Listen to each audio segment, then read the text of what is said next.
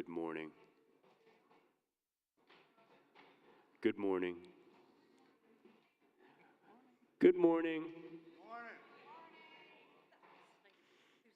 2 minutes.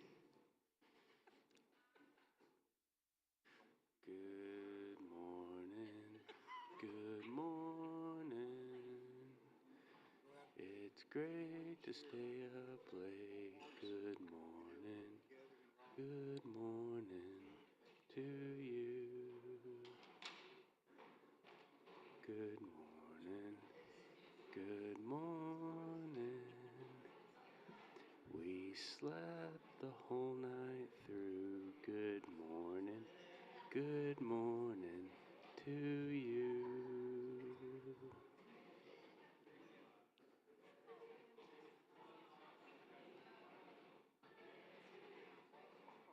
What are the rest of those lyrics?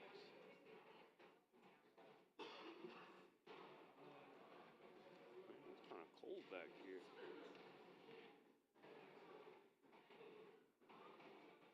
Good morning, Miss Weena. Good morning.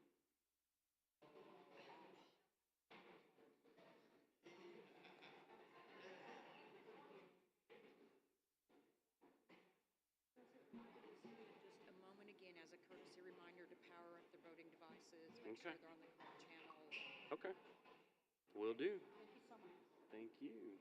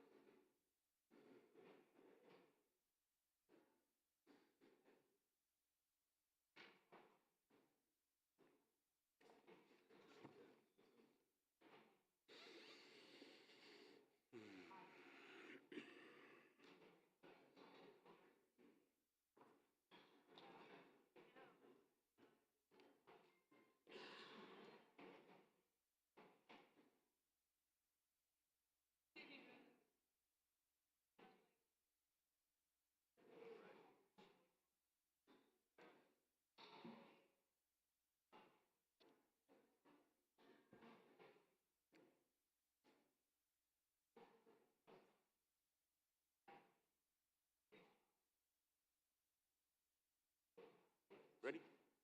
Grab a pen. Okay. Sleep okay? Yeah, I slept good. Crashed out around 10 o'clock. Oh, really? Mm-hmm.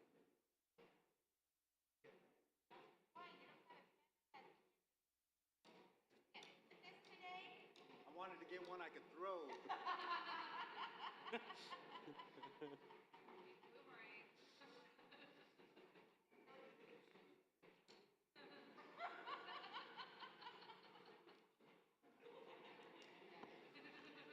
You good, Roman? All right.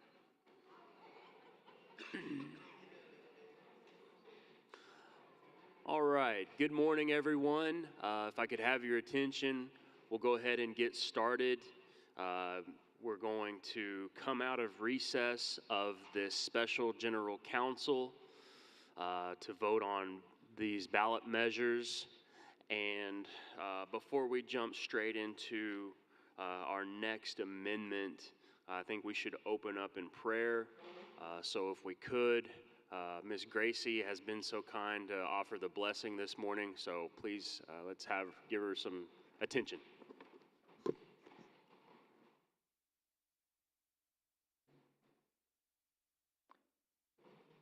Entate, Gunagay. We were thankful to you for what you have given to us. You've given us life, you've given us this new day. But you have given us earth, you have given us the sky, and you have given us water. We are gathered together, and we ask that you join us as we look forward for your O-gah-pah people. We come and we're gathered together, and I ask that you be with each one of us. For those of us who did the planning for the meeting, getting it prepared, and also to thank the staff here at Downstream for furnishing food for us. We're in day 2 of the special meeting of the General Council. We're discussing amendments to the governing resolution, which again will lead towards a constitution. We ask that you be with the folks who cannot be here with us. We're thinking of all of our families, those at home too. But Father, as we are gathered together, we look to you, as we always should. We want to follow your ways. And with that, again, we ask that you be with us with our deliberations as we again look towards the future of your O-gah-pah people. And we ask for safe journeys home for those who have come again. Uga'xpa. Amen. Amen. Thank you, Gracie.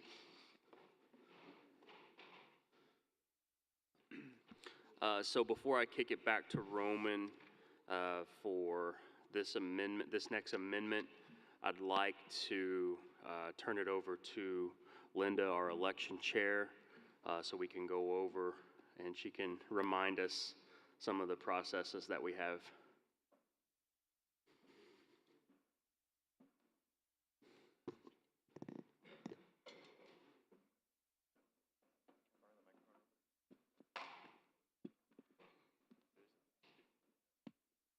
Ahoy, good morning, everyone.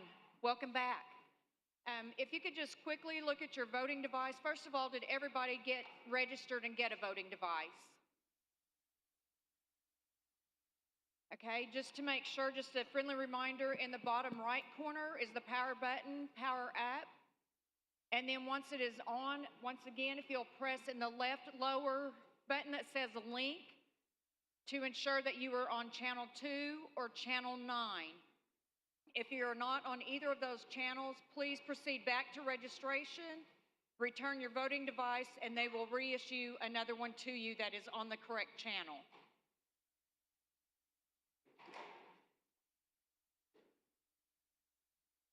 Everyone good to go with that? Perfect. Thank you, Chairman Byrd. Thank you. Thank you, Linda. And can we have somebody from IT up to the front, please?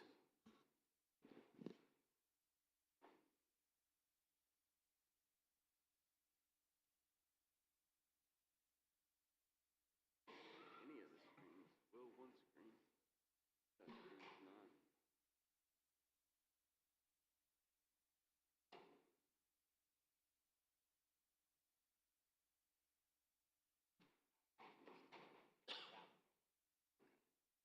Just for show.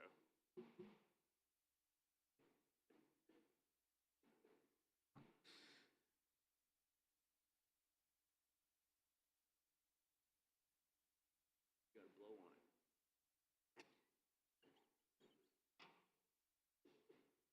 I don't know where the phone is.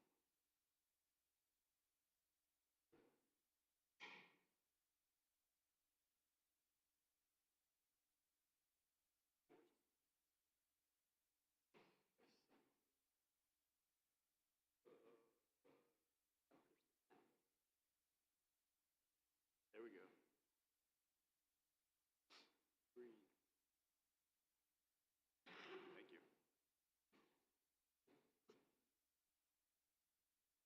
All right, thank you. So without further ado, I'm going to turn it over to you, Roman.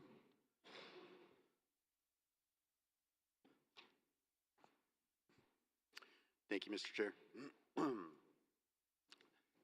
I'd just like to reread where we left off yesterday with Amendment 14, that it has already been voted on. So we're not voting on this. This is just a refresher. The language in 14 reads, by majority vote shall the Quapaw Indian Council rename Section 6 to 6.1 and establish Section 6.2 to provide an Ethics Commission shall be established and be comprised of 5 Quapaw Nation members who shall be elected by nomination from the floor at the next Quapaw Indian Council and shall not include any member of the business or grievance committees. And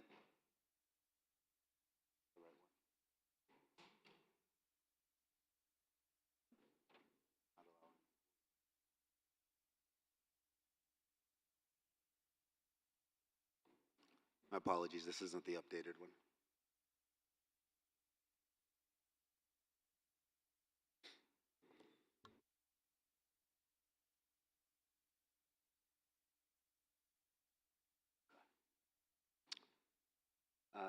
A, an ethics commission shall be established and be comprised of 5 Quapaw Nation members who shall be elected by nomination from the floor at the next Quapaw Indian Council and shall not include any member of the business or grievance committees or employees of the nation or its entities.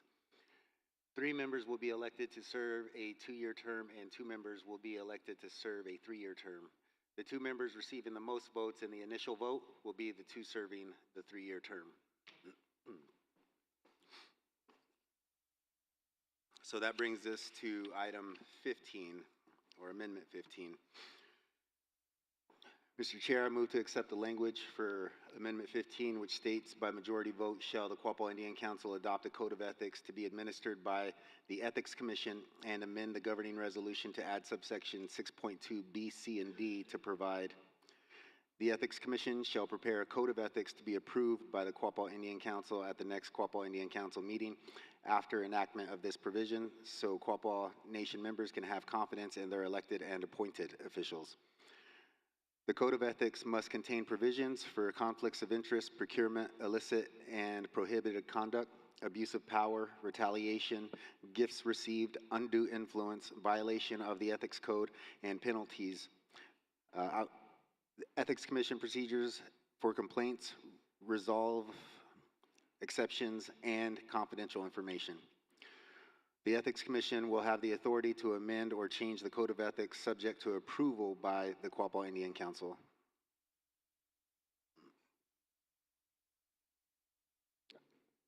I accept your motion. Second the motion. I have a second. Now we'll move into discussion and debate on this amendment. I make a motion that we bring item E from previous amendments that says to add grievance committee members shall adhere to the Quapaw Nation Code of Ethics.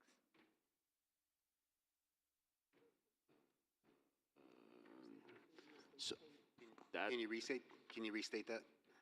Grievance committee members shall adhere to the Quapaw Nation Code of Ethics. Make an item E Okay.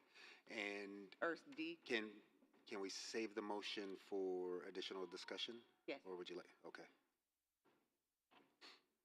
So Virginia is asking that we add another item, E, which says the grievance committee shall adhere to the Code of Ethics.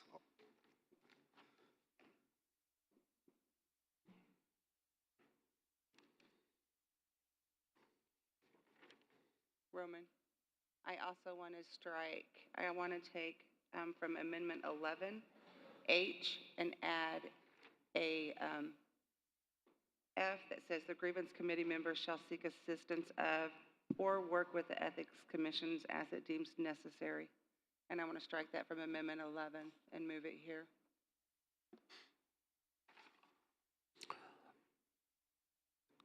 can we turn up the volume on the mics, please?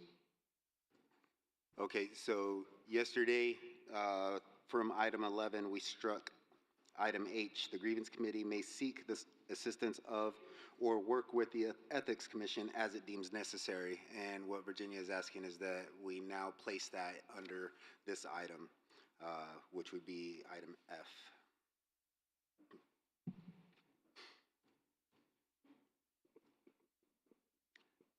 And just so I'm clear, as well as everyone else in the room, you're suggesting to include 10, as it's written in our booklets, 10E and 11H. Is that correct? Okay, thank you.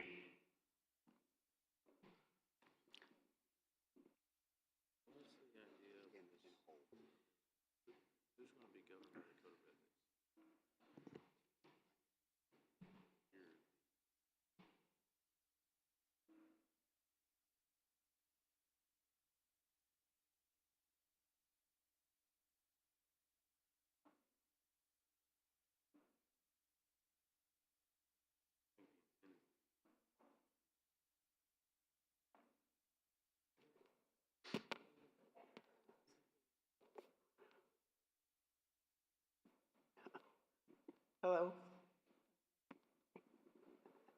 This is Barbara Kaiser Collier. Virginia brings up a very good point, but I'm wondering, and I don't know about, I'm not trying to get into number 11 at all, but why would we not want all committees to work with the Ethics Committee? Why would not all of the tribal committees fall under the same scenario? Could you make it across the board committees instead of just the grievance committee? I'd be fine with that.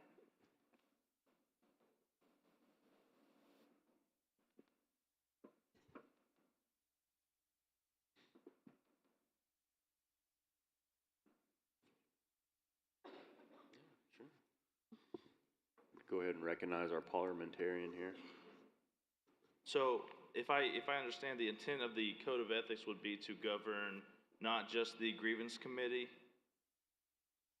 correct? So just as for your information, the inclusion of one body is read as the exclusion of all others. So if there was an amendment E, where it says that the grievance committee shall adhere to the Code of Ethics, that would read to, because you're not including any other body, mentioning any other body, it would almost be an exclusion of the business committee of any other elected or appointed officials. So I just want to point that out. If the intent is that this Code of Ethics and this Ethic Commission have authority over more than just the grievance committee, it almost reads as only the grievance committee shall adhere to those and be subject to those rules, just for your information. So then I want to add the other committees on that line.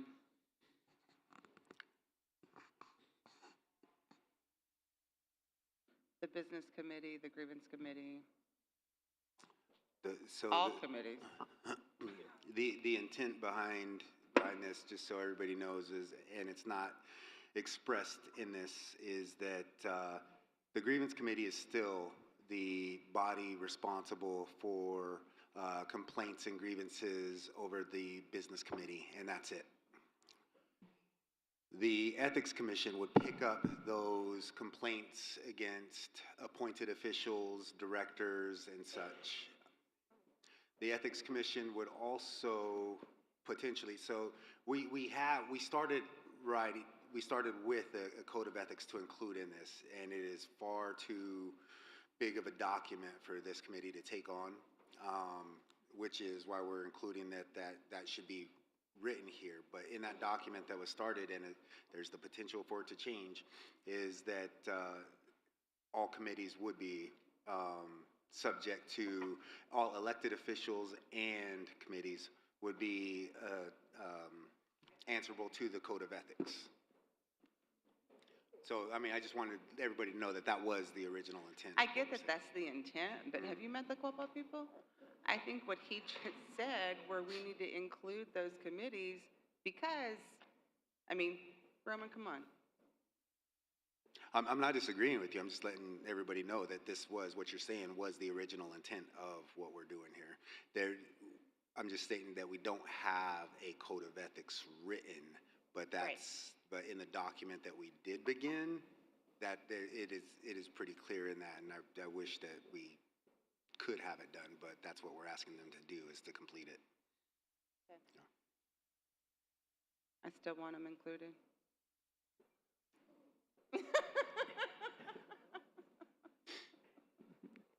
If that was the intent, then make it back that way. Agreed. Yeah.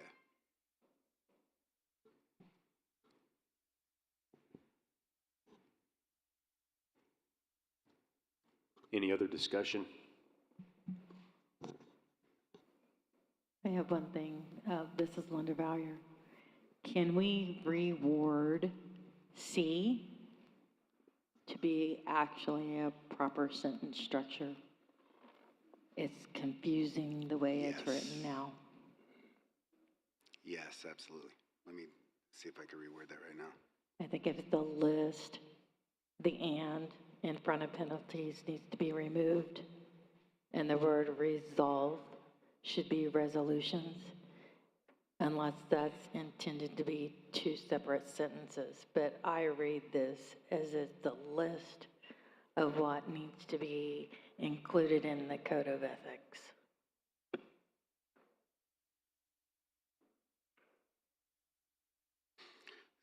By changing resolve to resolution, because we thought about that also, our discussion around it was whether that could be construed as the Ethics Commission having the ability to create resolution.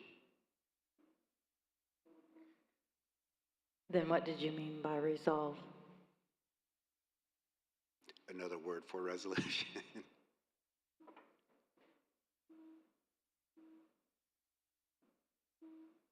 So there's the difference between resolution from a governing aspect and what's the resolution of as in a result, could be taken out of context if we're using the same language. Asking for the resolution or the resolve, I think, speaks more to the resolution or the result of something. We're open to suggestions if there's wording that you think that makes that cleaner.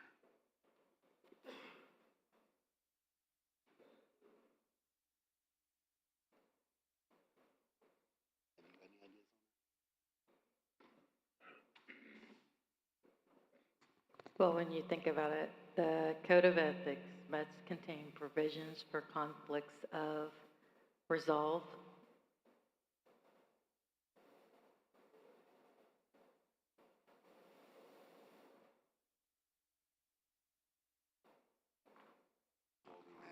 So a provision for we could a resolve. say resolving matters. That makes the point, I think, clear.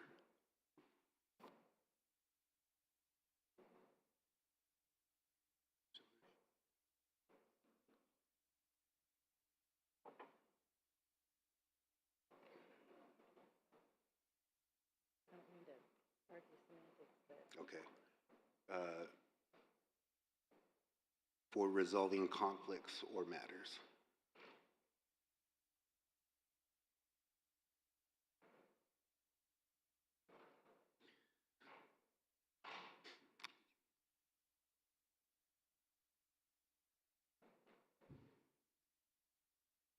I think that looks better.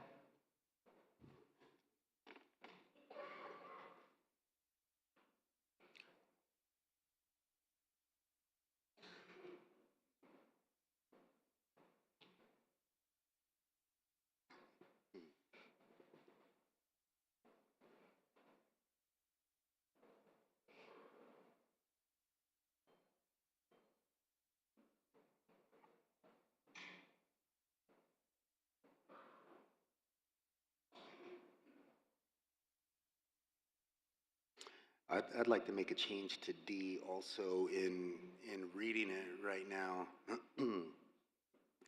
It speaks as if the Quapaw Indian Council can give the Ethics Commission authority to make changes whenever they want, and we want it to be a little clearer, or I'd like it to be a little clearer. The Ethics Commission will have the authority to amend or change the Code of Ethics, and instead of saying subject to approval by the Quapaw Indian Council, I'd like to say all changes must be approved by the Quapaw Indian Council. I think you should include shall in there too. Okay.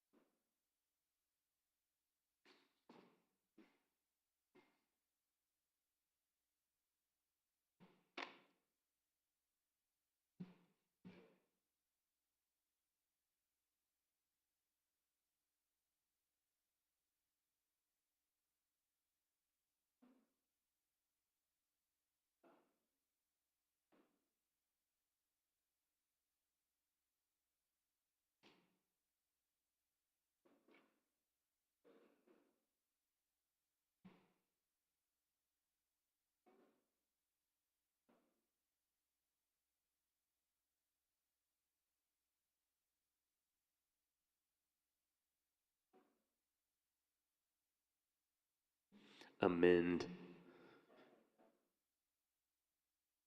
instead of change.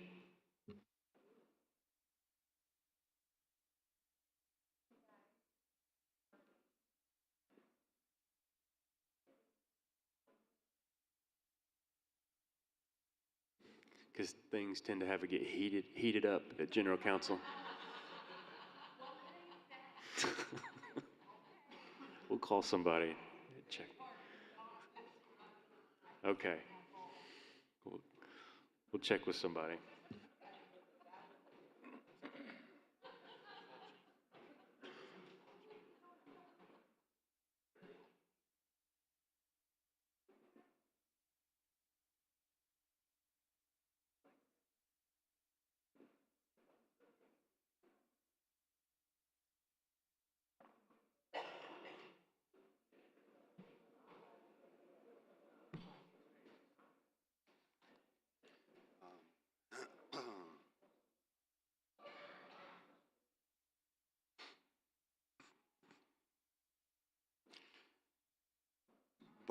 Barbara and Virginia, would you be willing to add on to all committees and say that all committees and any appointed official?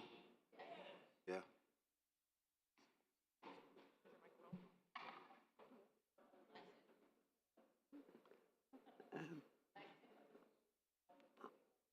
Since it's Virginia's motion, I resolve to her.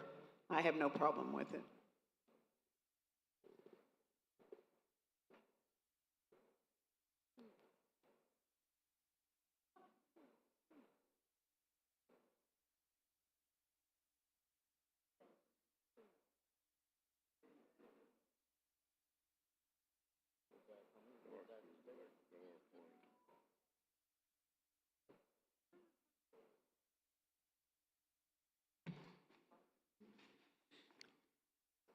Can we, a suggestion here, just to section F, to clarify the it and who that specifically is in reference to, whether that's committees or the ethics committee. Which one? The ethics commission or the other We're committee? saying the ethics. Yeah, so what we're saying here is, you recall that we want the ethics into the other area. And yes.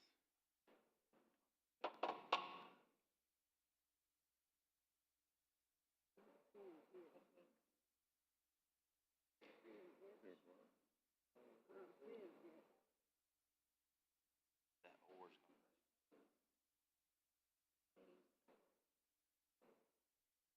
all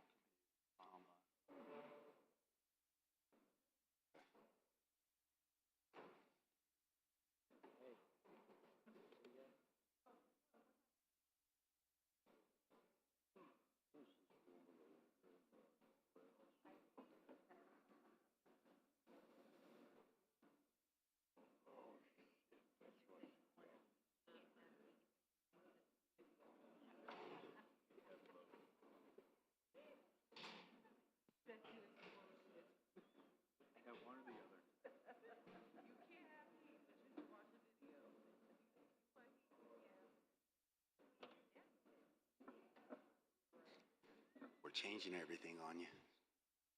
It's our chance.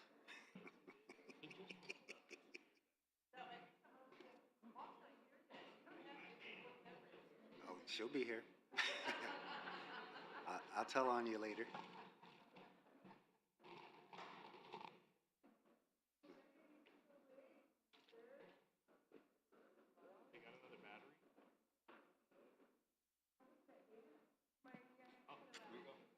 Here you go.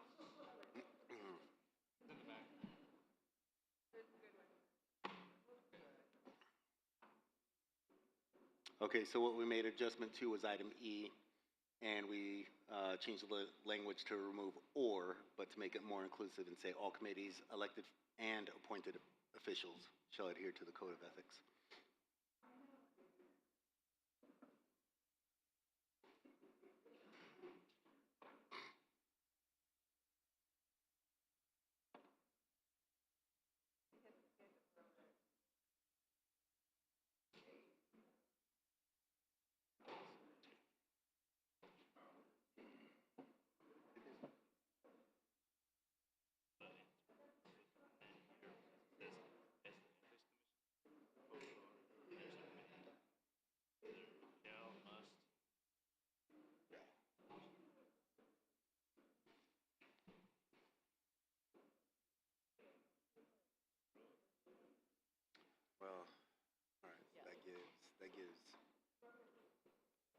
we did intend. I think we. This is Linda Valier.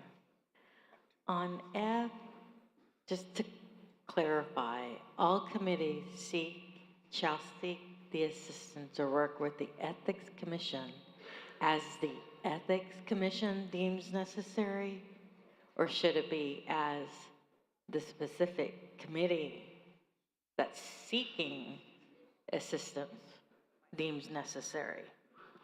You're correct. Okay.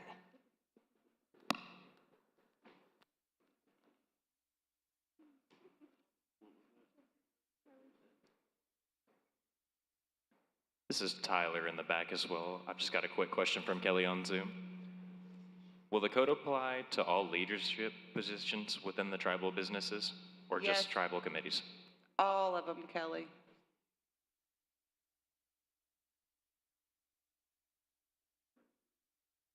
Yes, the intent is for all elected officials be subject to the code of ethics.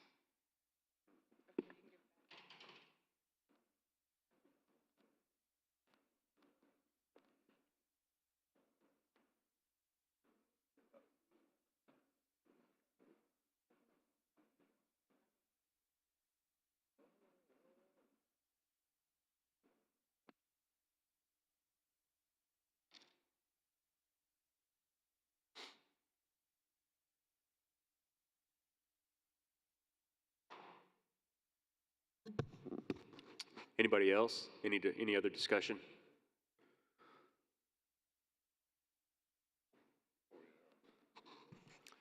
Without Call for the any other question. discussion, Rahman, yes.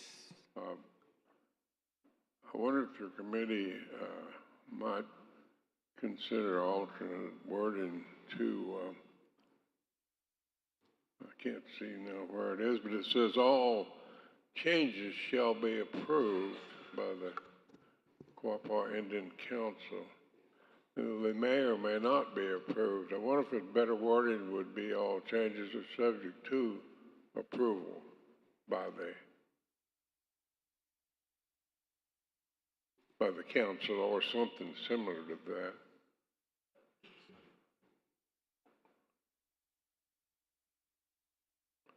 Well, that's in D. Yes, so that would be a may. Well, no, are subject to approval.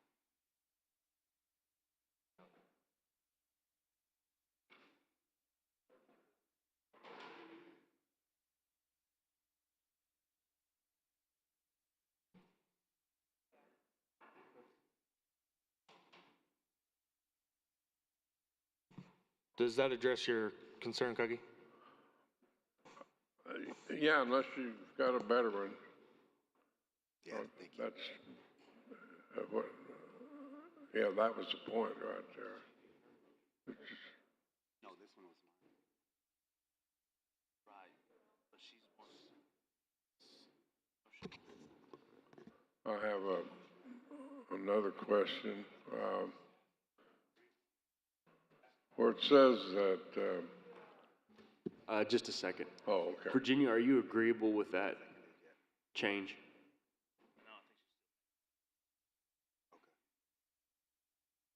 Who? Virginia.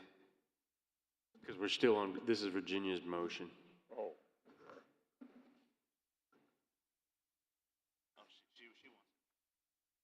Okay. Callie Bowden. I've just got one suggestion to look at there. It says all committees shall seek the assistance or work with the Ethics Commission as the individual committee deems necessary. Can we possibly change that to may instead of making it shall so it's not so definitive?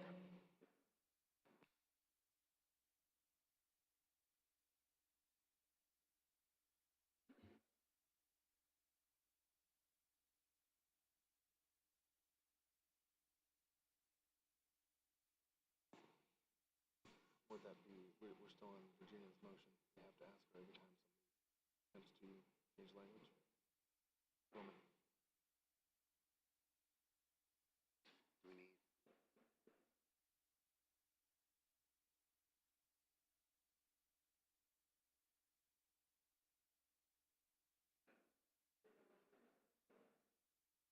seek the assistance of the Ethics Commission.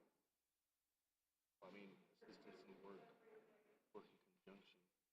I mean, the same, I think in this sentence, like, may seek the assistance, you would assume they are working with the Ethics Commission. I don't think we need or work.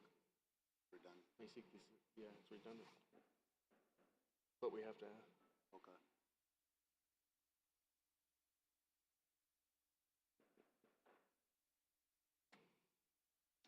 So we just removed, it said, seek the assistance or work, and we believe that to be a redundant statement, so we're saying may seek the assistance of the Ethics Commission.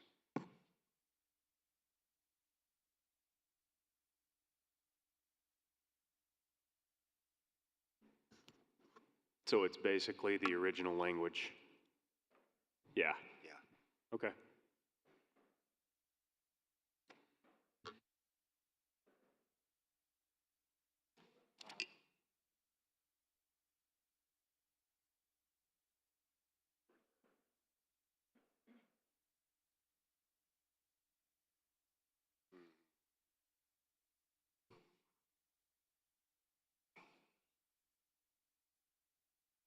any more discussion? Good.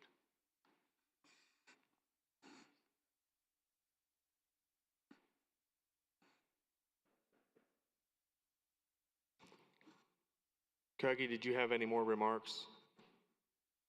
Well, I wanted to ask Roman if your committee had considered in section B setting a period of time as to when the council might consider accepting the ethics code, because it could be a year before they meet again. Otherwise,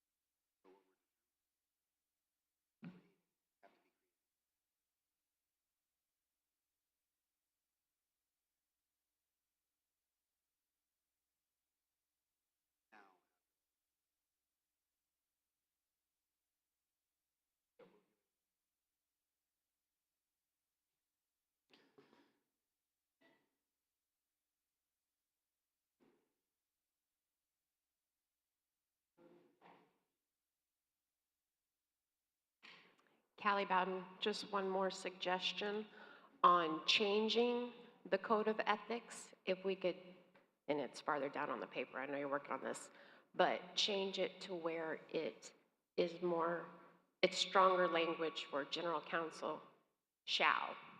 They must approve it, not leave it in the ethics committees or commission's hands, but it must be approved by general counsel. It says subject to, and I'm just asking if we can strengthen the language on that.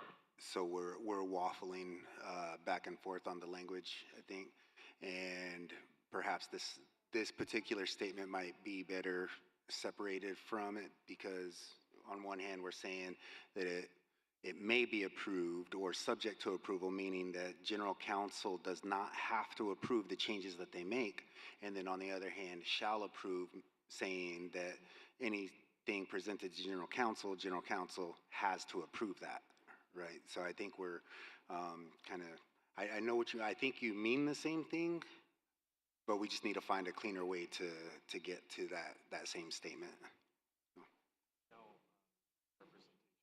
Well, let's stay on this. We have the original language? Okay. And then the code of ethics.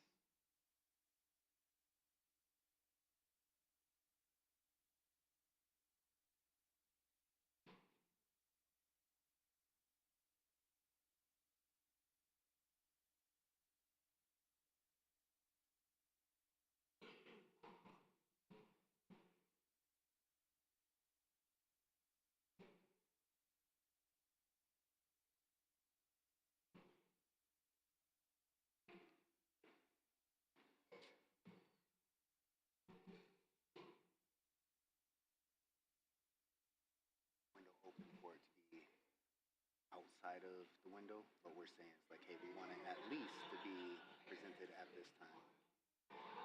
No.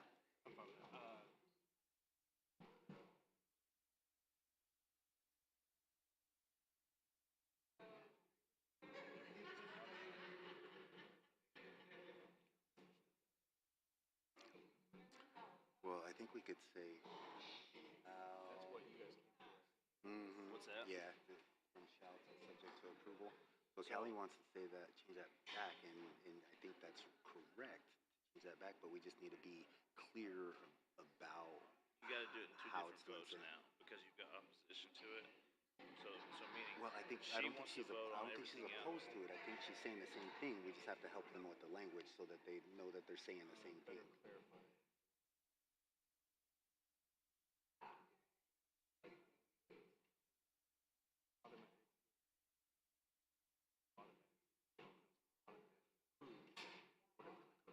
So let's come up with some language that says what they're both saying, what they both mean.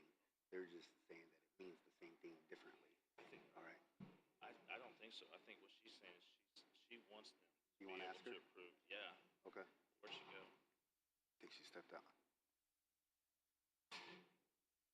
Work on language that means both saying. All right. So. Where did she go?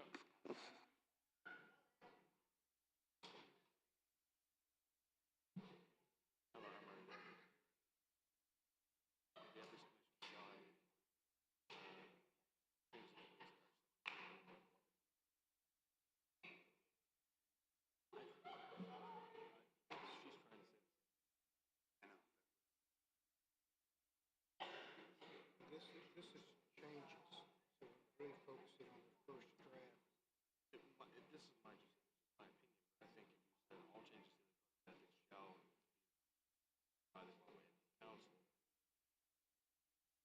there's an automatic notification that anything brought to them will be automatically approved. That's what Brendan was saying.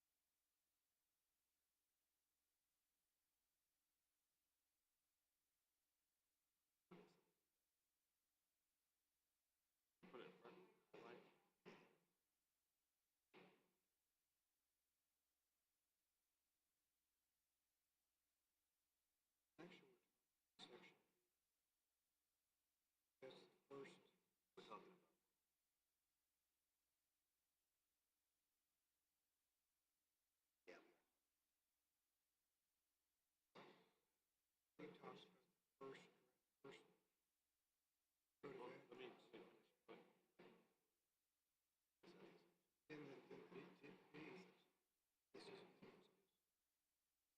motion. Just make sure.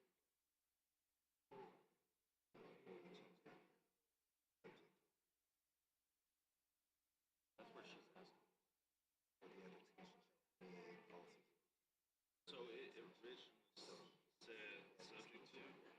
No, it originally said shall create a.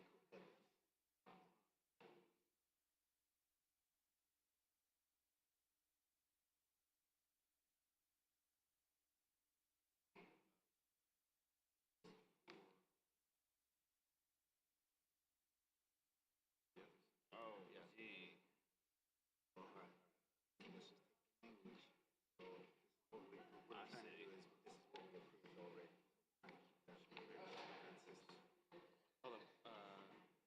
take this out. Should be submitted.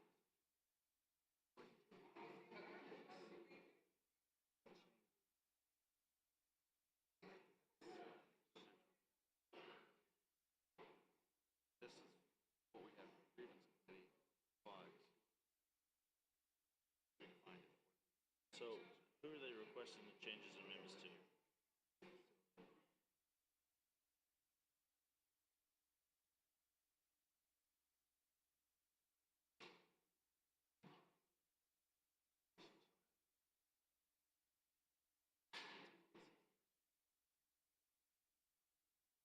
Who are they requesting the changes from?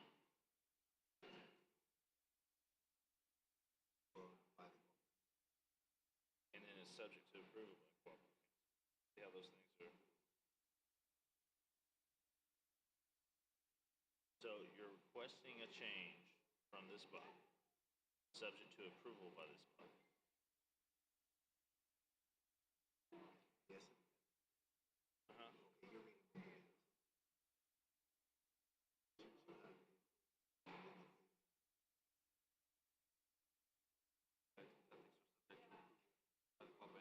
That's how we had it worded. This is what testing the word. Where's Virginia? Where's she at on this?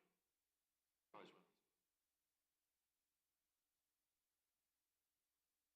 I know, but, or we need to do a motion for every one of these. It's her to make all these motions and get a second, or we gotta do them all at once. I think Basically, it's a we're friendly so far in. amendment. What did Cal? I think your point's well taken. We don't need authority to request this. So Callie wants this to not be subject to. She wants to say shall. It said shall original. So your motion right now, your motion right now is subject to. Okay? This is your motion. She wants this to be subject to. If Virginia wants to read all this how it is, that's fine. Then we need to give Callie the opportunity to make her motion for changing these subject to shalls. The problem is here.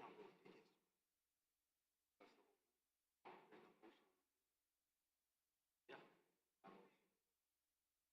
And that's what's happening, is it's being changed for discussion. But he didn't amend it. He never amended his motion. His motion's on the floor. Hers is just discussion. Everybody else is just. You're accepting friendly amendments.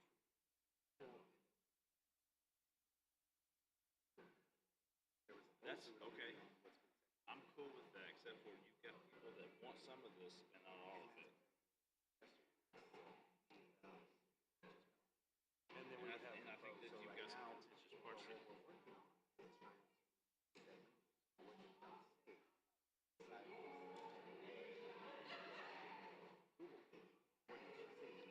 She didn't speak on that. She just said that she wants it to be not subject to shall.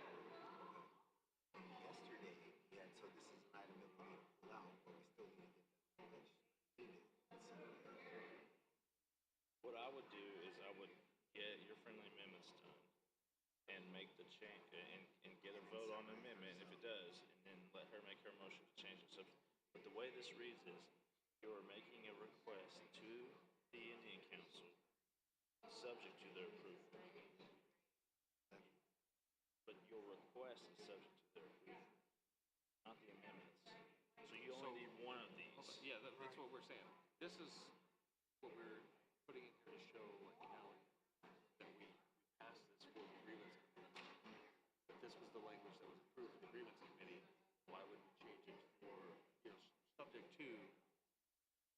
It has the same concept of, she's saying that subject to is not strong enough, but shall, as you were pointing out, gives reference to an automatic approval.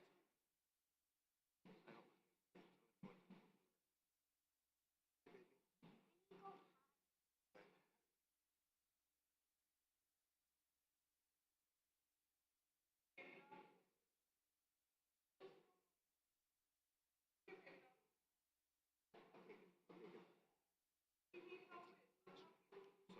So let's do it this, and then. Yeah, I think that is the same thing. Now, but the thing is, this is gonna be the problem. So She wants leave shall. it, but she needs to know that she needs to make that motion. That motion, we can't tell her she can't make her motion. Yeah. Okay? So, shall be approved by is what she needs to do. Unless it's part of the conversation and everyone's agreed. I don't know.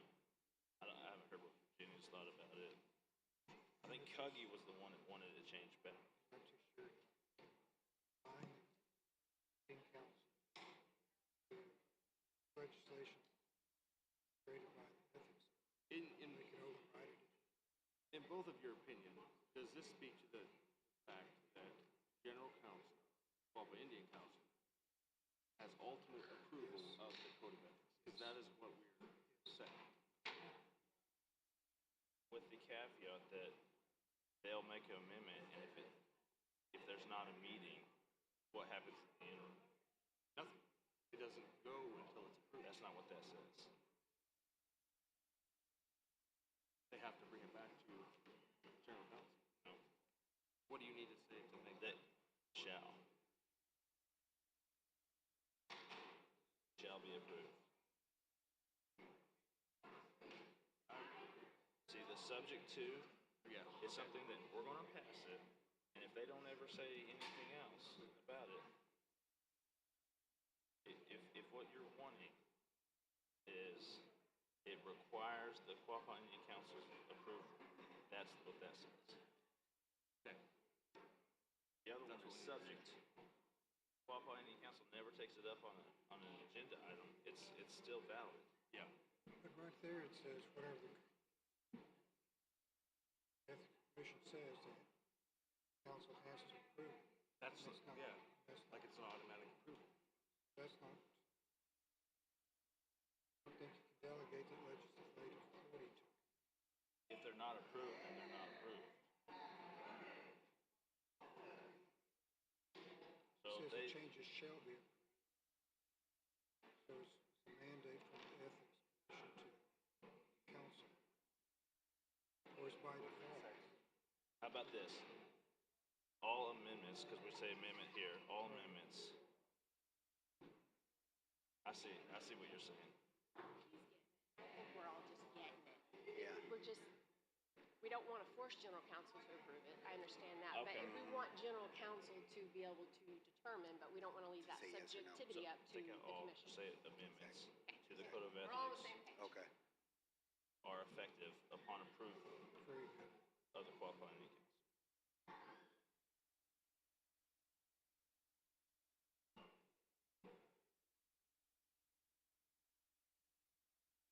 That's it. I was confused on what y'all were saying, I'm sorry. My bad. No, you're all right.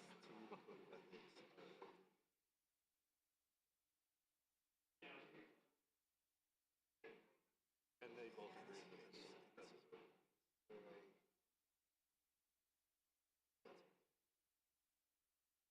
Or does that just go without saying? I mean, if they're the ones that approve it, they would be the ones that could amend it as well. I think I don't know if we need to express said that they are the ultimate authority. Right?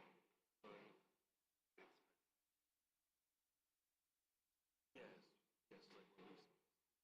You know, reserves the right to modify any document. You want to start from the top? Let's just go, yeah, let's go from the top on that. Okay, I'm just going to reread this with the potential language changes. It says B, the Ethics Commission shall prepare a code of ethics to be approved by the Quapaw Indian Council at the next Quapaw Indian Council meeting after enactment of the position. No, that's not the original. You left that in.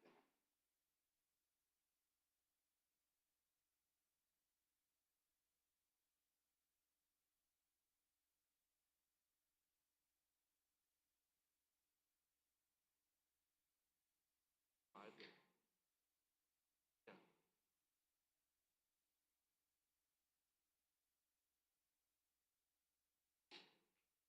There should be a period right there.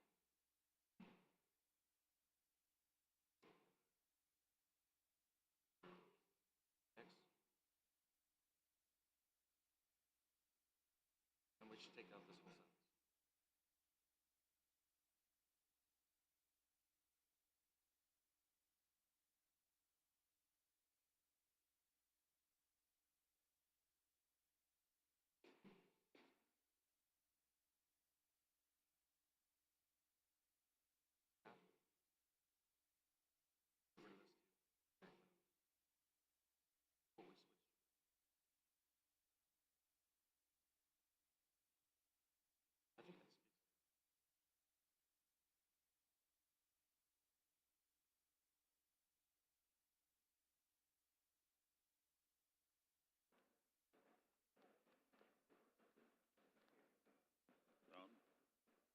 I think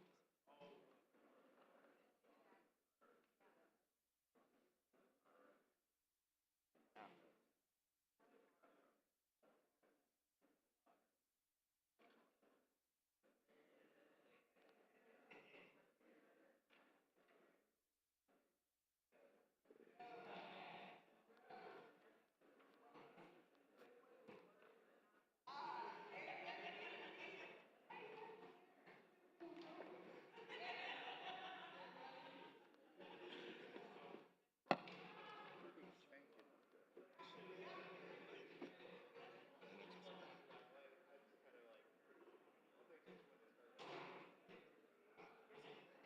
speaks. That takes care of it. Okay, let's just say the ethics commission. I don't think that was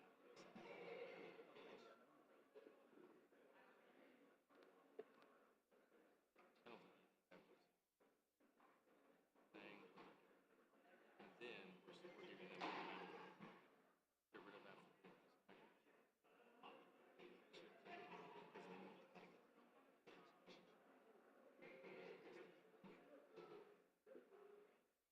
enactment?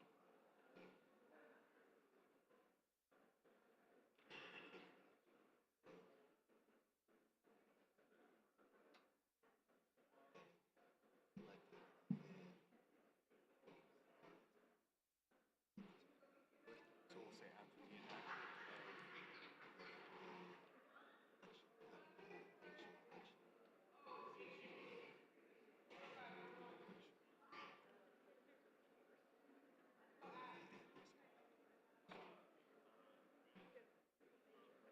our code of ethics.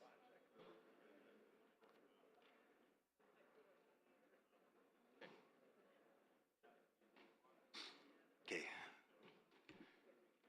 So I'm going to read these again. B is to say the Ethics Commission shall prepare a code of ethics to be approved by the Quapaw Indian Council.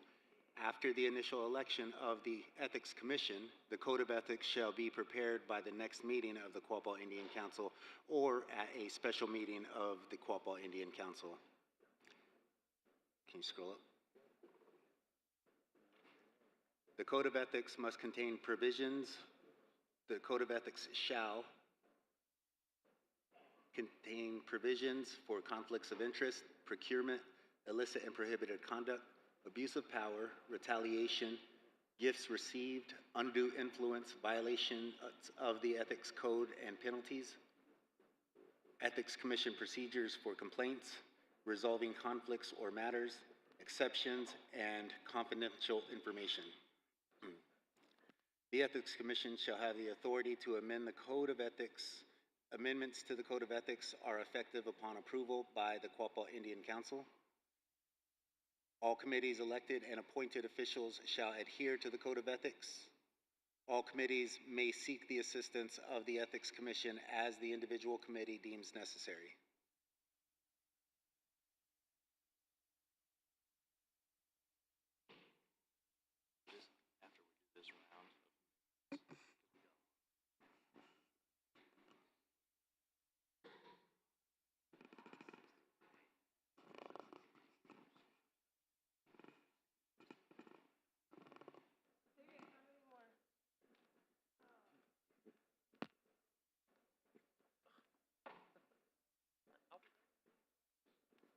I have a question. On all committees may seek the assistance, oh, this is column mouse. It says all committees may seek the assistance of Ethics Commission as the individual committee deems necessary. Is there a way we can word it as in maybe an individual, as not just a committee, but individuals have the right to ask? I don't know where I'm going with this, but I mean, the way it's worded, it just reads that committees are the only ones who can seek the assistance of the Ethics Committee. Can an individual that is not a part of a said committee?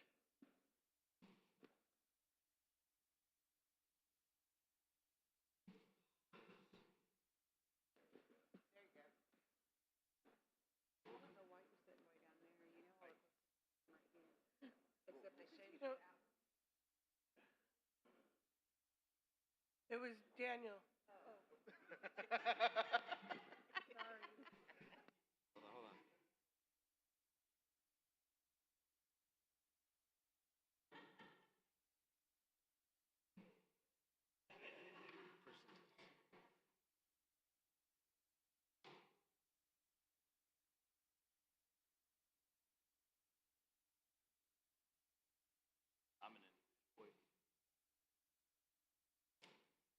You know of a violation? I think there's a violation. So non-tribal member.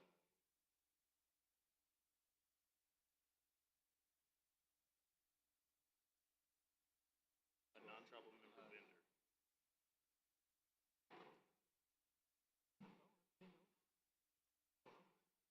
Yeah, but still. If he knows something that's going on, we're talking about ethics. Ethics It's is like a political process. Roman? Yes. Roman, this is Barbara Kaiser Collier. Hi, I have a Barbara. question. Yes. Are all of the employees and departments and enterprises going to be under this same code of ethics?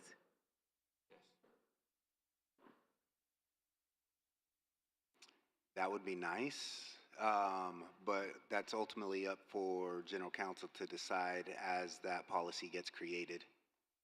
So it will be a separate policy for committees versus enterprises and businesses and departments? I would believe so, just because our governing document can't compel an employee of Downstream, for example, to adhere to our resolution, but they would have, but that entity, we could compel the entity to. So it would, it would be two, right? One, the entity has to have their own. Well, okay, so I think what this is attempting to do, to answer your question, is the political process. I don't think that this is an employment matter, is what this is attempting to handle.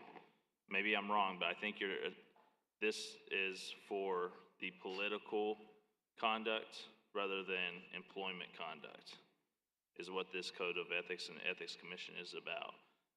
Now, the business units, they probably have their own ethics policies. I don't know. Yes. We do want to have recourse from an employment standpoint and protect our employees so that they do have some place to go that is not the business committee. And this ethics commission is meant to fill that, relieve the business committee of that responsibility. So yes, this is reaching into the employment aspect of things for tribal employees. But what it doesn't cover, and I don't know if we even have the authority to cover, is non-tribal employees in that matter.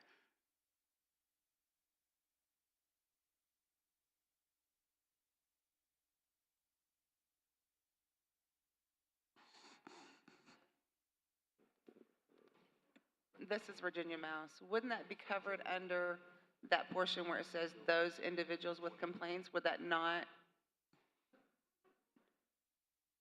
encompass everybody, not just specify tribal, non-tribal? Or do you have to specify? Or do we have to, I guess? We were just discussing this. I think it's better to specify. The request as presented isn't to specify that it should be tribal or non-tribal or who that covers, because it potentially opens the door for Jimmy at Waste Management in Joplin to bring up complaint, right? Well, if Jimmy at Waste Management in Joplin knows something is running amok, then should he be allowed to say something?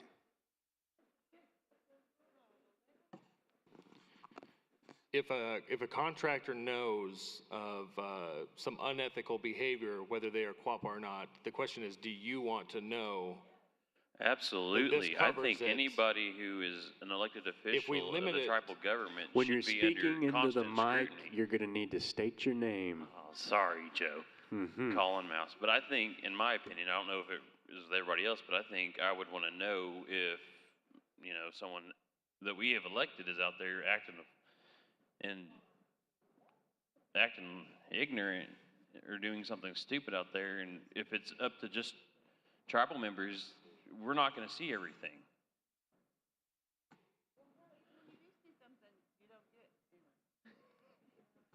But I mean, I think it should be for anybody who sees an elected official of a tribe to come to the tribe and say, hey, this person did this, or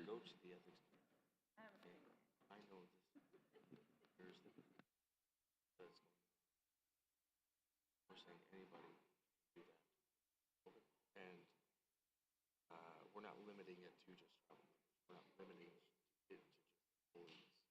I think this is the way. If anybody knows something's going on, we want to know about it. If me and you have a side.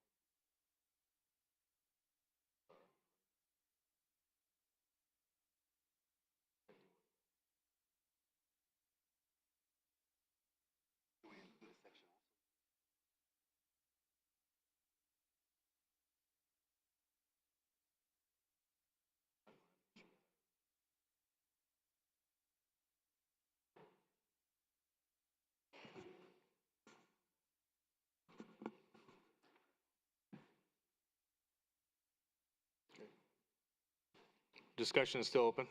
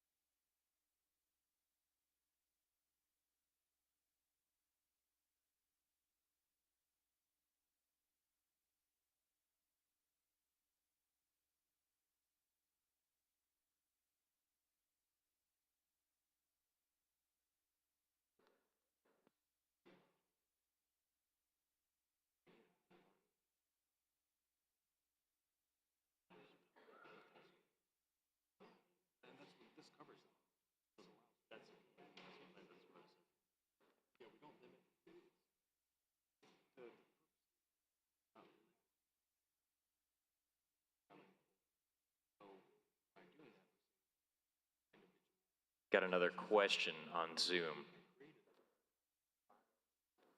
This is to include all tribal members, individual company, or those with the tribe element. That's what Roman was talking about. Create another sentence to really specify and express because we are not doing number of species, but that doesn't have anything to do with the tribe. I mean, you're gonna have. Well, yeah, we'll create another sentence. We'd rather it come from out there. Somebody say, hey, we express, yeah, that we don't want this. Because otherwise you have ambiguous language, and we see how that works, right? Our governing resolution, one versus four. Everybody's open to project. Yeah, we don't want to be this. Not with this kind of stuff. I think governing documents all have ambiguous. Sometimes it's important, but this kind of stuff, I think we want to specify expressly state what we.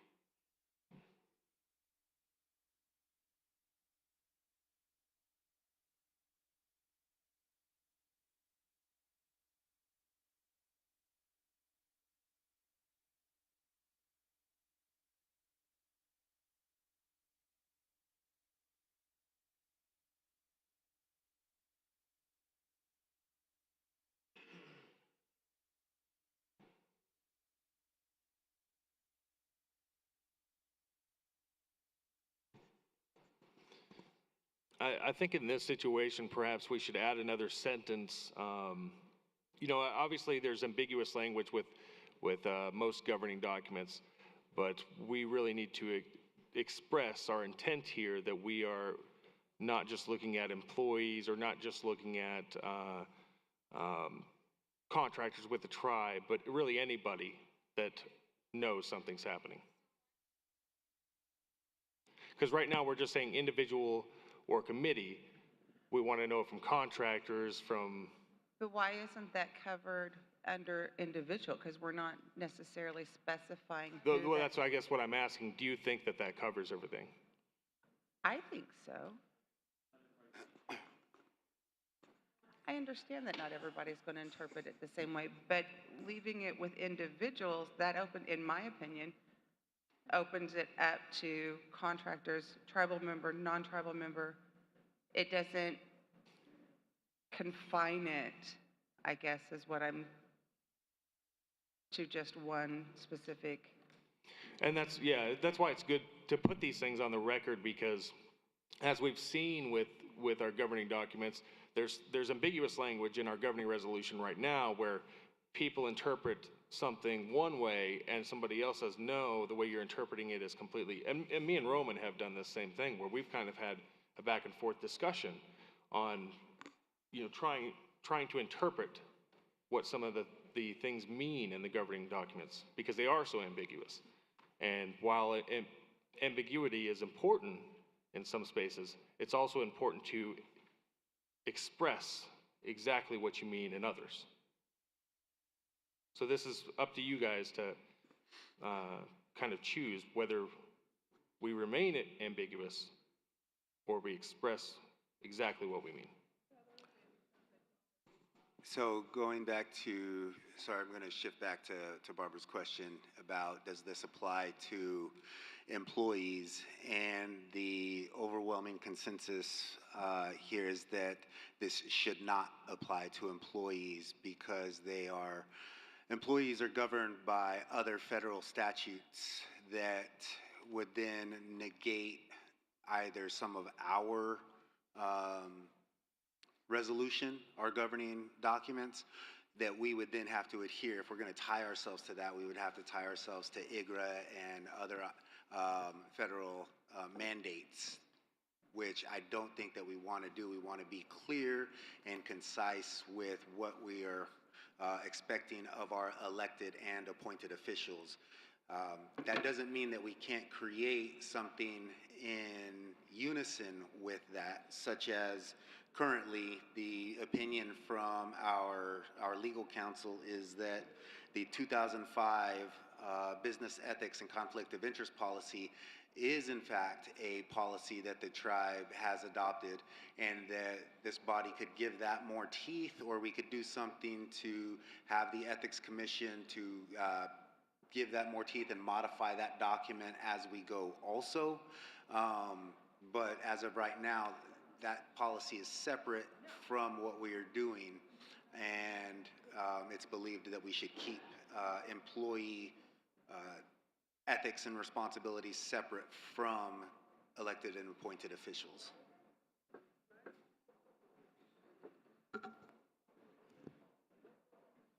So the question on Zoom is, would the upcoming tarot office that's in development cover ethics for employees?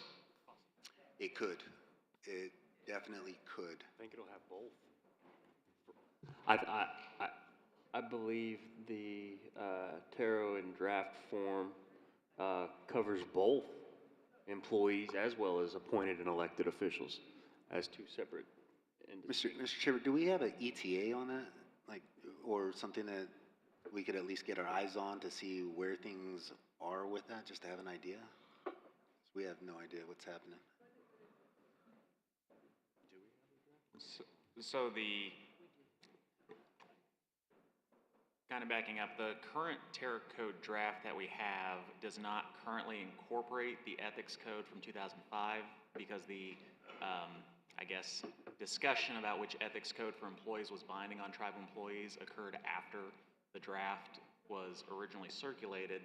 The draft in its current form just doesn't do anything with that. There is nothing, though, that stops us from taking that Ethics Code from 2005, since we have already this Terror Code in draft, putting it right in there and adding whatever teeth, you know, we deem appropriate.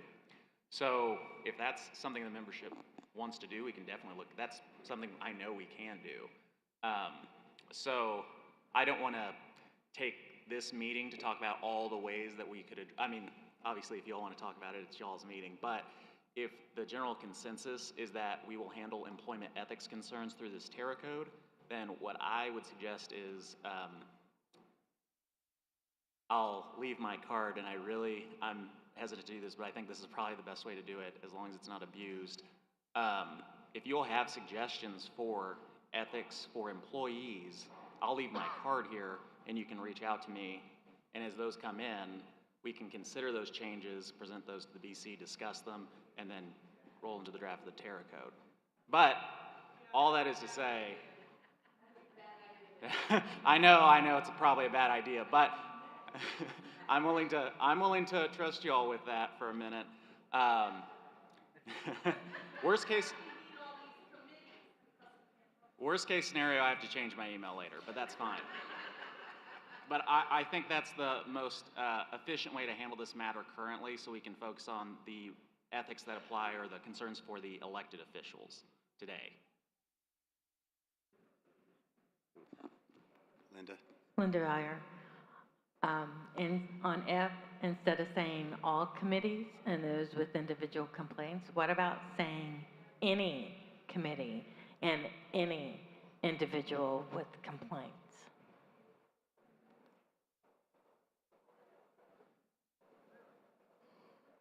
Wouldn't that cover contractors, anybody else outside the organization?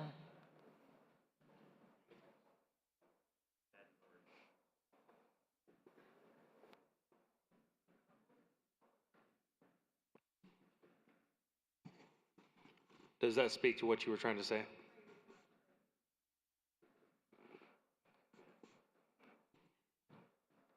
Any individual with complaint.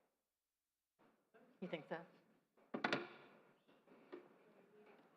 I think that works.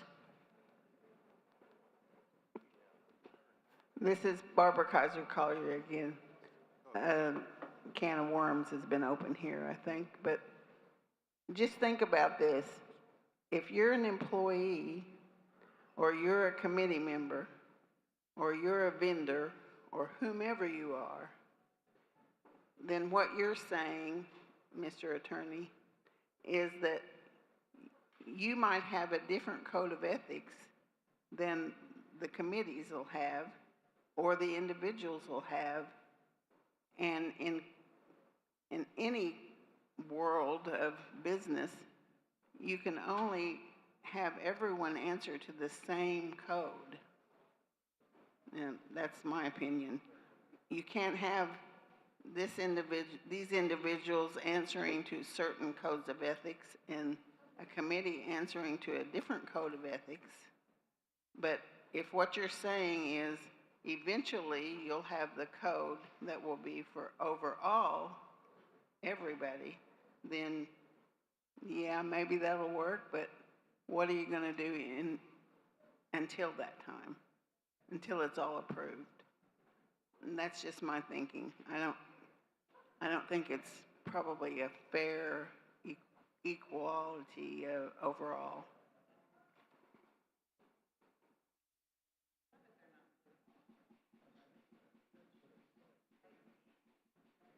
So what I will say is the treatment of elected and appointed officials versus employees, it's vastly different areas of law, and it's vastly just different duties and obligations. So usually what happens is employment matters are handled separately and apart from codes of ethics, which are statutory or constitutional. So they're just extremely different. And I could call on examples from different tribes or states. I'm not telling you not to make to make your motion today. I'm just making you aware of the conduct of employees versus the conduct of an elected official. They're very, very different. Okay, very different. I agree, and it's not my motion, it's Virginia's, so it'd be up to her. Sure. Well, but you, after her motion, you have, whatever you want to do. I'm just letting you know that I'm not trying to silence your voice or anything. I'm just putting that to you. Having the ability of a statute or a policy over employees makes a lot more sense, legally speaking. Go ahead, Austin. The only thing I would add to what Renly was saying is that when you think about the context of elected or appointed officials, that's coming, they're selected by y'all or through your representatives that you elect through that process. Employees functionally, regardless of what entity they're from, they're operating under a structure where they're getting authority from above them somewhere. So whenever you think about ethics within an employee context, you often have to take into account of what was this employee's authority, what did they understand, were they told to do something, and did that turn out to be wrong? But when you're talking about chairman, for example, there's no one above chairman except for y'all to tell him not to do something. So his ethic code will look a little different than the employee who's working at the casino because they have different authority and different considerations into how they conduct themselves, the decisions they make whenever they're handling these things. So that's the reason why, in my opinion, it's better to have those policies just separate from each other because they just involve different considerations.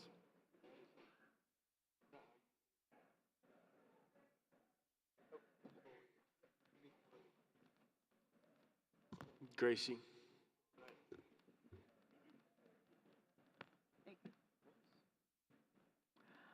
This is Grace Good Eagle speaking. I appreciate, and I think many do appreciate, as it were, legal advice. This is a document for the O-gah-pah people. This is to be our document. And as I made in my prayer, I said, we want to follow the ways of Entate. And we've kind of gotten away from that. We can make it so legal that nobody can understand it. That's not for us, for the people. And so we want to try to keep that in mind, that this is a document that's going to be for the future of our people. So we don't want to get too far away from our ways, how we treat one another, how we want to have a safe environment for all of us. So again, let's not get caught up in too much verbiage. Gonna get. Thank you, Gracie.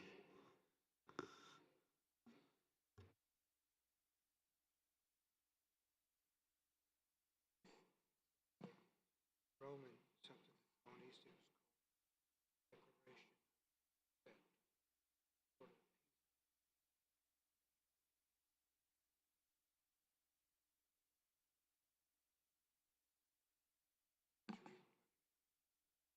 creates some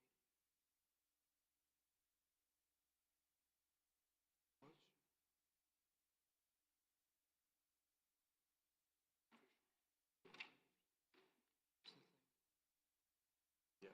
so that eliminates about 70%.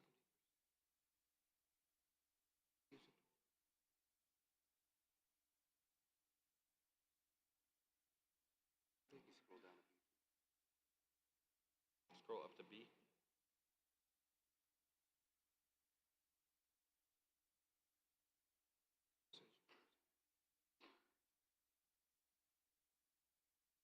Yeah.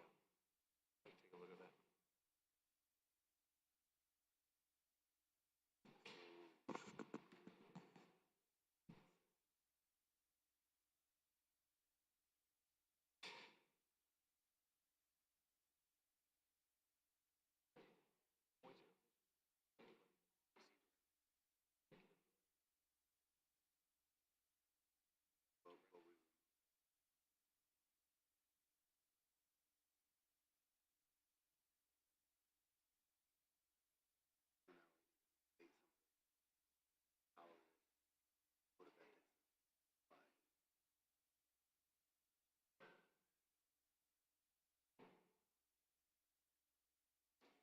The ethics by the Quapaw Indian after the initial election of the ethics commission, code of ethics shall be prepared by the next Quapaw Indian council. Brad Smith. Should it say this? Where should we say the ethics? Ethics commission, code of ethics that applies to. I view it within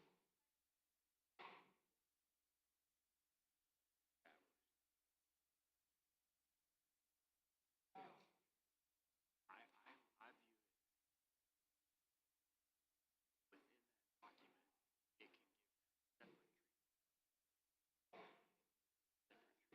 That's what I was. Okay. And bifurcate. That's what I was. And then it'll be another body like this. You as an elected official and having to cite a little bit different. Yeah. Now we're told the ethics commission know that we have a side business. Like Yeah. Do we want general counsel to be a part of the creation process, or do we want the creation process to take its own course and then we just approve it? yeah. Yes, second one. Where does general counsel get to weigh in and tell the ethics commission? Okay. Okay. So is that saying that general counsel can make recommendations or just approve? We could approve it the year that they bring it back to us. We can. We Mhm. have to present something, and it gets brought back. We have to give 30 days notice. You don't have to. No. Or deny it.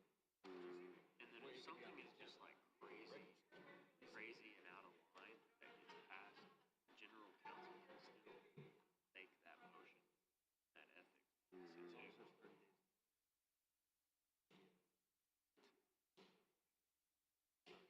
So,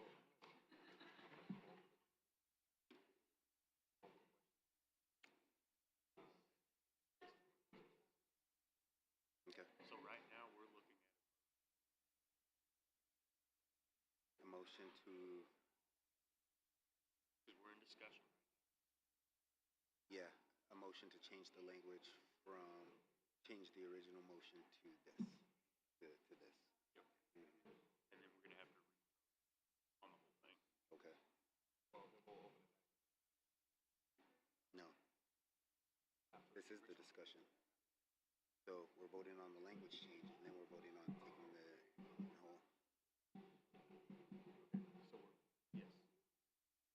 And so I'm going to amend my motion to accept the language is changed to read this. Okay.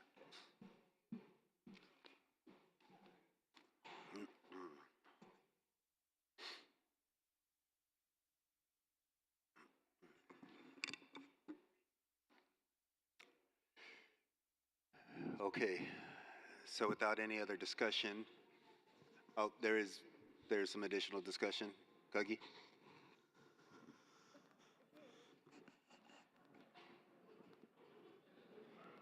Cuggy Superno. On section B, that's all confused. I don't know what they're trying to say. The Ethics Commission shall prepare a code of ethics to be approved by the Quapaw Indian Council. And then it says, after the initial election of the Ethics Commission. Well, what election would that be? Election of officers, or? That needs to be clarified. The Ethics Commission is spoken to in the previous amendment, number 14, where the Ethics Commission gets elected, and that's their initial election, right? So what we're saying is after the initial election, the Ethics Commission has 1 year to present back to General Council. So that vote would take place at General Council. They then have 1 year to bring back an ethics code to General Council or a special meeting of the General Council, which gives them the opportunity to bring it before that time. Or if they're unable to do it by that year, they tell us that they can't, but we also have the leniency to have a special meeting to do that, so we're not waiting another year for that to take place. So, but what we're doing with that language is giving them a year from the date of election to come up with that ethics code. Do you get all that from the way it's written? All that and what? I said, can you get all of that from the way it's written?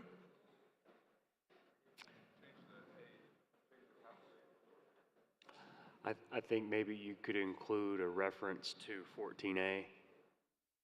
The Ethics Commission shall prepare a code of ethics to be approved by the Quapaw Indian Council, period. Change it now. Look, read it now, Roman. The Ethics Commission shall prepare a code of ethics to be approved by the Quapaw Indian Council after the initial election of the Election Committee. There you go. Code of ethics shall be prepared by the next meeting. Okay. Does that make more sense? We changed the period to a comma and the uppercase to a lowercase a, so it's a complete sentence rather than two separate.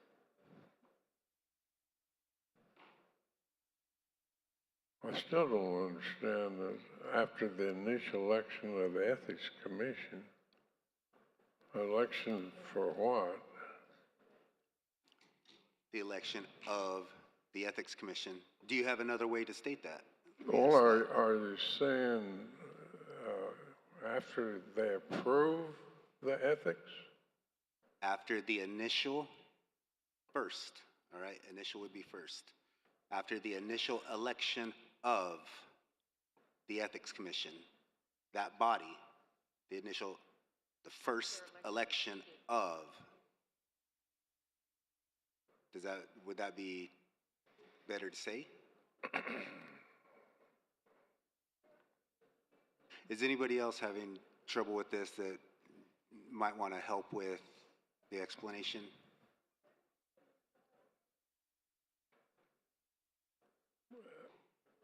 What are you actually saying when you say after the initial election of the Ethics Commission? Are you saying, or are you meaning to say after the initial election approving something? Or, I don't. After the seats are filled. What? After the election commission, or after the ethics commission seats are filled, then the people in those seats will develop a code. So that is good. Election of officers, right? So that is election of officers you're talking about. Yes.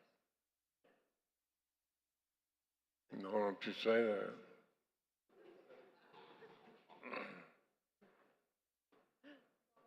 That would make more sense. There's no other election that can happen unless it's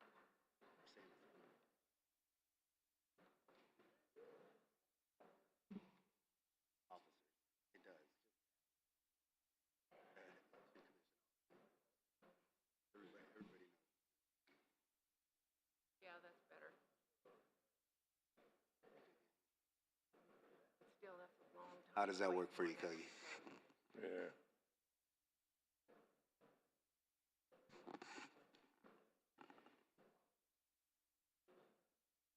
Is that all right there? You like that? It's your suggestion, so it's up to you. Is it all right with you? We're saying the exact same thing as we were saying with the other language. We're just trying to put it in another context so that it reads better. Because I'm sure that you're probably not going to be the only one that doesn't understand the way that we structured the sentence. So we want it to be so that you could, this is your proposal. We want it to be so that you understand it. Originally, I had suggested that we put some time frame in there for to vote, the council to vote on the ethics code. But I don't see it in there except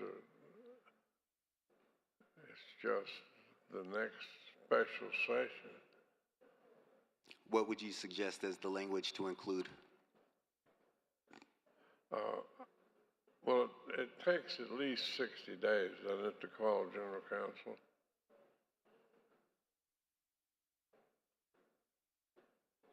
Is that correct or not? Okay, 90 days? He's asking about the time frame to call a general council. The time frame for what? To call a general council. Is that 60 days? Oh, yeah. 30. It's 30. 30 days to call a general council. How many? 30 days? Yes, sir. So.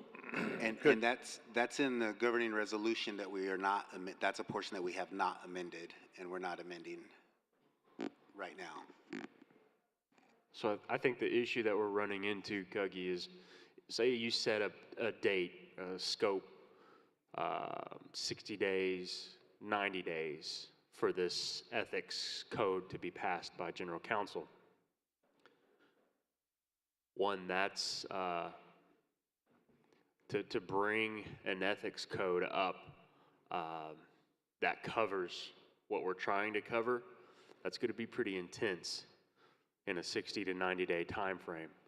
No, what I'm saying is after it's completed, then 60 days for the general council to consider. Okay. Okay.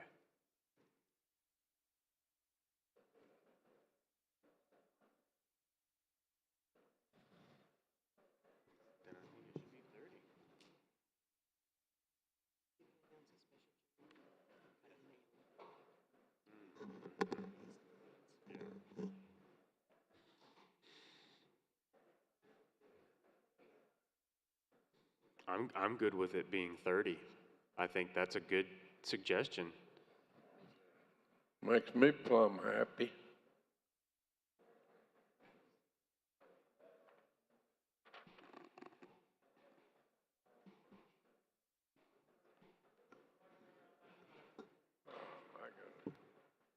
Jose? Yeah.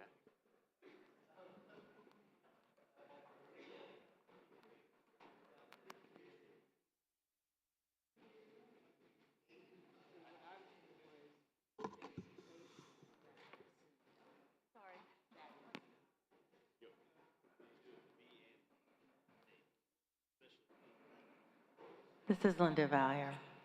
So what do we get? Can I make a suggestion on the wording for B? What have we stated it as? Cuggy was referring to A, so that we refer back to A, stating pursuant to 15A, after the initial election of the Ethics Commission members, the Ethics Commission shall prepare a code of ethics. The code of ethics shall be completed by and presented to Quapaw Indian Council for approval within 12 months.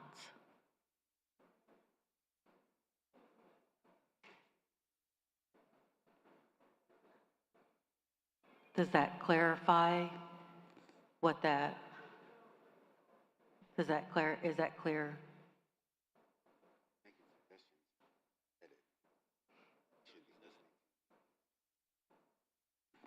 Cuggy, does that sound like it's acceptable to you? I'm sorry I wasn't listening to her. Would you like for me to read it again? Yeah, I need to pull up that section so I can see it.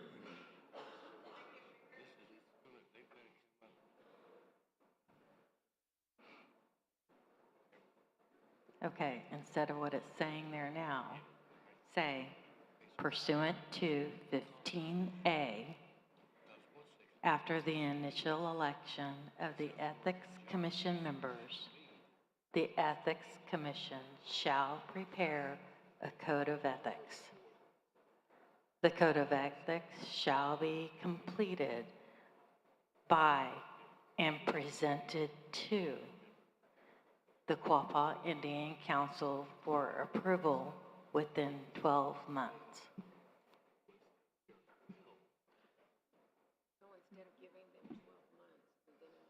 Does that sound legally acceptable?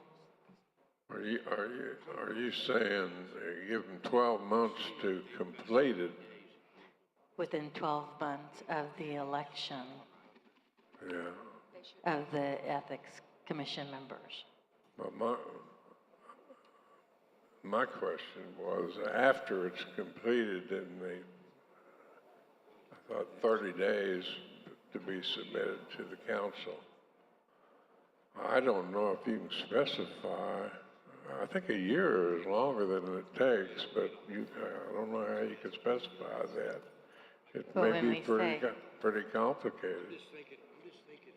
When we're using the term within, that means that we're giving them 12 months, but they don't have to take the 12 months. Once they get it completed, they can call a special session.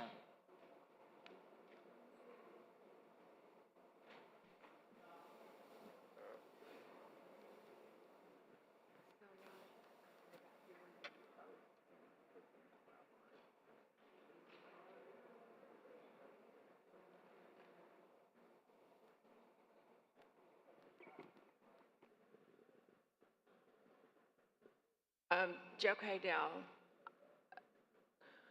I'm wondering if there's, if we could do that within a shorter time frame. What this is in reference to is the initial document. Right. And the answer to that is we could ask them to, but with such a complex document, the chances are probably pretty low on that for being such a significant document. But if you think that we should compel them to a shorter time frame, it's up to this body to decide that. From a lot of our professional experience, like I think that you would agree that 1 year it might even be a tight window for that to be completed. So what she's asking is that we do both within the 12-month time frame. Write the document and present it to be approved or not.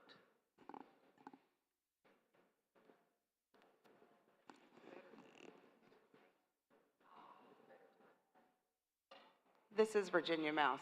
Can we have it written in 6 months and then approved within 12 months?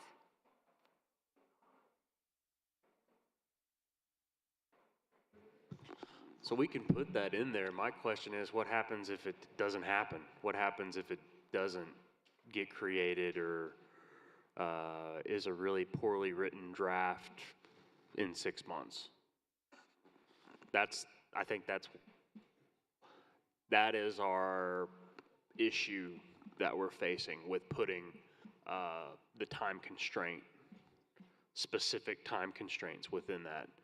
And that was the purpose of including the language of a special general counsel called, because at any point, a special general counsel can be called, which is a 30-day time frame.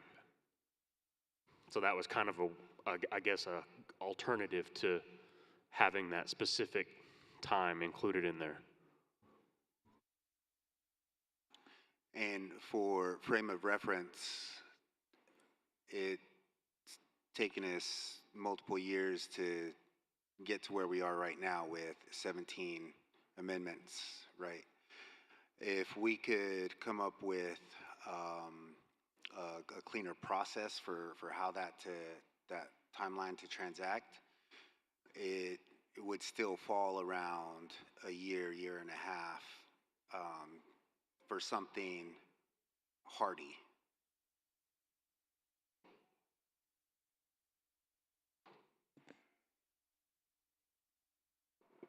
I think the reason why we wanted to have a time frame on it is because a lot of people are deadline driven.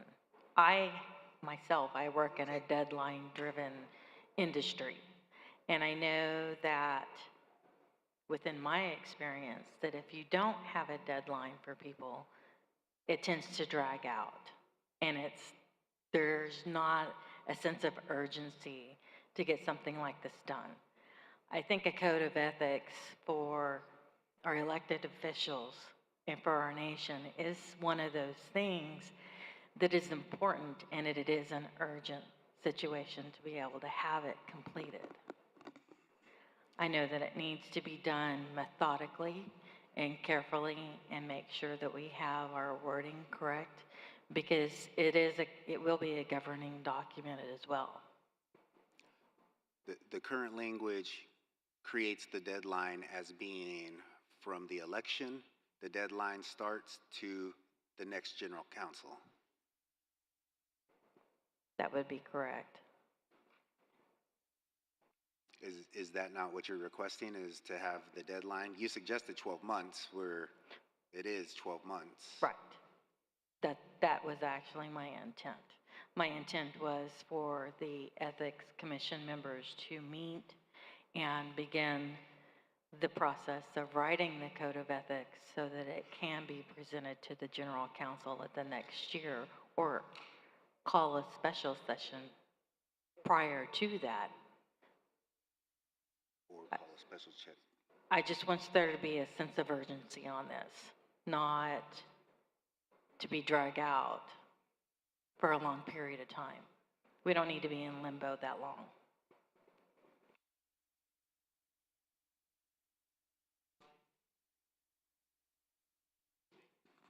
Lloyd? Your microphone's off.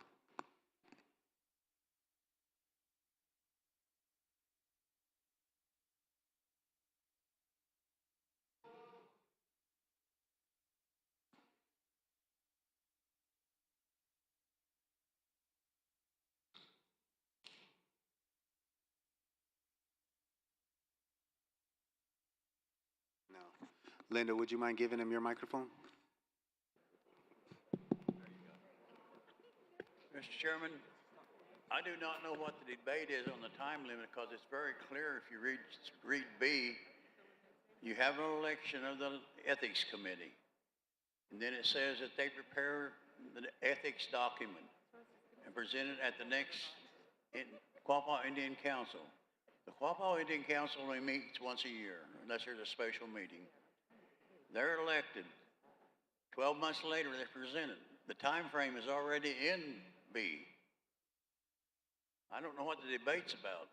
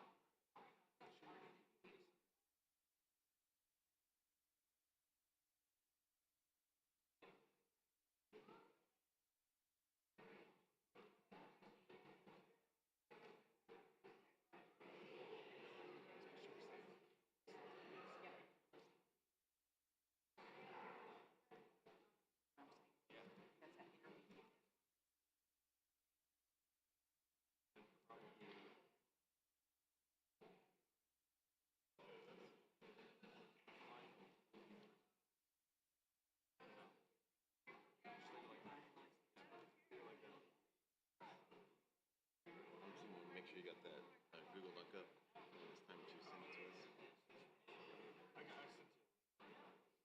Oh, you did send me a new link? Okay.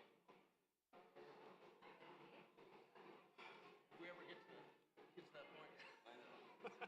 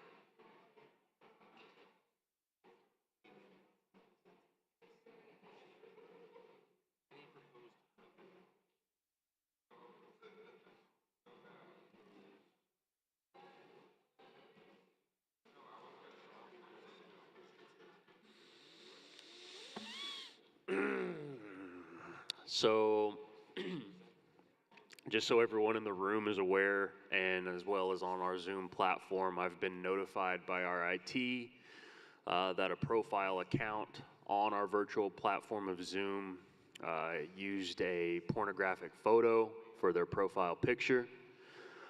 They have been removed, but as a precaution, admission to the Zoom link is now turned off. We do apologize for the offensive nature of this issue and thank the IT department for swiftly addressing it. Gonna get.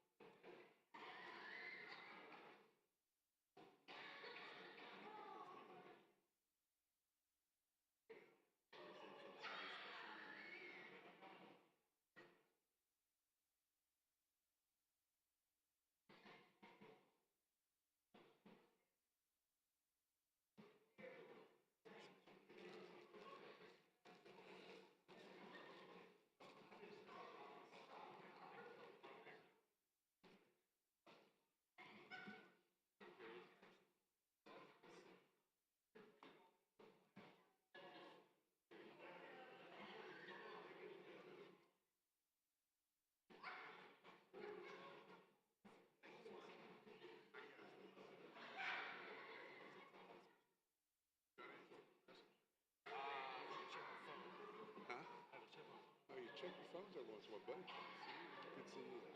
I gotta do work.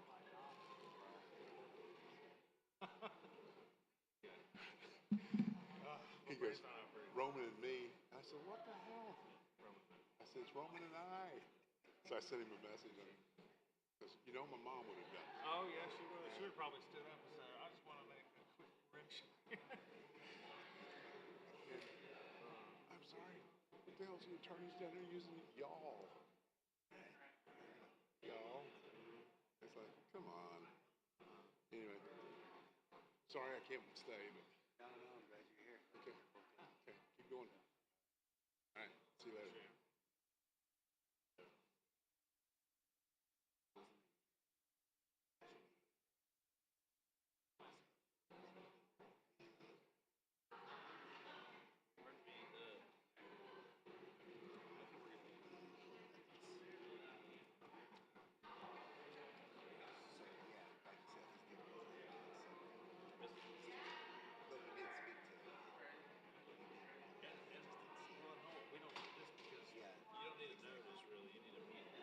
Well, no, we don't need the sentence because that's already a given. Yeah, you have to have special meetings. So any proposed amendment can be presented at a special meeting. Yeah, that's it.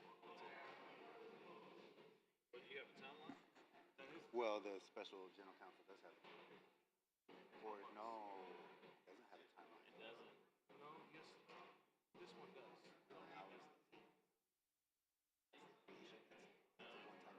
His initial comment was about amendments. So let's say they don't have.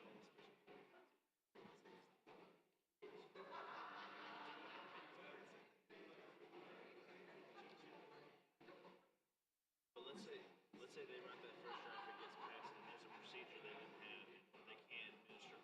special, okay. They need time. Special.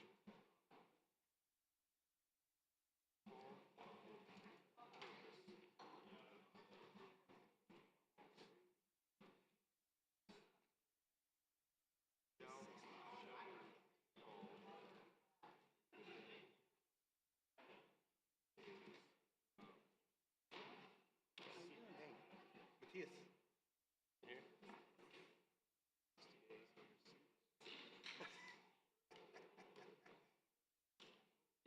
Jackman High.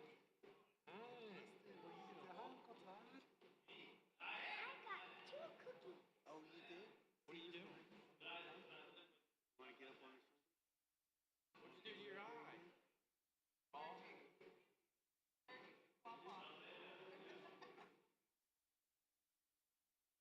Really? Oh, dude, what have you been eating? Ribs? Cookies will do it. Are they eating like this?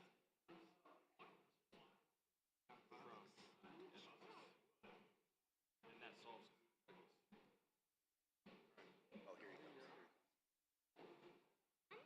You have allergic reaction or something? Yeah, I think it was shrimp. Did that to you? Oh, awesome. Was it swimming? No, it's still being recorded. Okay. Well, if they're raw, they're swimming. All right. Motion to Motion to Accept the language as. Here, I'll let you eat your. Well, no, I'm going to motion to Yeah, as presented. read this. Okay. And then after that will be a motion to Accept. from item 14. And then recess. Whatever. Right.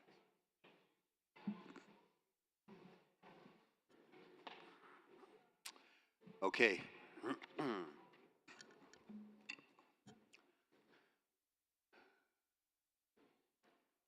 Mr. Chair, I move to amend the language presented.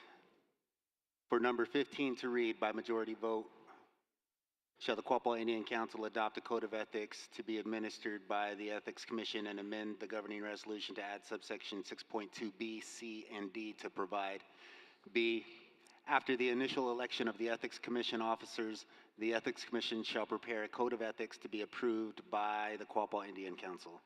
The code of ethics shall be prepared and draft presented no less than 30 days before the next meeting of the Quapaw Indian Council or at a special meeting of the Quapaw Indian Council. The code of ethics shall contain provisions for conflicts of interest, procurement, illicit and prohibited conduct, abuse of power, retaliation, gifts received, undue influence, violations of the ethics code and penalties, Ethics Commission procedures for complaints, resolving conflicts or matters, exceptions, and confidential information. The Ethics Commission shall have the authority to amend the Code of Ethics. Amendments to the Code of Ethics are effective upon approval by the Quapaw Indian Council. Any proposed amendment can be presented at a special meeting of the Quapaw Indian Council called for the purpose of amending the Code of Ethics. A special meeting called for the purpose of amending the Code of Ethics shall be called within 60 days of request from the Ethics Commission.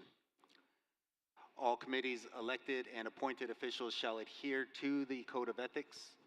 Any committee or individual with a complaint may seek the assistance of the Ethics Commission as the committee or individual deems necessary.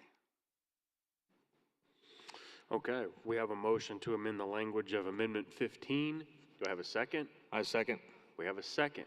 Any discussion? Hearing none, we're going to put it to the Election Committee for a vote on this motion.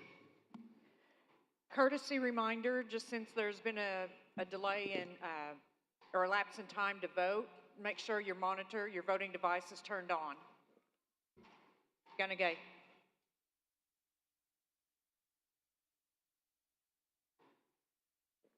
Open to vote.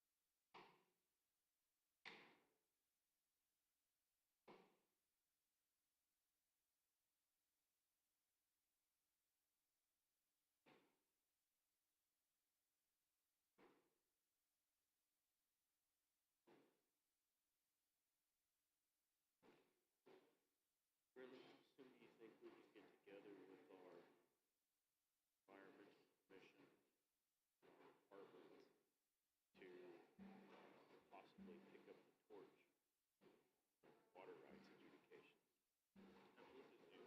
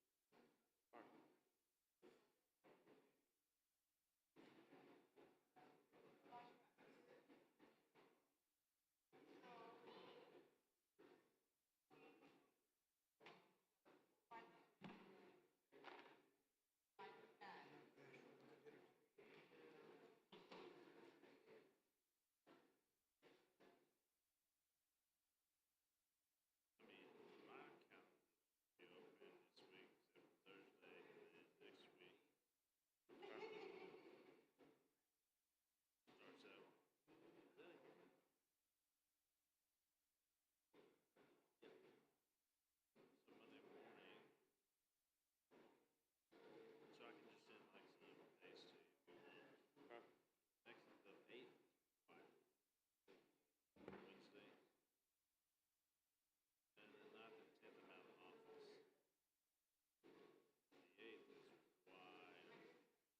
Same here, except for 1 o'clock. Well, you want to do something that morning or after your 1? Yeah, let's do it in the morning.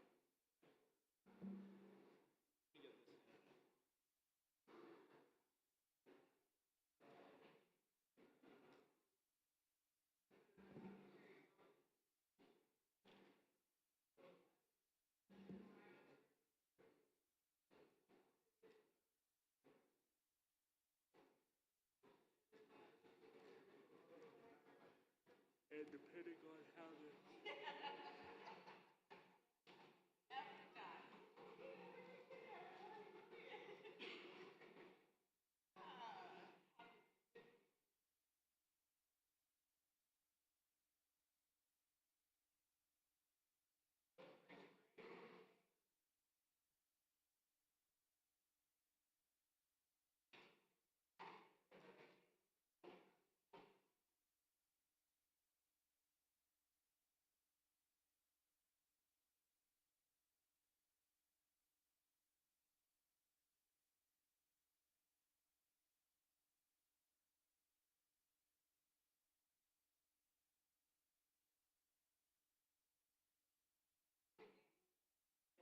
Voting has ceased.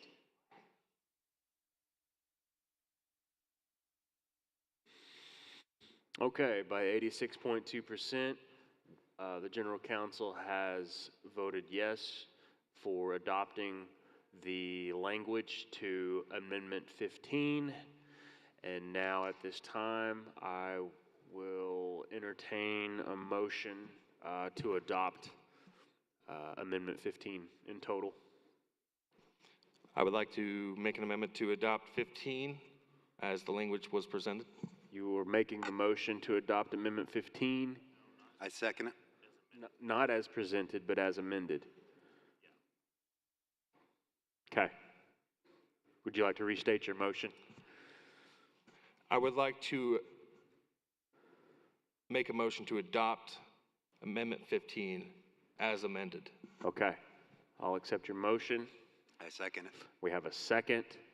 Now we'll move into discussion or debate on the matter.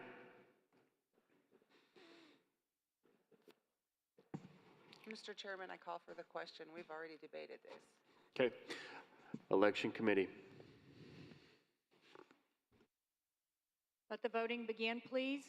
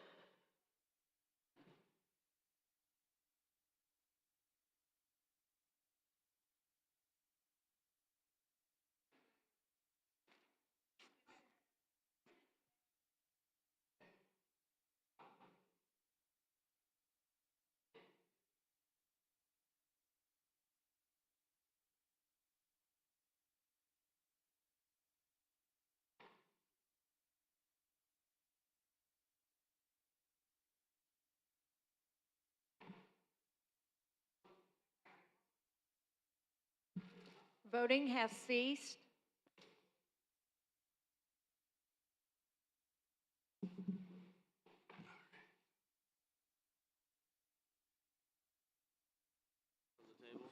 Okay. With a vote of 88.9%, Amendment 15 passes.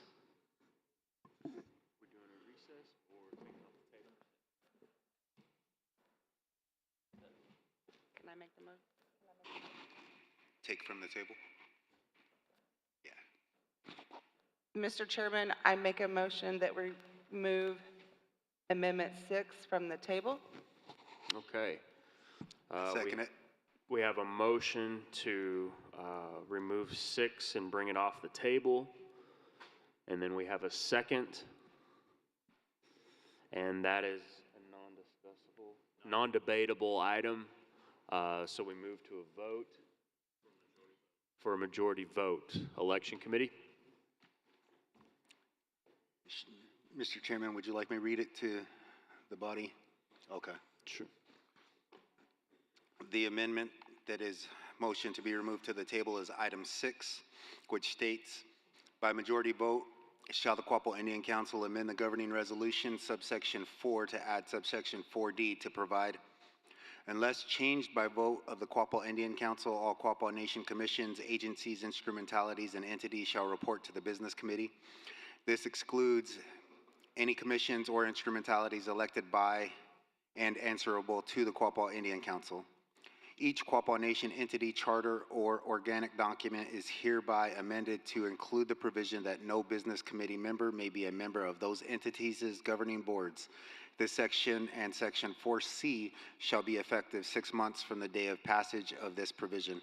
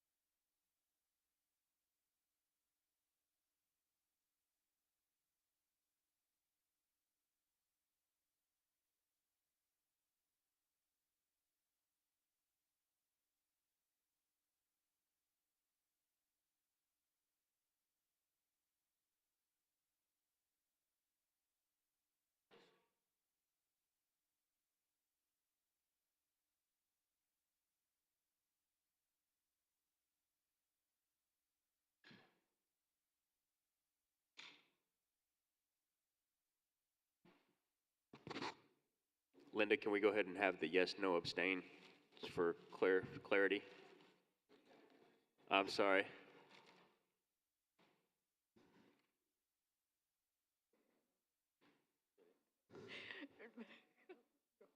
Begin voting, please.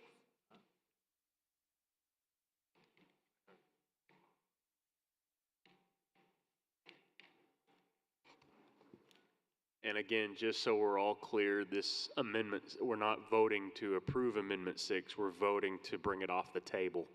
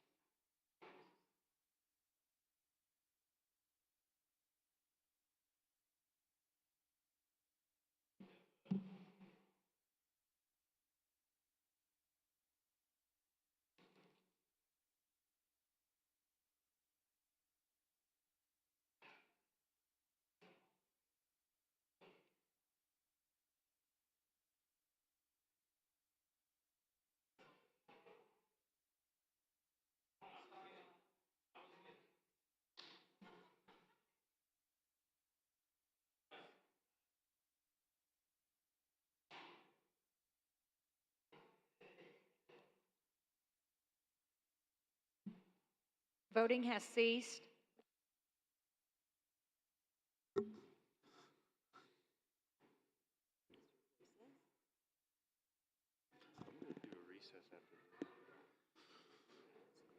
So with 77.3% in the affirmative, we are bringing Amendment 6 off of the table.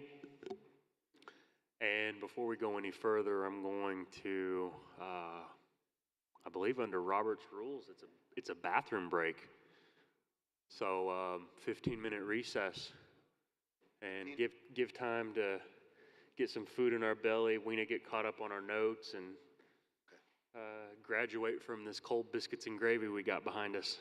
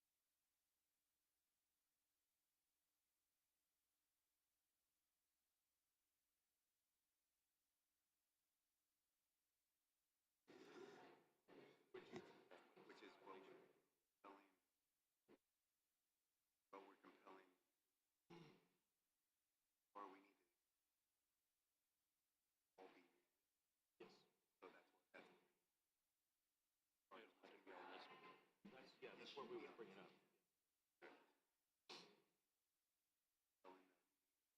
You're right.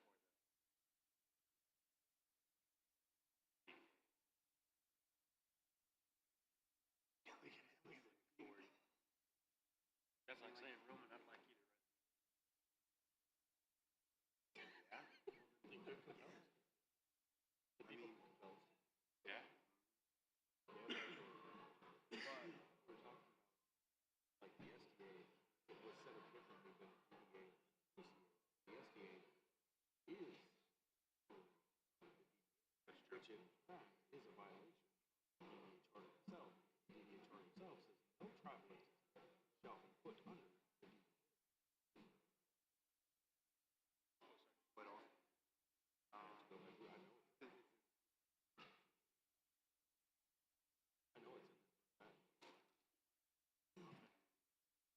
Well, that's what I mean. We can tell you guys to I don't want to write it down. I don't. Strip all the authority of the DDA away. Take the DC out. Take the authority.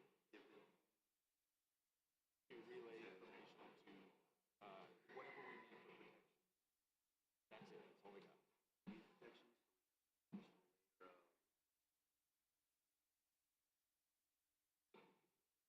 we should have I'm saying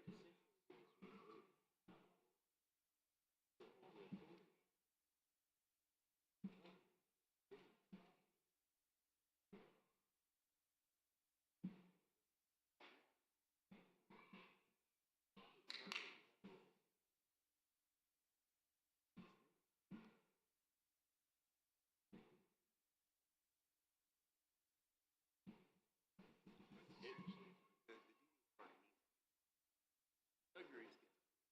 Question is your right. Well, you can tell you can follow the rules. we're going to have this.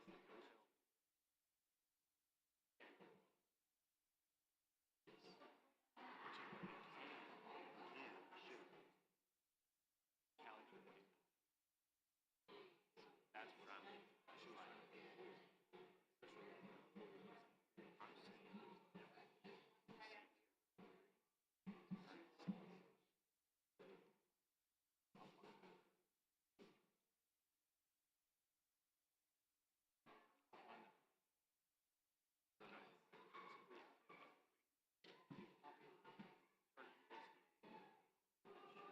No, the SDA is the same thing.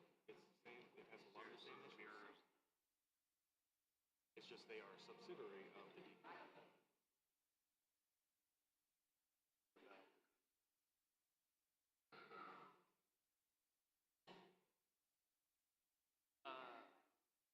Membership.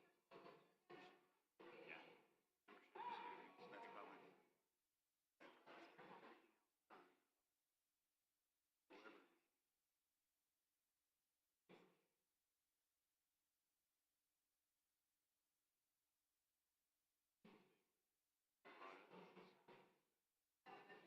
And yeah, I think we do navigate through those lines. Like, if what we can agree on first, and the same controversial last.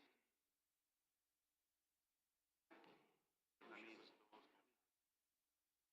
on the body, it's like what portions of this portion.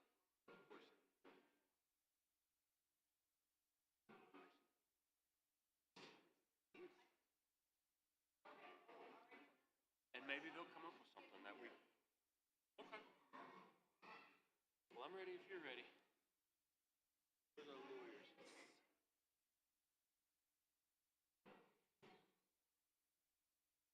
You're going to want to reconsider. Is that? That's what we need to talk about. Fair process.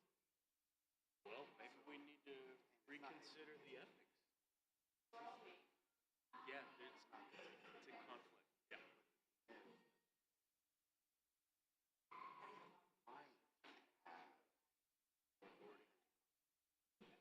Where did the DDA charter go?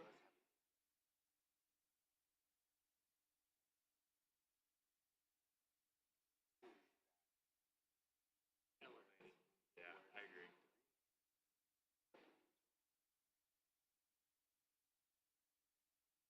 And then here's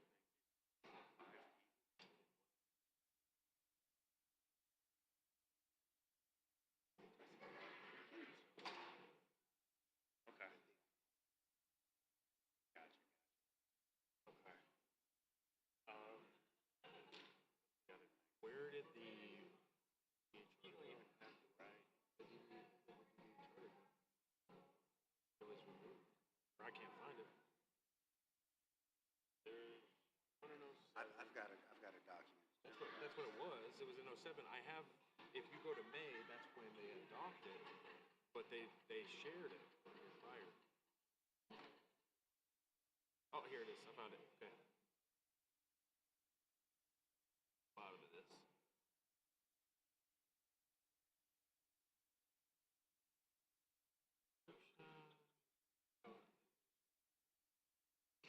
We are right too. Yeah. That's what I'm saying. We're in violation. And it's not your fault. You guys didn't put the STA on there. But it's.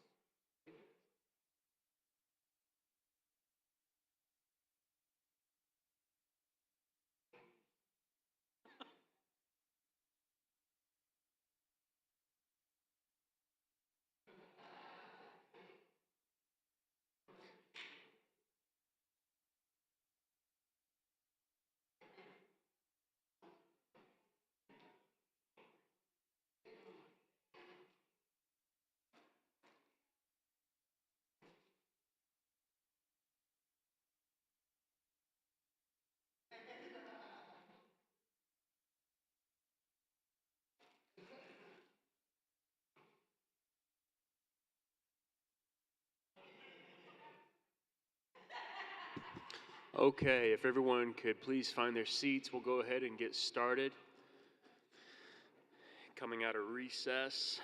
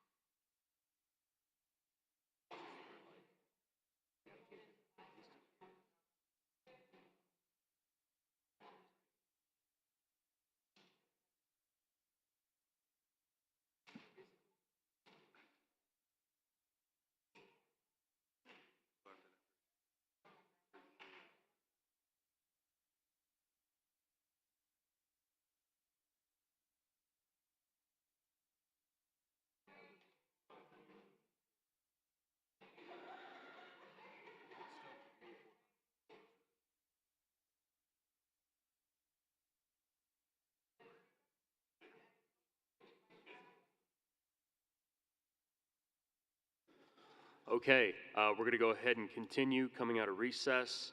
I'm going to turn it over to Roman now.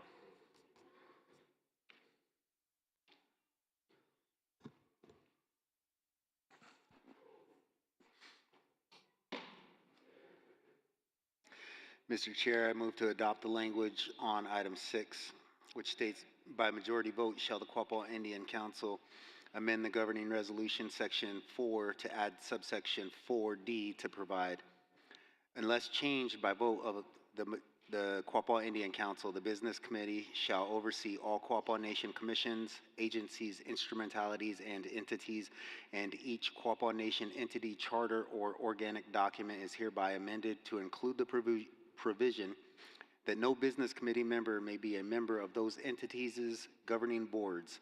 This section and section 4B will be effective 6 months from the date of passage of this provision.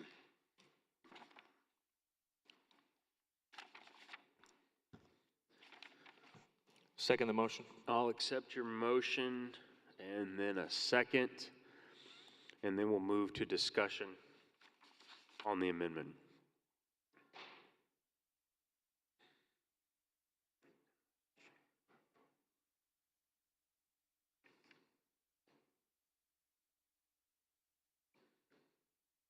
Mr. Chair, I want to correct some language here. In what we were referring to at the time of 4B, that is now section 4C would be under item 5 of what we have already approved, and that refers to the compensation. So I just want to point that out, that I said 4B, but the intent is 4C in your booklets. Or 4C, but item 5 in your booklet, item 5.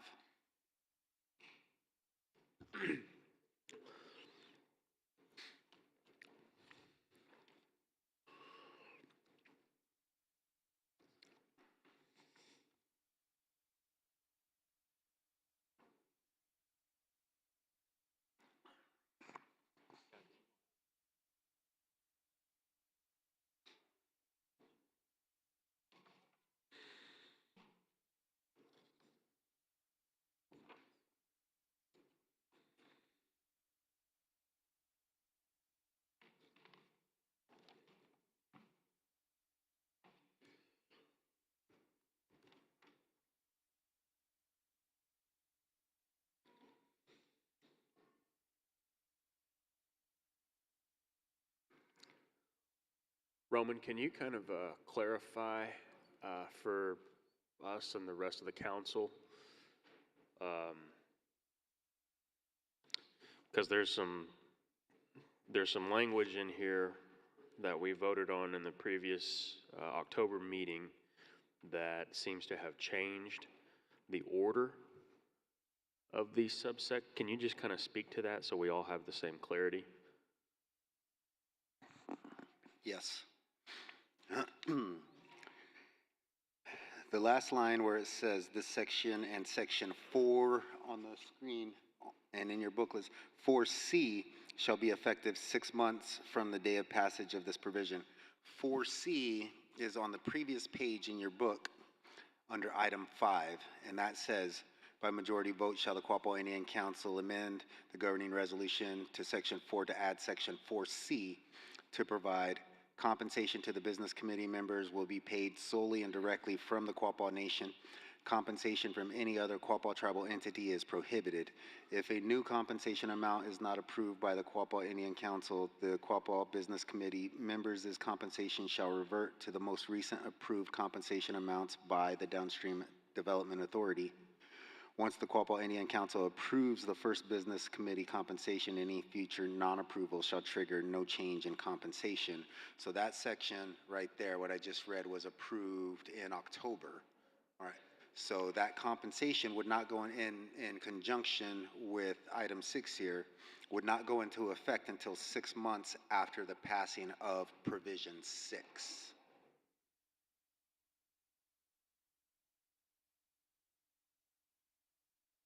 And that's so that compensation would coincide with the removal of the business committee from the DDA, that they would continue to be compensated by the DDA coffers until they're removed from the DDA, and then Section 4C would go into effect along with this section, and they would then be compensated by the Quapaw tribe and no other entity other than the Quapaw tribe.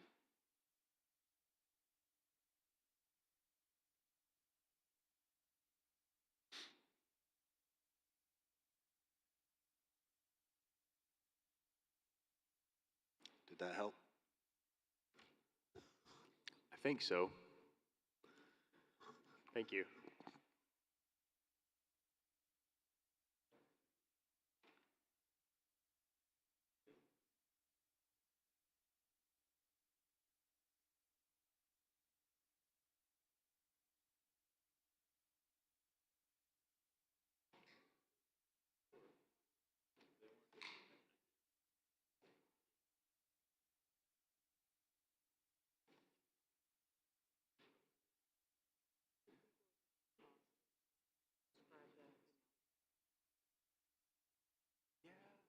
I think so.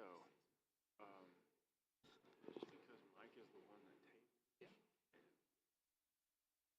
Yeah. Big question mark.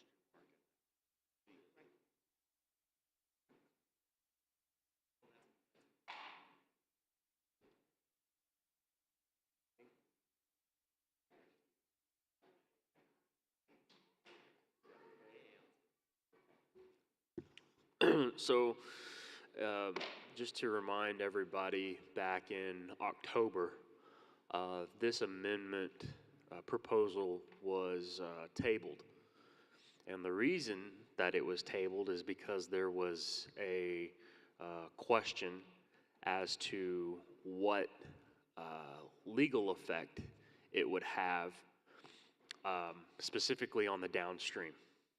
And because there was that question, that's why it was tabled, and there was a legal opinion sought to do an analysis of what that would actually look like and the result of that, and if it would trigger, if there were any other triggering events that could lead to.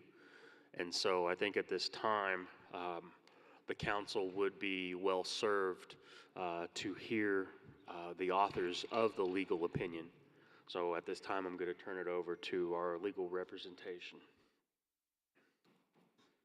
All right, everyone. Well, I don't know who had the time or concern to read the memo, but the long and short of it is there were two main legal concerns. One was, what does it take legally to remove, the BC from all these various boards? And then the other concern was about this 6-month time frame to accomplish that. The vast majority of the memo just reiterates that there is no legal barrier preventing removing the business committee from these committees. It's something that can be done, but the issue that I raise is more a question of logistics, of there's a lot of committees that the BC serve on for the Quapaw Nation, and getting off of all of those within 6 months could prove to be functionally difficult or very expensive for the nation.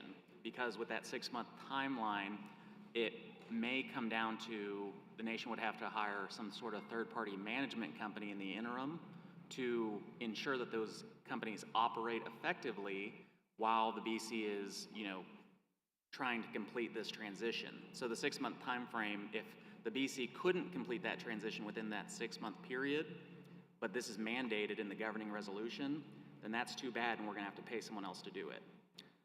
That's not to say it can't be done, just the feasibility of it seems unlikely to me, in my opinion.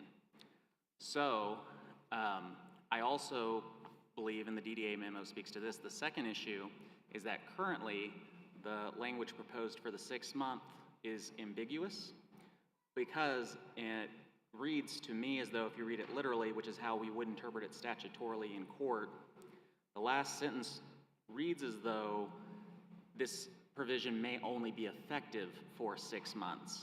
So just a little clarification there to say that it'll be effective after 6 months or something to that effect, but right now there's two different interpretations that I think are both possible legally, and one is this provision's only effective for 6 months, and the other is it's effective after 6 months. So my suggestion would be that the Indian Council consider the number of committees that the BC does have involvement on and perhaps give them more time to get off these committees, or if the central issue is downstream, the DDA, then focus on removing them from downstream in that 6-month period, and then the other committees could follow after that, or some other way. I'll leave that to you all, but those are the legal considerations that are covered in the memo, and I'm happy to answer any questions if anyone has any.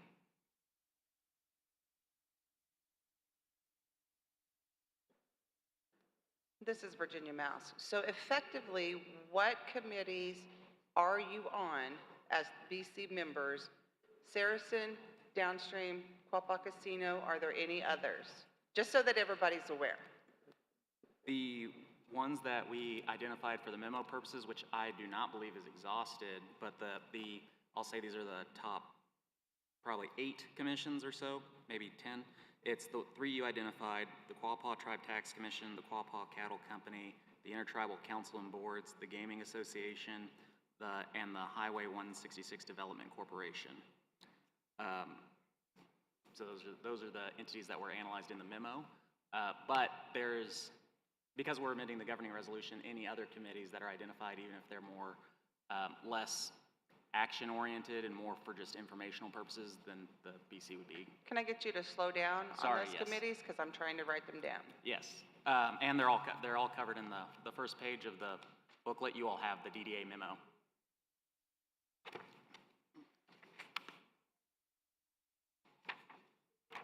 I think it starts on Fair enough.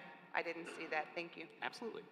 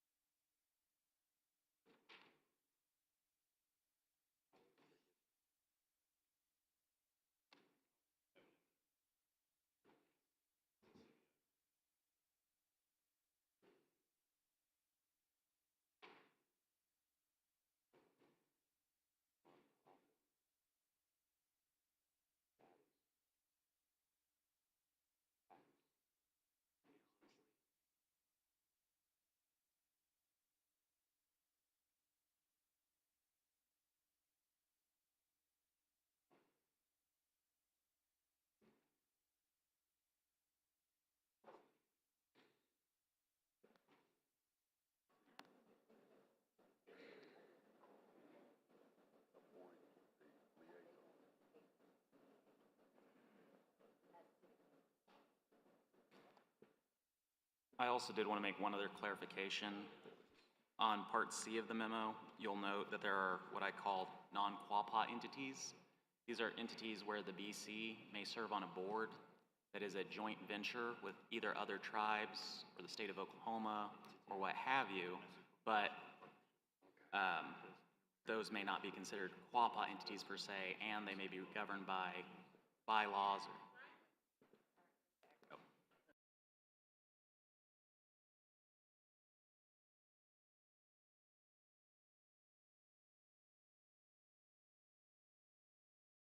Say?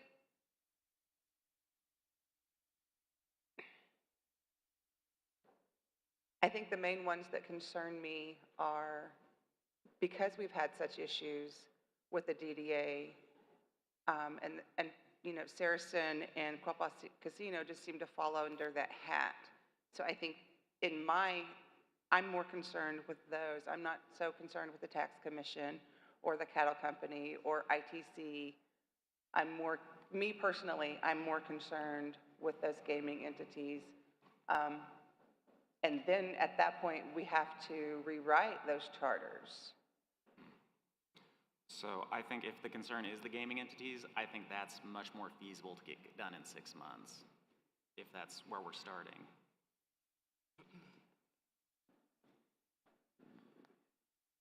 Okay, Abigail here.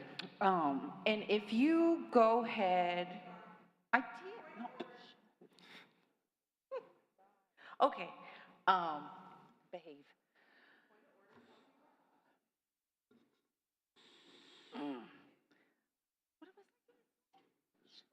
Oh, if you replace the DDA from the business committee members to actual tribal members, are they going to be receiving compensation from being on the DDA?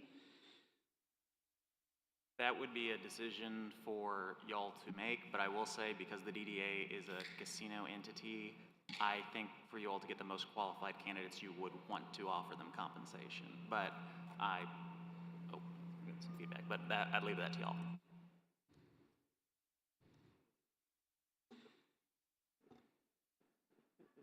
So y'all gonna continue to have these problems. That's all I'm saying.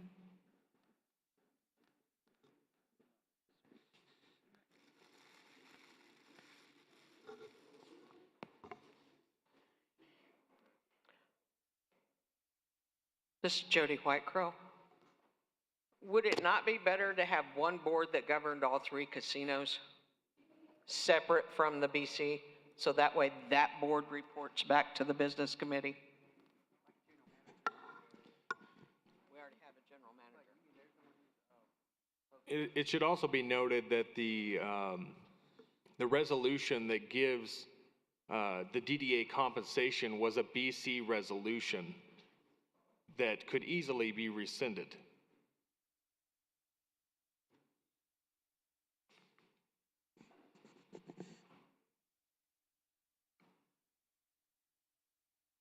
This is Virginia Mouse. I like Jody's idea. I realize that creates more work for these individuals, but it's all the same it's all the same industry.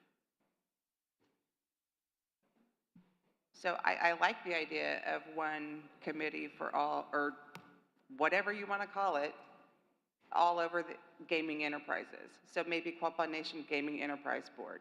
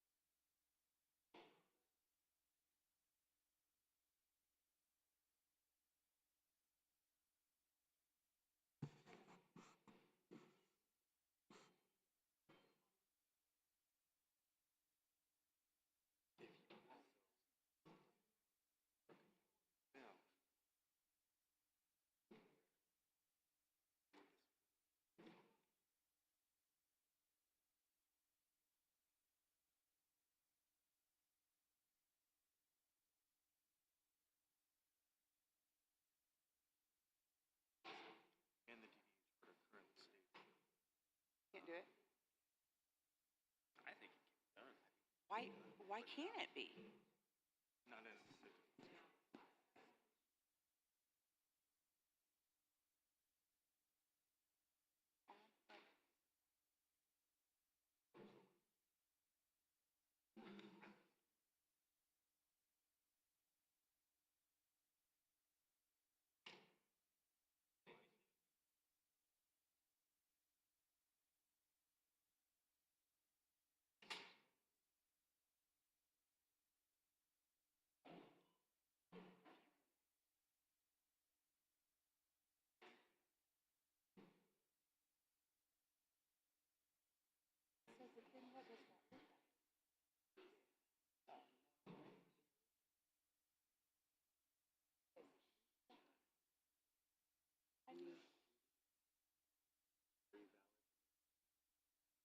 I want to discuss it first. Did you sort of inject Cherokee Nation resource, half a dozen officers? My son said, Mom, you make this so much. Then they have subgroups. Right. Military game, So we'll make our own enterprise board. master board. Should then just limit, then we just limit. I said,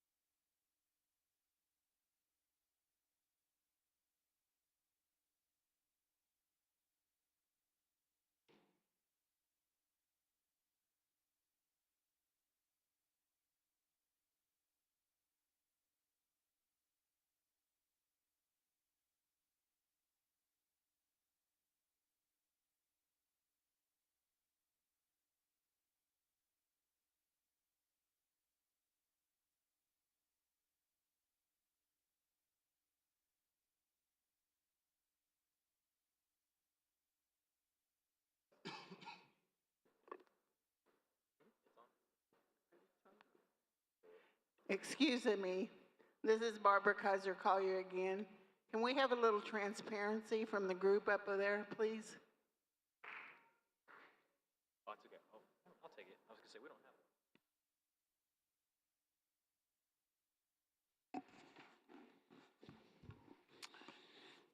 have it. Barbara, thank you for that.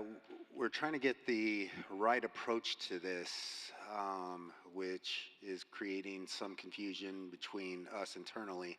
And now that we've got it kind of lined out, what Jody has presented as consolidation of our gaming entities, and what Virginia has presented as something as being this referring to only the gaming entities is what we're talking about, and we're not necessarily referring to the tax commission, the intertribal agencies and such.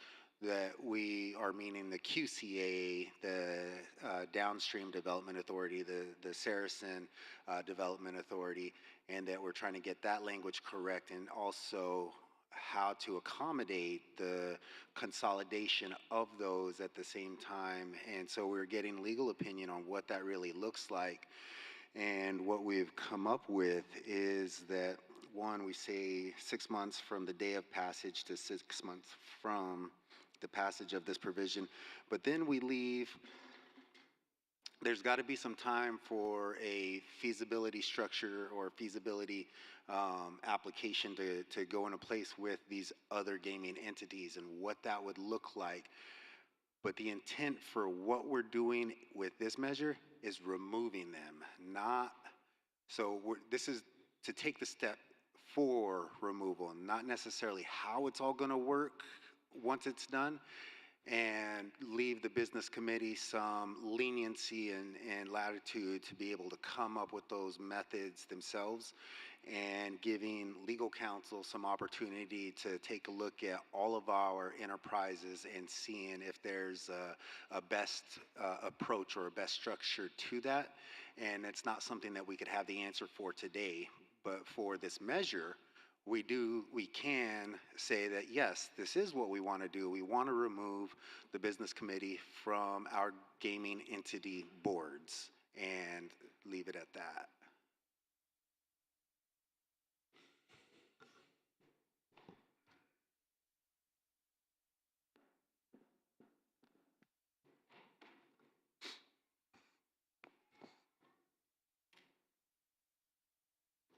Colin Mouse here. Can we also put it to where they're not active members of other committees as well?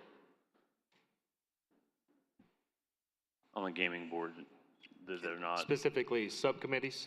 Yeah, specifically subcommittees.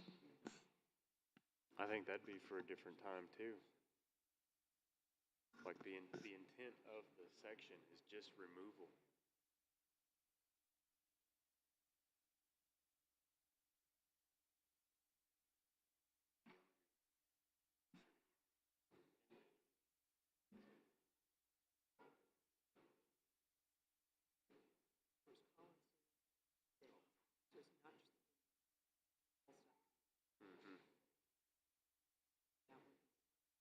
Yeah, that's what I understood it as.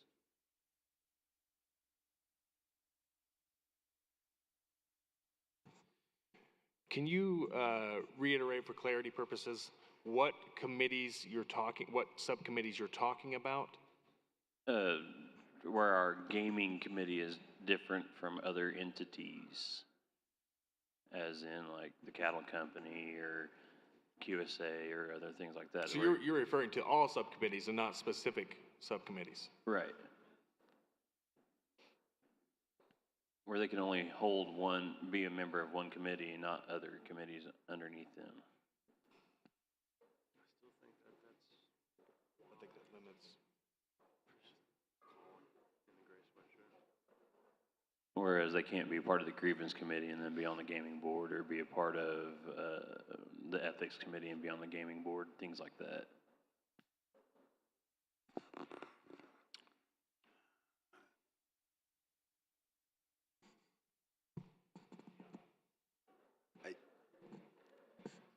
This is Linda Valier. I have a suggestion. Instead of saying that the separation should be effective within 6 months of the passage of the provision, what if we said that there needs to be a plan for the separation within 6 months of the provision? That way it gives us time to set a plan to present to the council to determine if the plan is going to work or not. And I would also like to say that I agree with having a single gaming commission board for all three. I think I opened another can of worms. Now I'm thinking that may not be such a good thing. Are you thinking that there's not enough capacity? No, I'm thinking that's what our general managers are for. We've hired them, we put our trust in them. They report to the BC, kind of just like what we're doing now. The only difference is the BC's acting as the DDA, and all you have to do is take that title away. Right? The whole purpose of pulling the business committee from DDA and them is because for having the separation of duties, and also because BC has so many other things to take care of for the tribe and for the nation. You come into a capacity issue. There needs to be somebody that can really focus on the gaming industry, and then so that they can focus on the nation and the governing of the tribe and all the other things they have to do. That's still what your general managers are for, is to focus on your gaming. And they just report to the BC. Is that not correct? I think the appropriate question is to ask our legal team if the DDA is needed at all. I think that's where you guys are kind of headed with this. Is the legal opinions that we've got says you can remove the BC from the DDA, but do we need it? That's probably a more appropriate question.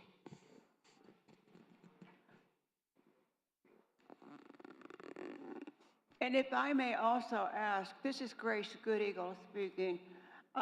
We are hopeful that in a matter of years, Downstream and the casino will be owned by the O-gah-pah. We're still paying off our debt. So will that change then? Once we're paid, it's our entity.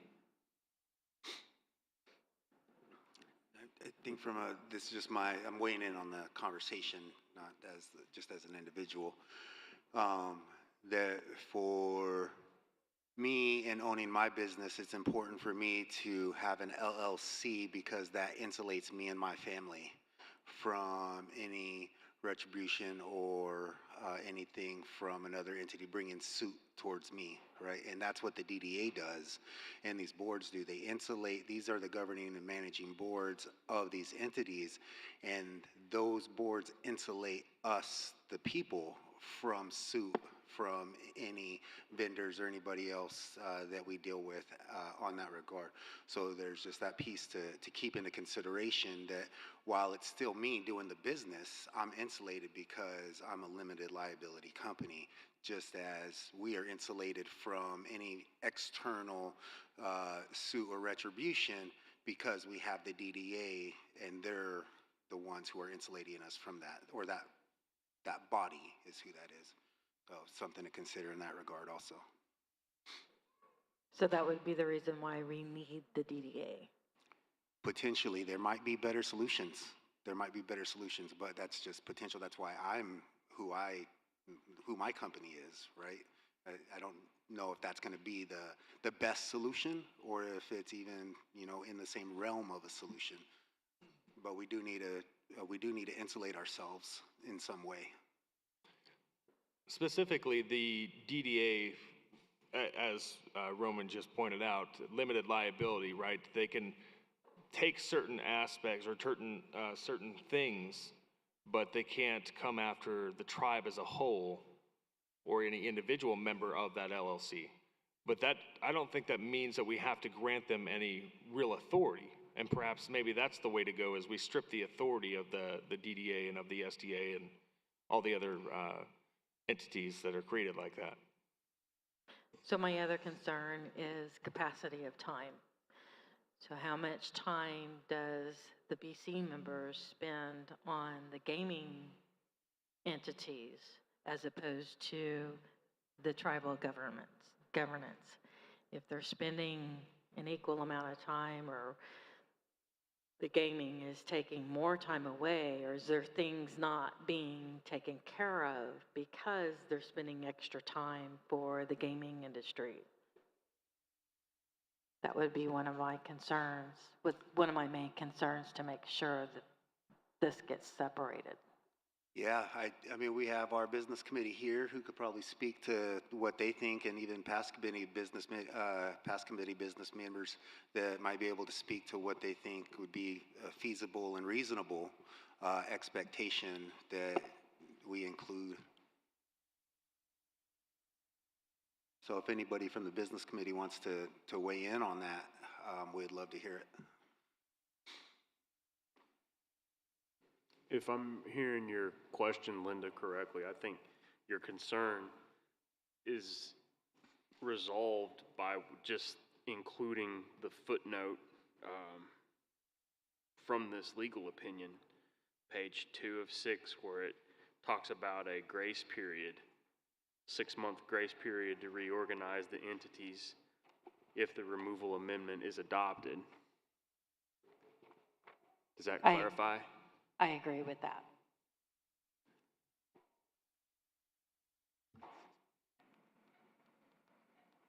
So can we include that as part of the language?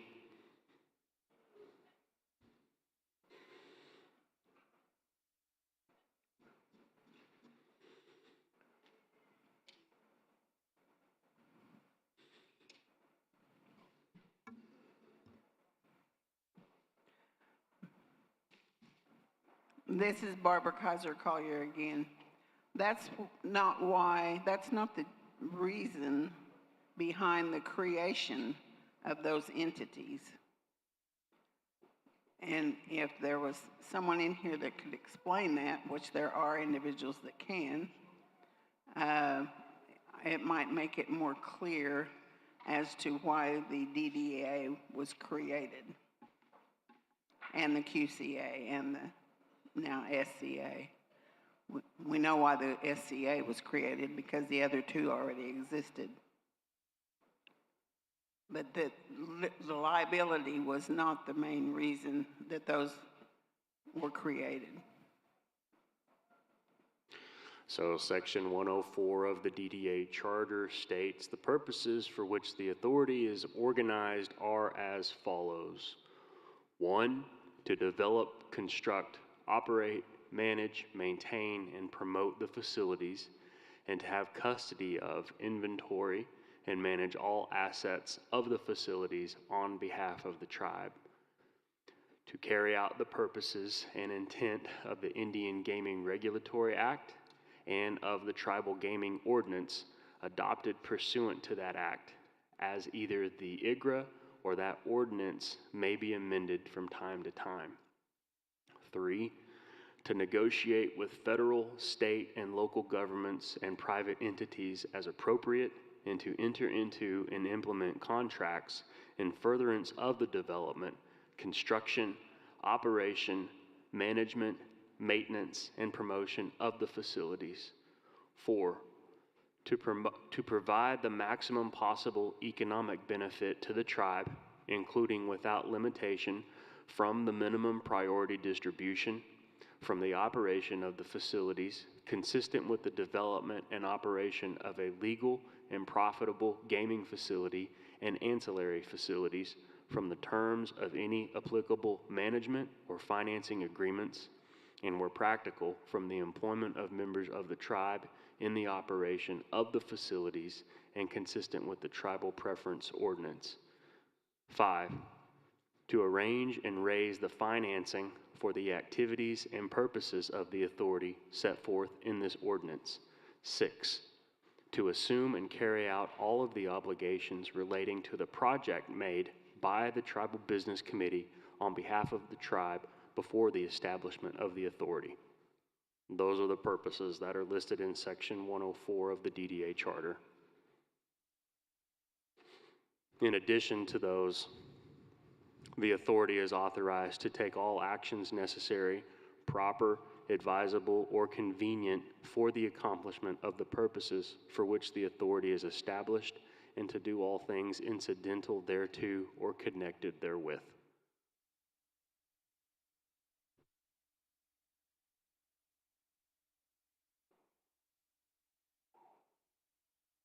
Linda Valier.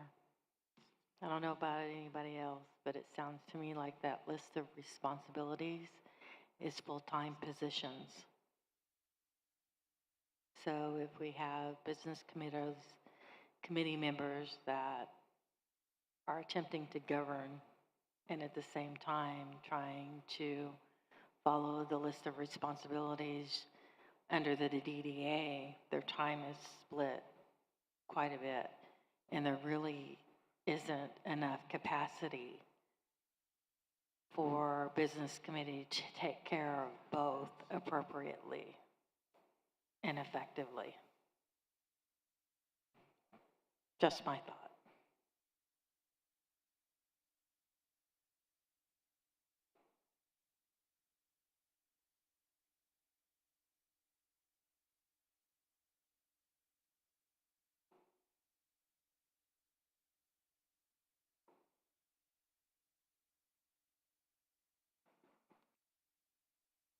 You agree?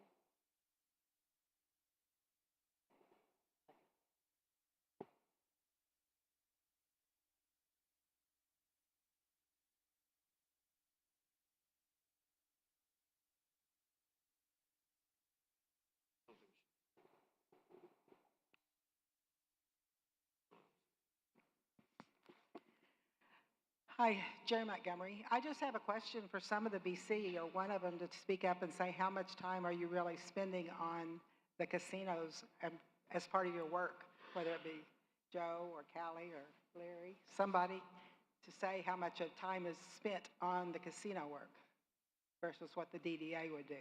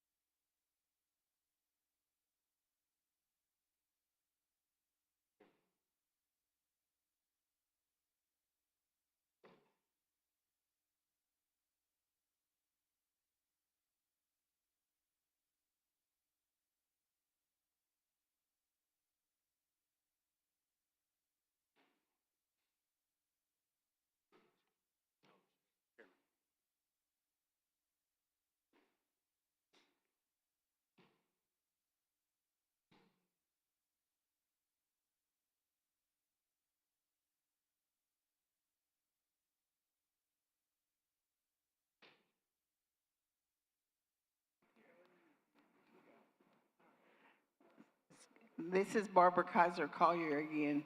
And just to recall, a meeting, general council meeting we had several years ago, when questioned about the pay of the Downstream Development Authority, we were informed through Jack Brill, who was then the legal counsel, through the Chairman Barry, that the bond holders were the ones that required the Downstream Development Authority to be paid salaries.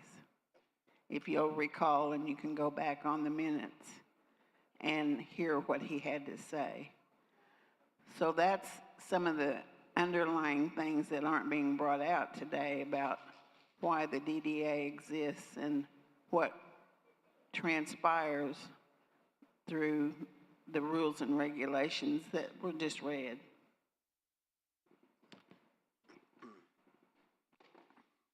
I do remember, I think that was stated in multiple general counsels as well, from both the legal counsel at the time and our chairman at the time. And correct me if I'm wrong, business committee, what we have found through the refinancing is that none of that was true, right? Am I correct on that? that our bondholders were not obligating our DDA to be paid, but that it was the decision of the business committee for the DDA to be paid? Roman, Callie Bowden. Callie. From my understanding, that is what I have gathered as well. As far as answering how much time we dedicate currently to our casinos, to answer that question, twice a month, on Mondays, all day long, we have our gaming meetings. That is how much time we dedicate to it. All the wheels are set in motions. There's policies and procedures and federal guidelines that we have to follow. Those are all implemented. When there is a problem or something new arises, it is brought to our attention. So that is the extent that we're currently working with it.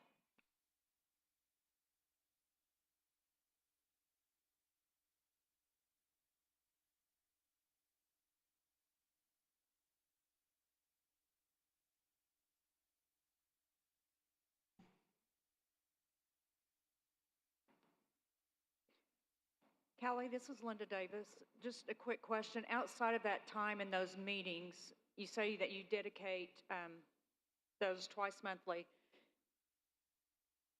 When you look at what's discussed in those meetings, then what intel do you have to like maybe go outside of that meeting to accomplish a task? Then how much time does that take? For example, I just know like by being on different committees of different things, we have a meeting, then we have tasks at hand to do, and then we come back. So yes, you've dedicated, those are 2 dedicated days, but time outside of that. Could you give us a percentage, just not necessarily, just off the top of your head percentage, I guess, of how much time is gaming and how much time is tribal government? And other business committee that are present as well, I would, you know, take your input too.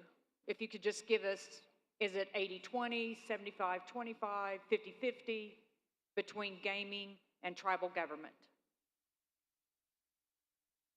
Gonna go. It's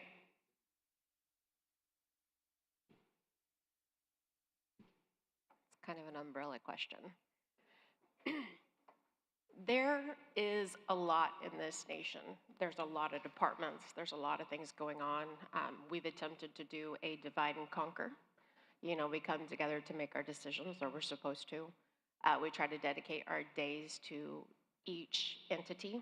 There's certain days that we dedicate strictly to the nation, strictly to gaming, all of the stuff in between from, you know, forestry, food sovereignty, EMS, fire, all of the above. It is a lot. I don't have an answer on how to organize that. Every single day is different. Typically, we can get away every single month having our meetings, twice a month. Yes, tasks, additional tasks get put on us, and somebody might pick up that project and run with it. You know, for example, Quapaw Casino. They're in the middle of making a new facility, but our general manager has taken that project on. He's working on it. He brings it to us, and he asks for guidance on those Monday meetings. So our time is really, you know, dedicated, but yes, it will go outside that Monday meeting, but not a lot of the time. So I really can't give you a percentage because every single day is different. I hope that answers your question. And I would encourage any other BC member to please speak up too and give your opinion on this. Hey, Linda. I actually maintain a pretty meticulous diary. Unfortunately, I'm about 2 or 3 weeks behind. So I track all my time every day on the weekends. And I've never evaluated how much time was spent on gaming versus other business. I'd like to be able to say that it's 25% on gaming and 75% on everything else, but I don't think that's true. If I actually sat down and looked at the numbers, it's more like 50-50. That would be my best guess, but I know my goal was always to, you know, you do the most good you can possibly do where you think you can make a contribution. Most people know that my gaming background before August the 20th, you know, was non-existent. And so I've had a pretty steep learning curve. And it's been enjoyable, but it is very demanding. And it does take me more time than it takes others due to my lack of gaming background. But so that's why I'm saying it's more like 50-50 right now, even though I would like that not to be the case.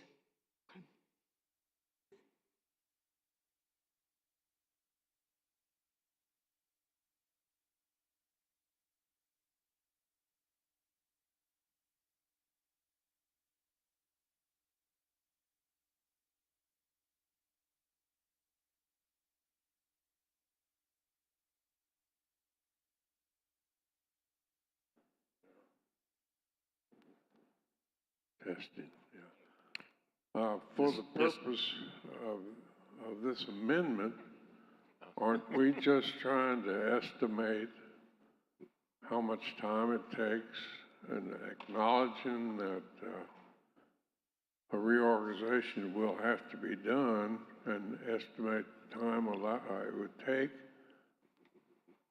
We're not trying to do the reorganization here today, are we? I mean, it sounds like that's what we're getting into. That's correct, Cuggy. I think that what we're gathering is just additional information to make an informed decision on this, but you're correct that we are only making the decision to separate the business committee from these gaming entities, not to construct how everything's going to happen afterwards. So we're just trying to estimate how much time that will take, isn't that right?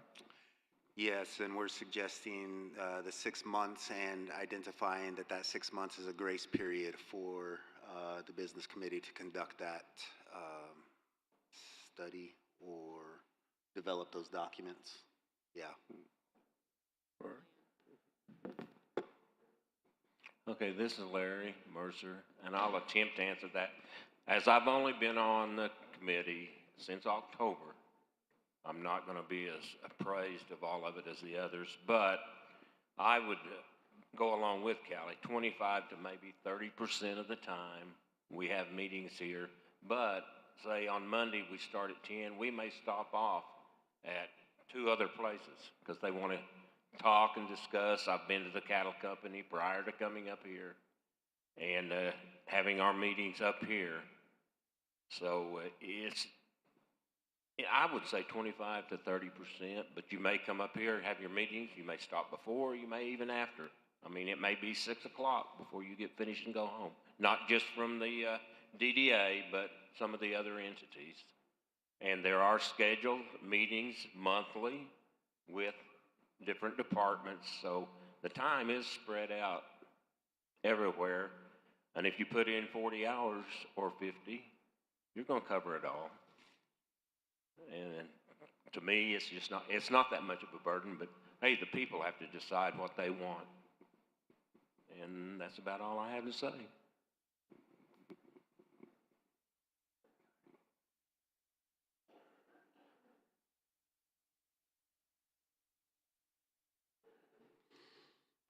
So Linda, just to answer your question, in my capacity as both chairman of the tribe and chairman of the DDA, I'd like to think it's 50-50. And it changes depending on if there's certain projects that are heavy on the gaming enterprise side, or there's certain projects that arise on the tribal government side. I'll tend to lend more attention to that and, lean on the leadership within our gaming enterprises, or vice versa. If I'm leaning into the gaming enterprise, then I rely on the leadership on the tribal government side.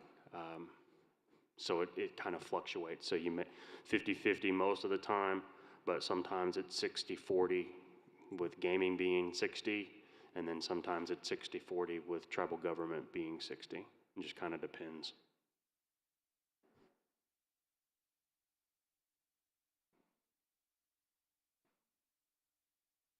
Since we're discussing possible consequences of potential actions, should we eliminate the various casino agencies? How would that affect our ability to take out loans for the casinos.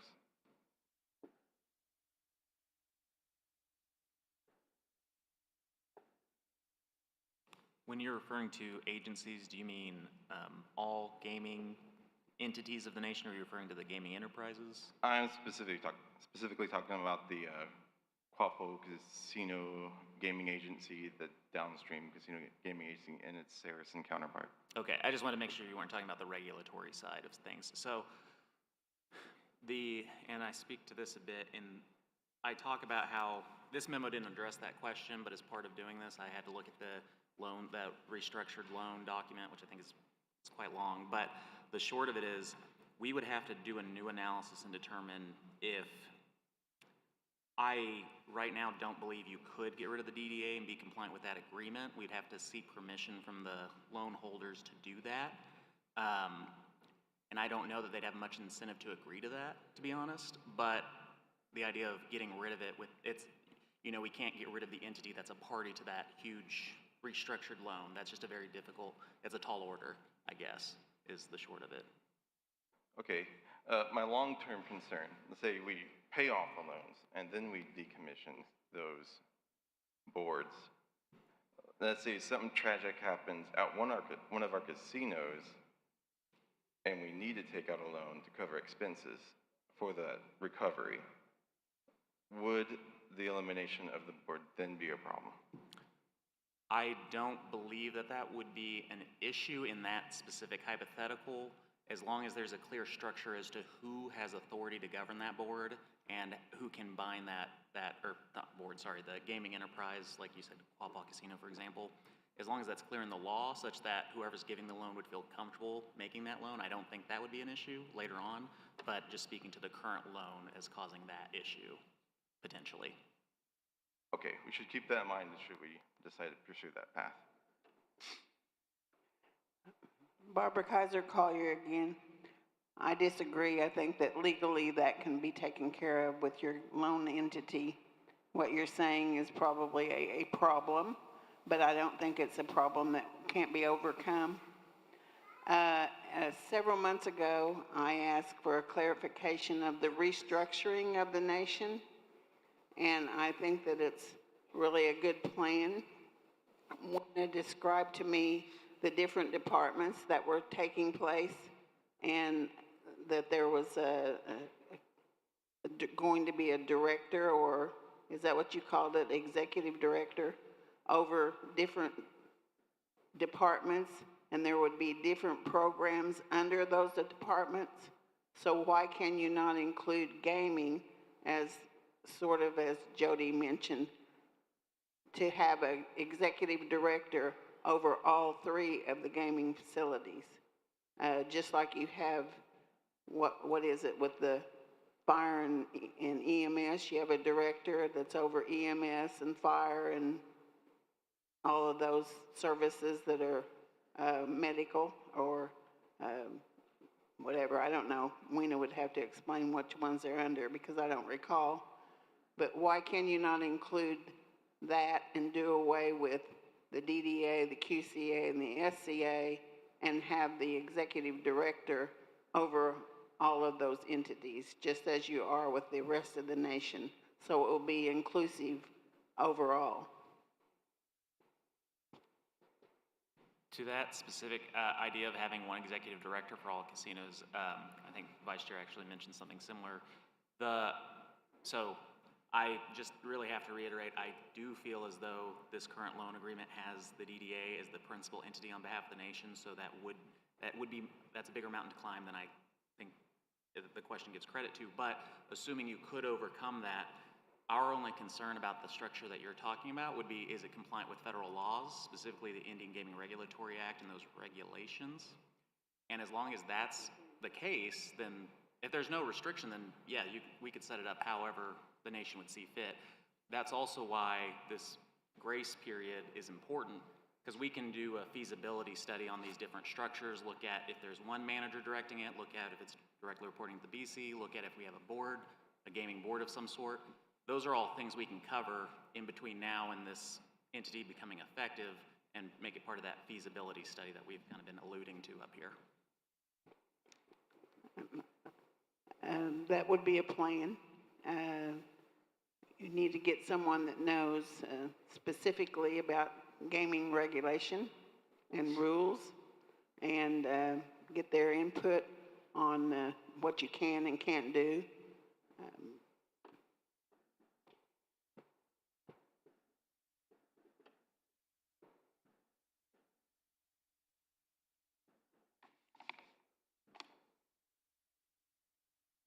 Any other discussion?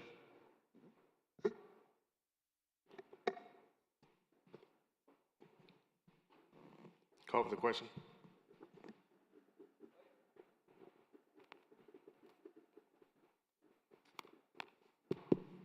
Mr. Lloyd Buffalo, it seems quite apparent to me today to what's going on that this action is to deny some of the responsibilities of the Quapaw Tribal Business Committee, the Nation Business Committee. You know, this is being discussed right now, this section about removing the business committee from all the entities. It amazes me that nothing was discussed except gaming. That is apparent what's happening. The people here don't know that, they're stupid. And I mean that. It's apparent, it's an effort to diminish the power of the business committee. And I speak from my heart. I was brought up to respect the elders and listen to the elders. That's where the knowledge comes from. Yet I know, and he's going to get mad at me, there's one member of that Constitution Committee, he's my own cousin, and he said and told people I was too old to serve on the business committee. I have more knowledge than anybody sitting up there. And I do not respect Mr. Vance's opinions. He made a decision on the Robert's Rules of Order concerning the Compensation Committee, which totally was wrong. And people here can tell you that it was on Business Committee that in one paragraph, I made the right decision under Robert's Rules of Order. But I know it cost the nation over $4,000 to get a legal opinion to say that I was right. I just hate it, what's happened to the nation today. You know, I sat back and I told someone, today is the beginning of the death of a nation, and that's what it is. You need to respect your elders, you need to listen to your elders. Young people have a lot of ideas, but young people need experience. And I don't know what to say, I'm ashamed of the tribe today. I speak from the heart, I make decisions from the heart. Not what's on paper, but my decisions are right, even by law. And I do know that some things that were discussed the other day are violations of the Indian Civil Rights Act. I don't think anybody's took that into consideration. And I will say again, I'm ashamed of the tribe of what's going on today.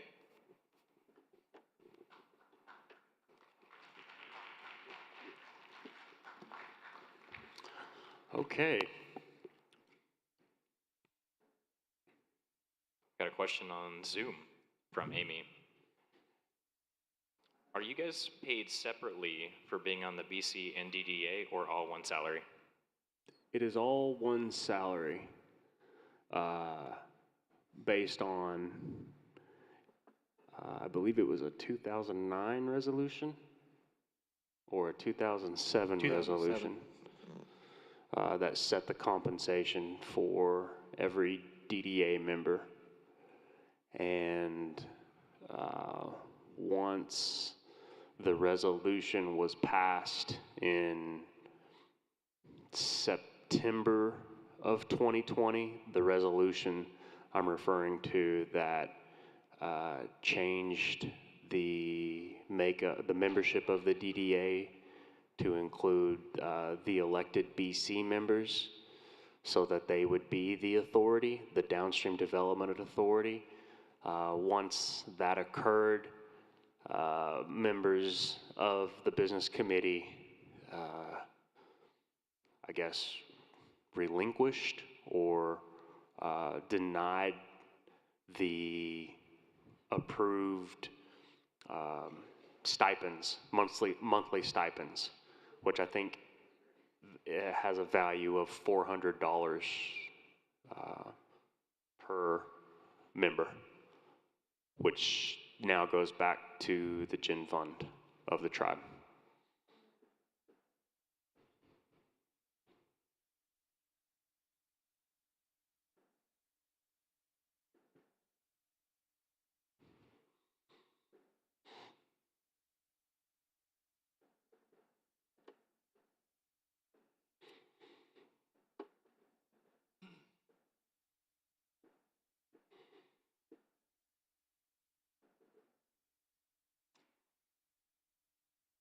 And for the record, I'm proud of what's happening here this weekend.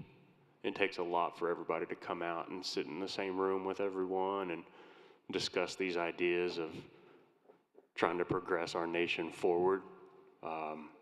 It's contentious ideas, but you know, we're hashing these things out, and I'm proud of that. It's hard, and you know, our government grows as our businesses change, as the world changes around us. We have to adapt to that as well, and it seems to happen and occur every almost 20 years now, with the last one being our election and voting ordinance. So I think that we're moving in a right direction. I think the original intent was to have a constitution. You know, maybe sometimes too much change too quick isn't good. And I think these amendments to our resolutions were long overdue, have been long overdue. And I'm hopeful that it gets us one step closer to, you know, a constitution in the future.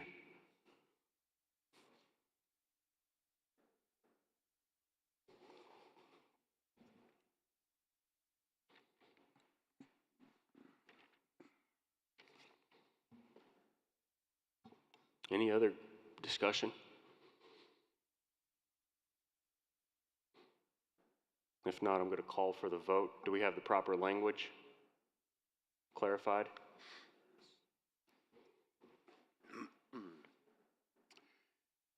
Mr. Chair, I move to adopt the language that says, unless changed by vote of Quapaw Indian Council, all Quapaw Nation commissions, agencies, instrumentalities, and entities shall report to the Business Committee. This excludes any commissions or instrumentalities elected by and answerable to the Quapaw Indian Council. Each Quapaw Nation entity, charter, or committee member may be charter or organic document is hereby amended to include the provision that no business committee member may be a member of those entities' governing boards. This section and section 4C shall be effective 6 months from the day of passage of this provision. This 6-month grace period shall be allowed for the reorganization of the entities if this removal amendment is adopted. I second that motion. So we have a motion to amend the main motion, and then a second. Any further discussion? Hearing none, we'll put it to the election committee for a vote.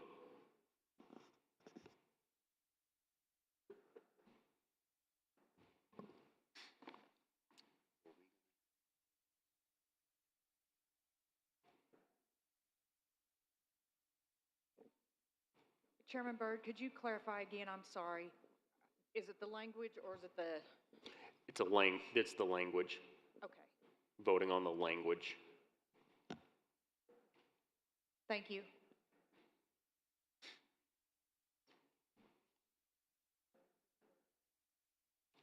Begin voting, please.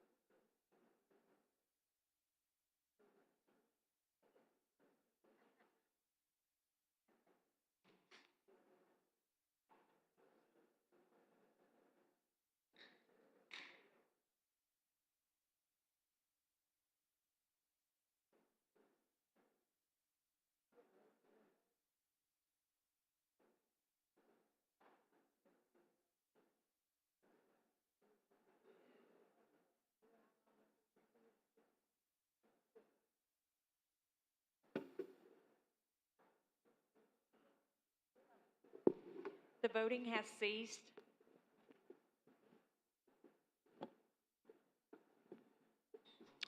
Okay, by a vote of 57.9%, to agree to change the language of the amendment of 6.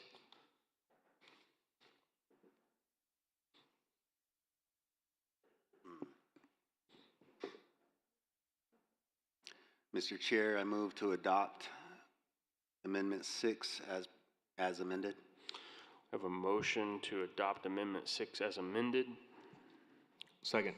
Second. Any discussion? Call for the vote and turn it over to the election committee.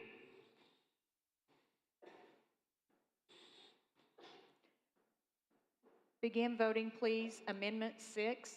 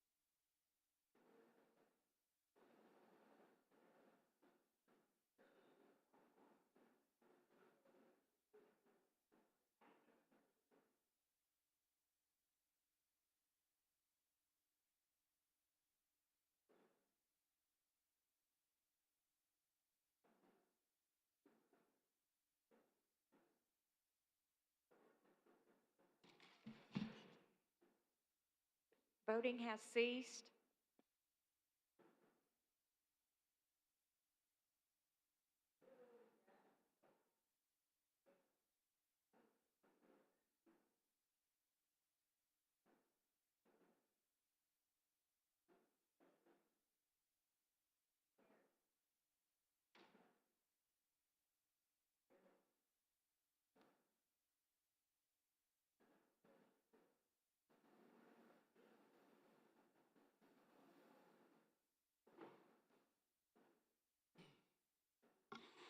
Okay, by 52.8%, adoption of Amendment 6 has passed.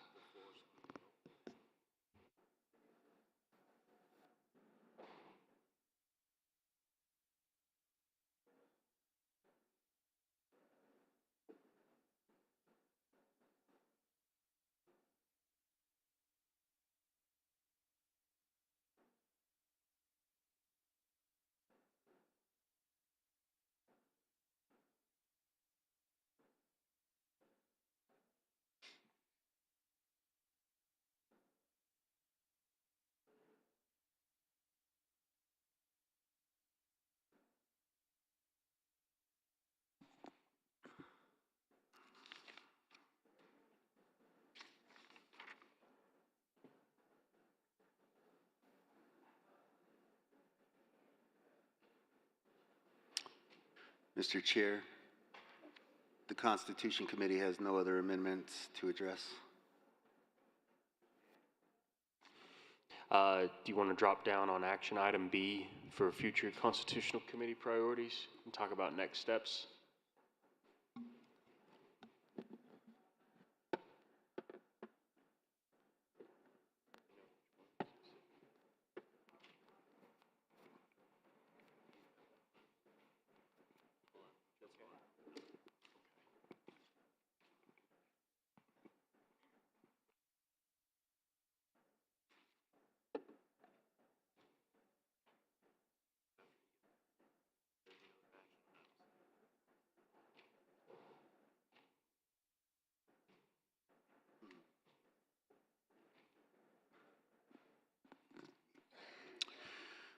So at this time, given the discussion from the 17 amendments to be put up for election by our general counsel in whole, perhaps there might be some other ideas that have surfaced for us to consider, or items that you may want us to address that you aren't hearing here.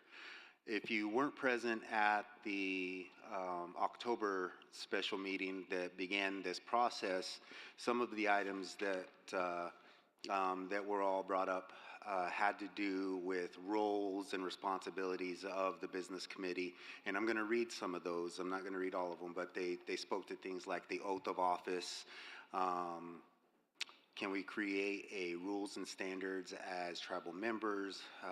Quapaw rules of order instead of Robert's rules of order. Civics requirements for running for office or being a member of the tribe.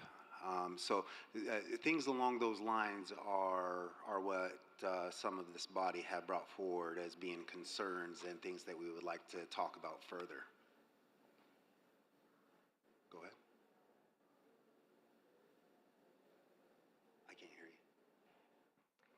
Are you asking also if there's any suggestions you want to hear from us as to what we would like for you to work on at this time, or are you just informing us? Exactly the point. Okay, I'll go first. Callie Bowden, I've got a suggestion. It's probably not going to be a favorable one, but we just ended this vote, and it ended with a 1.7% of eligible Quapaw voters just now. Yesterday, our vote ended with 2% participation. What I would like to suggest in the future for a tribal member to be eligible for any benefit from the tribe, they must participate in some kind of event in the tribe once a year. That event can be voting in one election, attending a general council meeting, attending a BC meeting, either in person or online, attending a cultural event, participating in a survey, serving on a committee, something must be contributed on behalf of the tribal member in order to receive a benefit from the tribe. So I would just like to get that proposed, please. Thank you.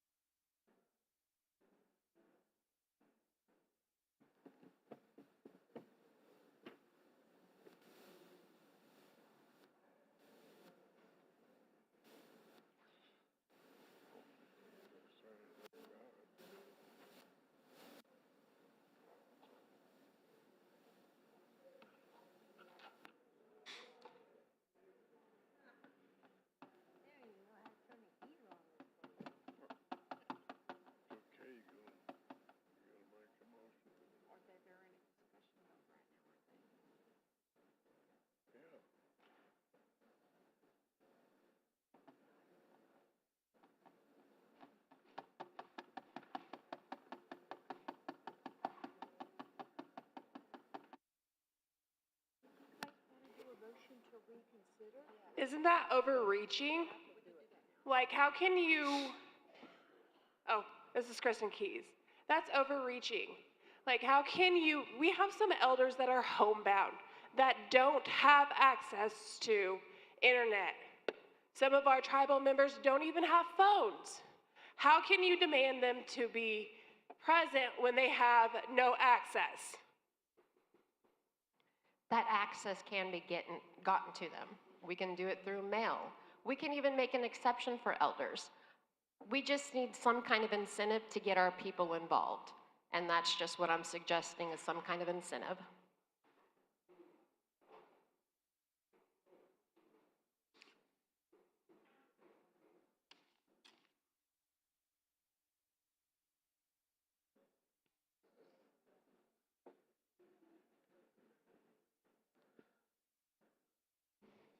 Roman, I don't want to step into the middle of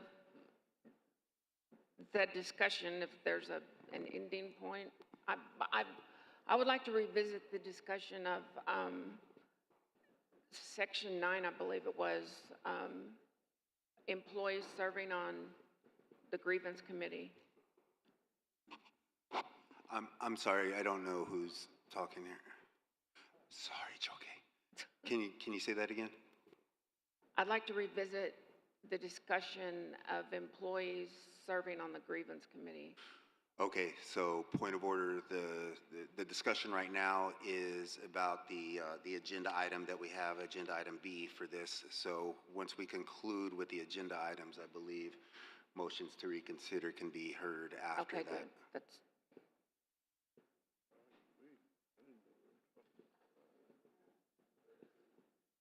Ladies and gentlemen, this is the time, right? Like, this is your time. If you don't need a vote, if there's a concern that you have that we're not addressing, this is it, right? Like, just throw it out there. There's nothing wrong or there's nothing right or even debatable about this moment right now. This is your opportunity to make suggestion for us to look at specific areas. We got a hand on the wall.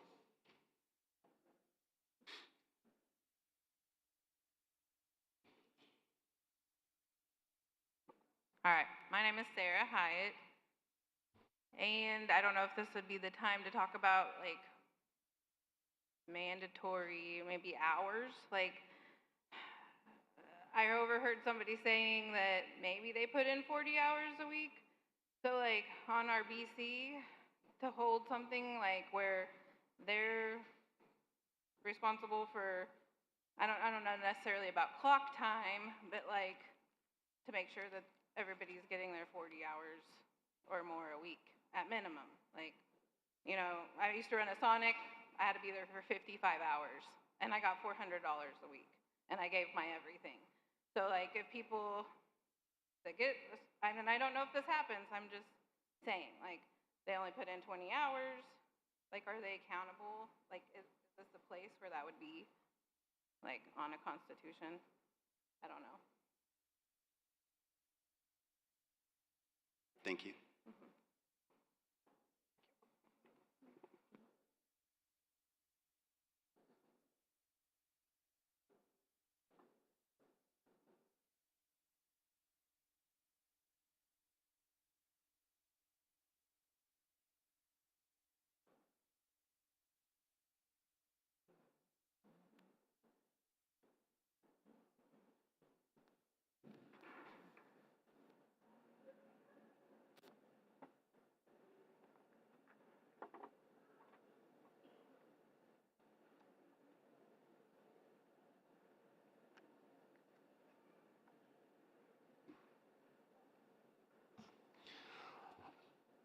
So I think it'd be helpful information for everybody here to understand what next. What's the plan? What's that look like? Time frame, ballot measure, election committee involvement. I was just reading the petitions.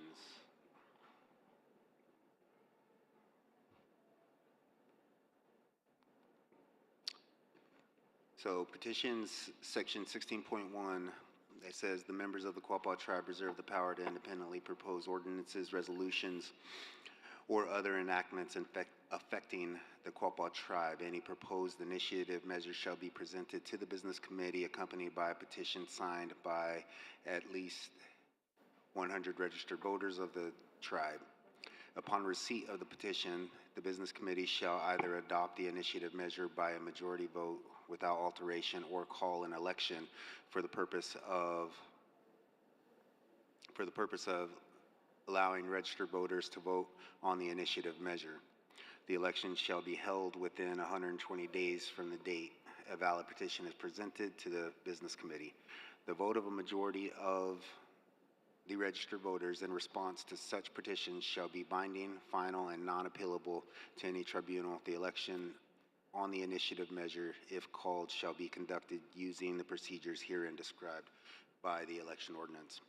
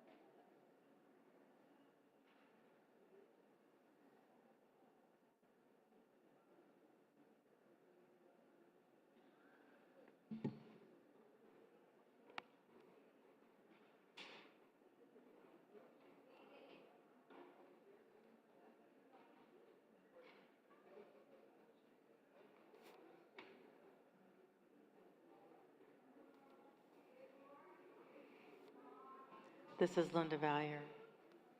Just want to see if we're still in open discussion.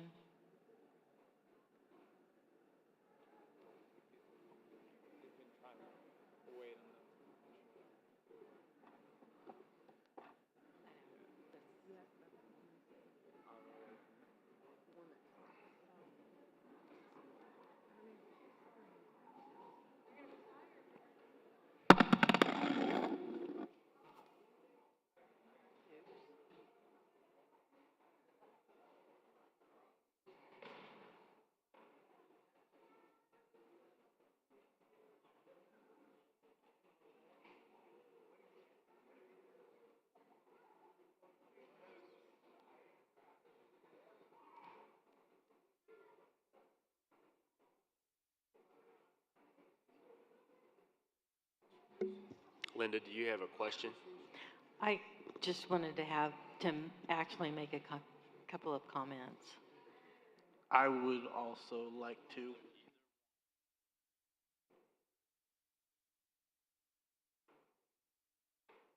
Is it okay? Okay. Well, I wanted to say that I have to agree with Callie on the fact that we need to bring more of our tribal members and get them more involved in our community and what's going on. They benefit from what the business committee and what the council is doing and the decisions that are made and everything. But I think we need to do something with incentivized programs. Something that I've kind of thought about for a while. It's imperative that we bring our members back and get them more involved. If we don't, and especially if we don't bring our young members back in and our kids back into it and get them more involved, this tribe will die.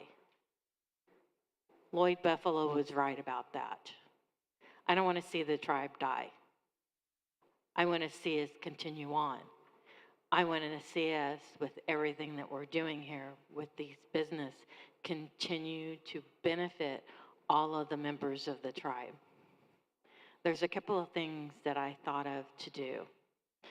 One of them has to do with education programs. Setting up some scholarship programs. I know that there are certain scholarship programs out there that you get a scholarship, like for a nursing degree.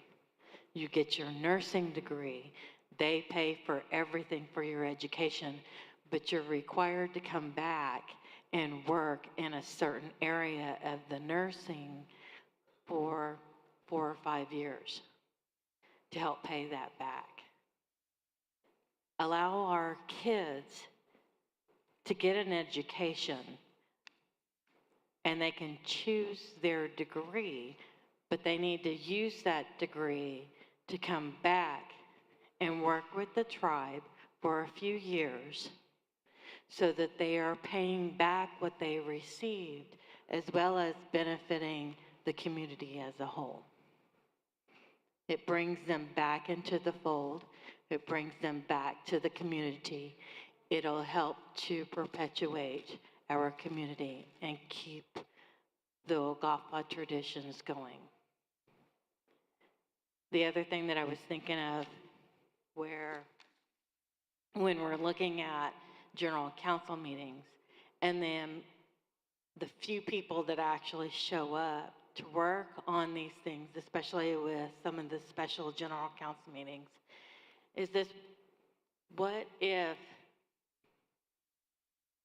let me preface this with the reason I thought of this was because there, like she said, there's some of our elders who are homebound who can't be there.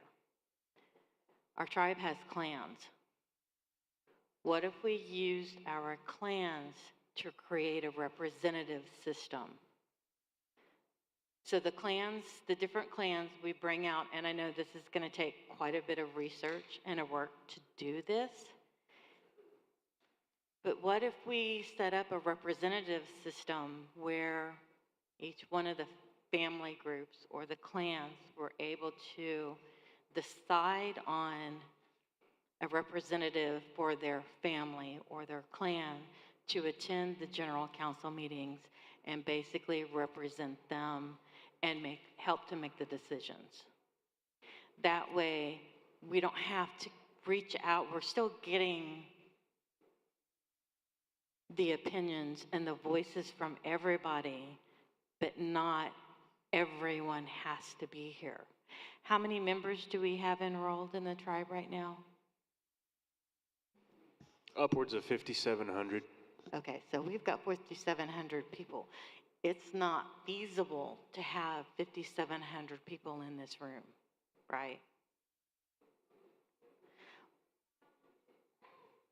Okay. So to get even 3,000 people in this room and to make all of their schedules with their busy lives and wherever they are scattered across the United States, if they had someone that they could turn to and say, hey, I know this is coming up. Here's my ideas. Here's some concerns I have. This is some things that I'd like to have presented. And then that person actually is the one that comes and shows up and presents all of that for them. I know that we're getting to be a little bit bigger than what we had before, and that's a good thing. But we have to have some systems in place to get our people involved again.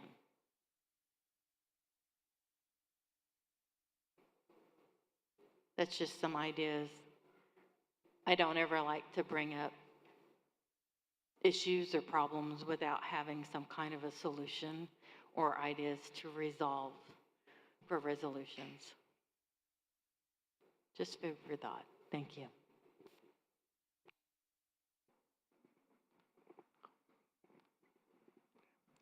Nathan Phelps here. I just wanted to say thank you to our elders. This is my first actual coming together for general council. And I have learned a lot. I mean, over the 3 days of us coming together, I have literally learned a lot, and I'm very grateful for that.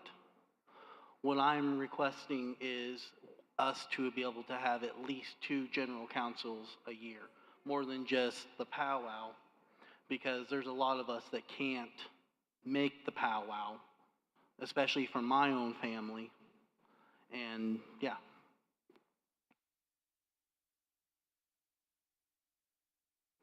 Or quarterly.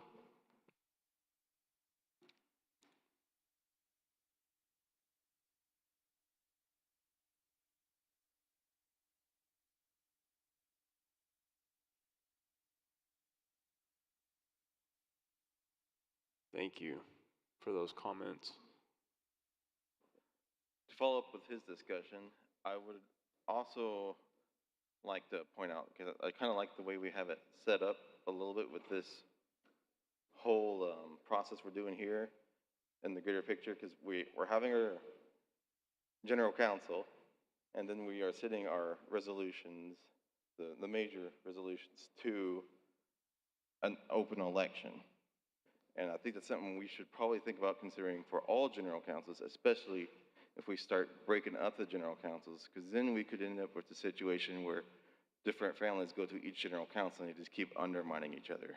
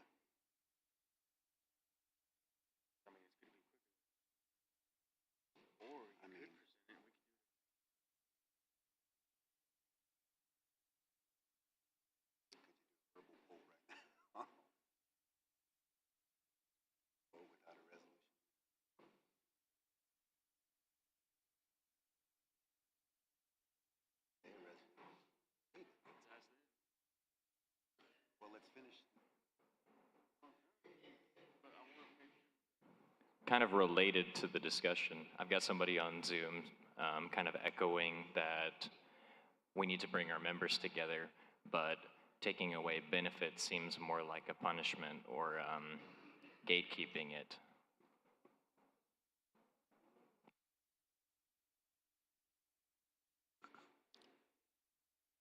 I think in this request, we're more looking for proposed solution, right? And we don't really want to shoot down somebody's proposed solution, but if you have another solution to the same issue, we'd be happy to hear that and entertain that also. But this isn't a forum to debate somebody else's proposed solution. And we are happy to hear all aspects of it.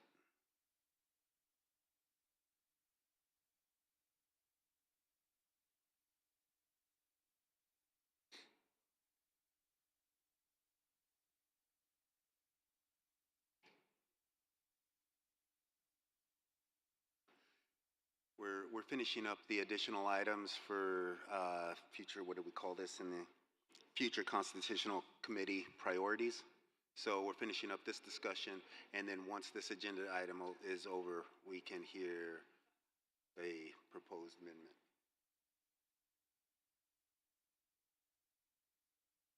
I have a question.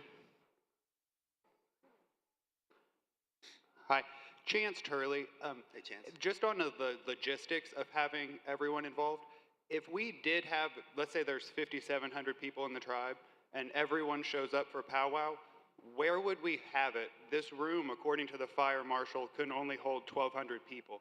You're short 4,500 people. So where would we have powwow? Because I mean, what? Or general council, sorry. Where would we have general council, not powwow? Like, we couldn't have it here. We'd have it at the grounds. We'd have it at the powwow grounds.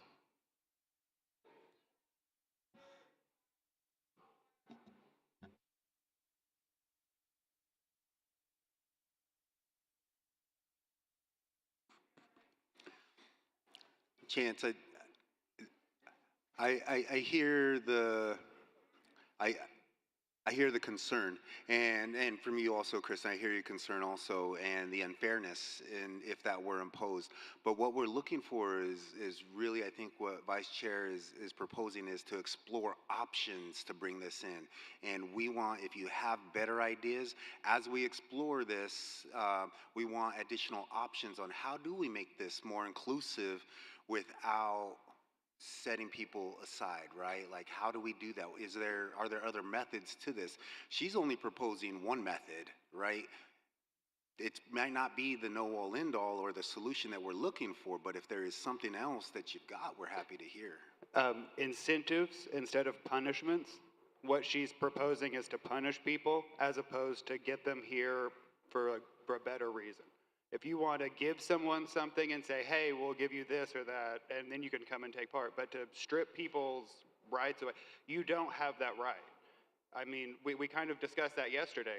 The only way you can remove people from the tribe is if they were added to the tribe erroneously. So what you're saying is let's leave them on the roll but take away all their benefits and essentially strip them of being a part of the tribe. And that's a punishment. Yeah, I think that could be debated. You just said the word yourself, benefits, right? So I think that this is a part of the discussion that I'm talking about, that we've got to get to the table first to explore this more. But I do hear you. I do hear you. Right.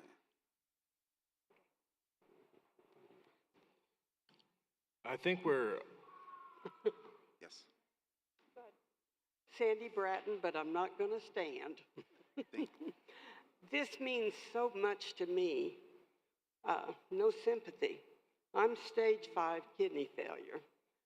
I made arrangements to be here the last 2 days and last year. You have to want this. You don't have enough incentives to get me here.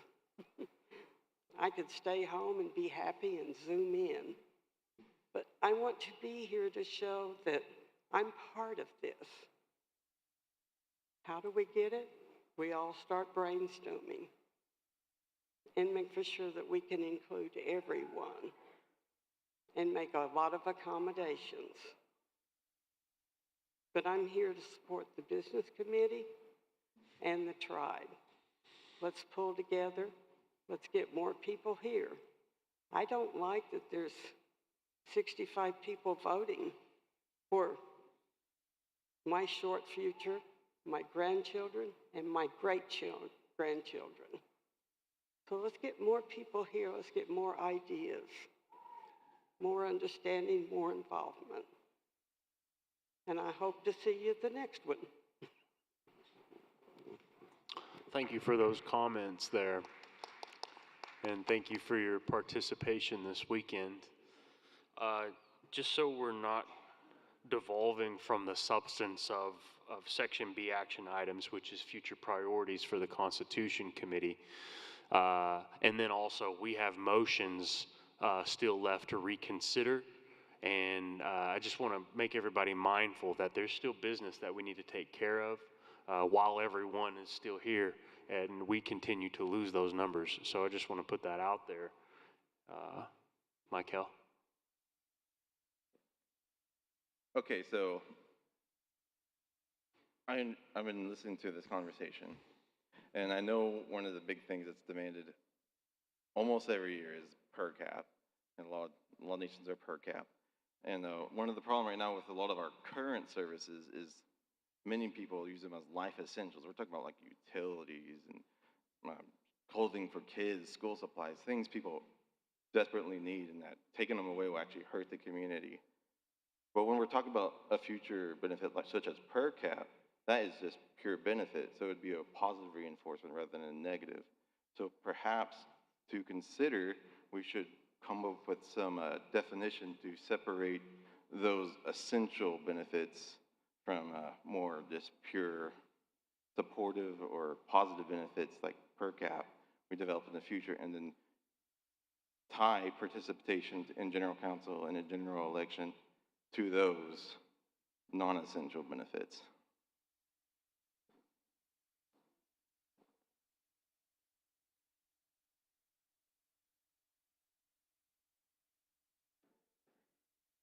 This is Callie Bowden. I just want to reiterate that I'm not trying to punish anybody. I am trying to find a solution to get participation. 1.7% is sad. It saddens me. And we all need to accept that truth. Right now, we don't have a per cap. Maybe we will in the future. And it would be very expensive right now to just start paying everybody for money that we don't have. So I am open for any kind of solution. I would rather everybody participate without us having to pay. The most participation we've ever had in this nation is when we were giving away TVs and $50 cash. If that's what we have to do again, then let's do it. But we need participation, and I'm just trying to find a solution. So no disrespect putting that out there. That's just my thought process behind it. So thank you. I think something else to keep in mind too is these aren't approved. These are still going on a ballot, and these will still be sent out to all registered voters of the Quapaw Nation. So just putting that information out there. And debated in this forum too. And I think those are the next steps that I'd like for the Roman and them to talk about. How do we effectuate this? Right. So this isn't a place to debate that. This is what's going to happen is we're going to take this committee's going to take this information mull it over. Where can we be inclusive of these ideas? If some of these ideas aren't feasible or realistic, we want to get answers to those as to why. But we're here to listen to you and what you want to hear in these documents, or what you want to have in these documents going forward. So that's the goal of this part of our discussion, is to hear, well, what are those ideas? What do you want us to look at? And we'll look at them. We will. I mean, we spend hours, looking into and researching a lot of this stuff. So believe me, we'll look into it if you ask us to. Give him your email. constitution.committee@quapawnation.com. So if you want to give us any other ideas that comes up, 2 o'clock tomorrow, let me know. I forgot why I originally came up here to talk about there and that. With us being in a new generation and we're talking about remote participation, we should really look into how we want to manage and have legally remote voting in the future. So when we develop the technology, we already have that in place.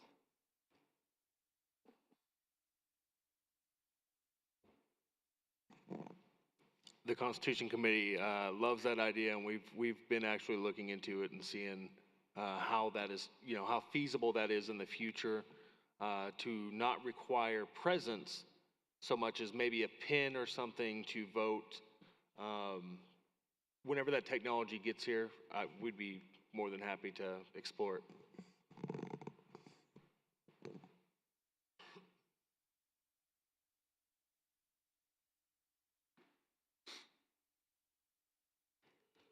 Mr. Chair, if there's no other feedback, oh, yeah, there is. Is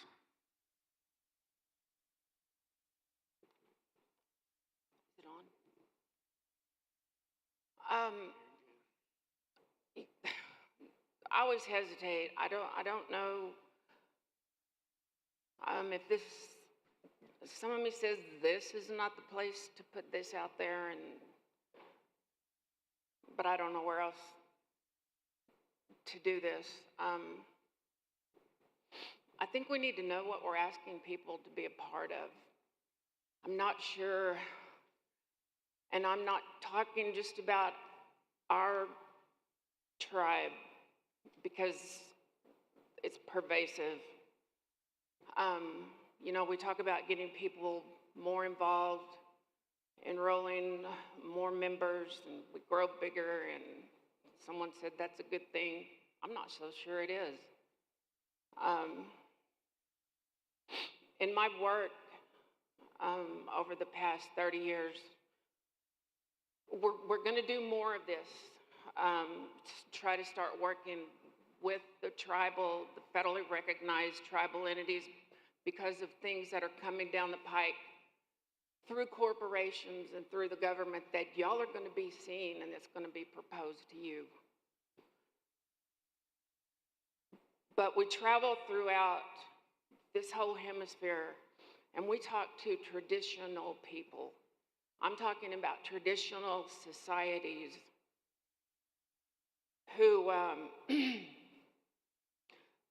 understand, and our people have this knowledge.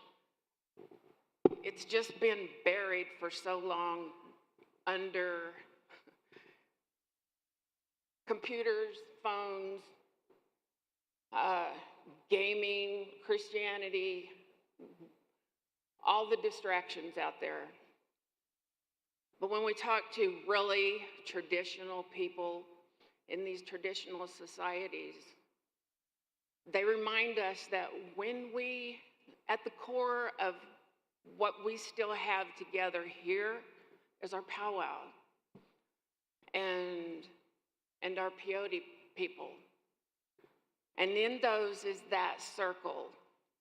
There's a reason we do things in certain numbers. There's a reason why we go around. And it has to do with the earth that we all live on and share. We don't survive without her. She can survive. You can pull man out of the picture, and the earth and everything else will still go on. But we don't survive without those things. So when we're asking people to come into this, I really would like to see somewhere reflected to give guidance to the future and to our people now, that we need to protect things like,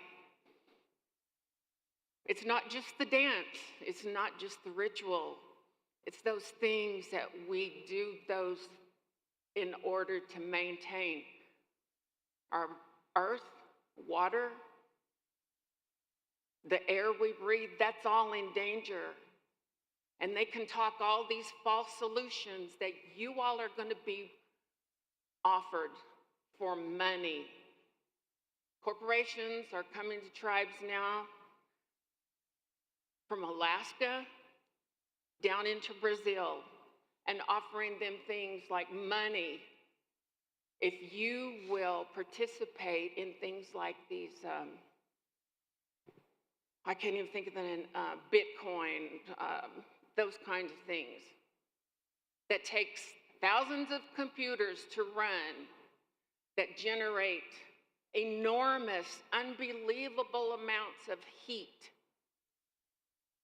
So they just proposed to a tribe up north, we'll pay you to take the heat from our facility, use it in your gardens, use it in your food projects. What you better look at is what those contracts don't say. If we keep enrolling people who have no connection to that knowledge, then we're not a distinct people anymore, and there's no reason for us to exist. There's no reason to talk about gaming or anything else. So I would just like, when you're doing this work, to keep those, and even if we don't have a lot of that left here, when you're doing this work, think about when we did have those things. They're still there. They're just so deep. Sometimes I don't know that they can even be pulled out. But they're not going to be in these younger ones who have, this is what leads them. So I would like to see some of that expressed somewhere in here, to try to keep some of those values in place on this. Thank you.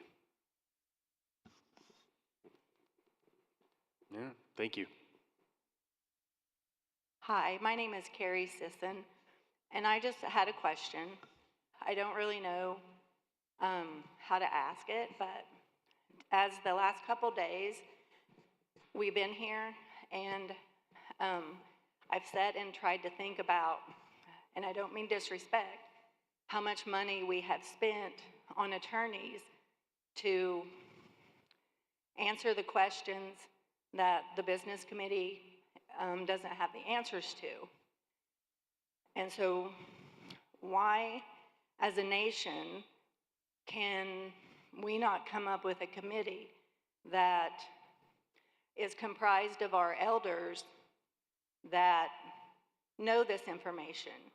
We could have our business committee is, not be, it's not a pride thing if you don't know an answer, but why do we have to pay for legal advice when a lot of the elders in this room have known answers to questions that have been brought up? It's just a question, and I, again, don't mean disrespect.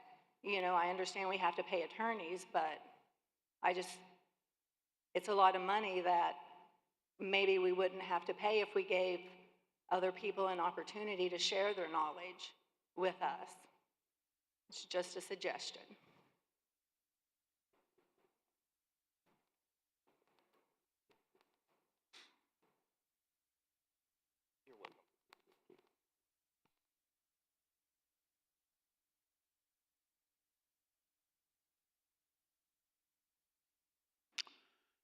Mr. Chair, without any other discussion or feedback on item B, I have no other business on the floor.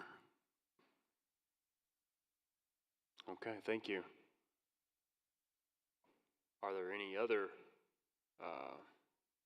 items? Yes, Joe K. Hold on just a second, Joe K. Let's get you mic'd up so we can all hear. Again, a review of, I believe it was Section 9, employees on the grievance committee.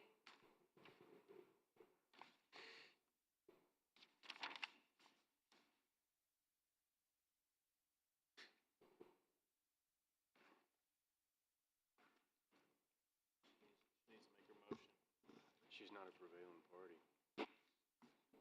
And I'd just like to say, while I have the floor,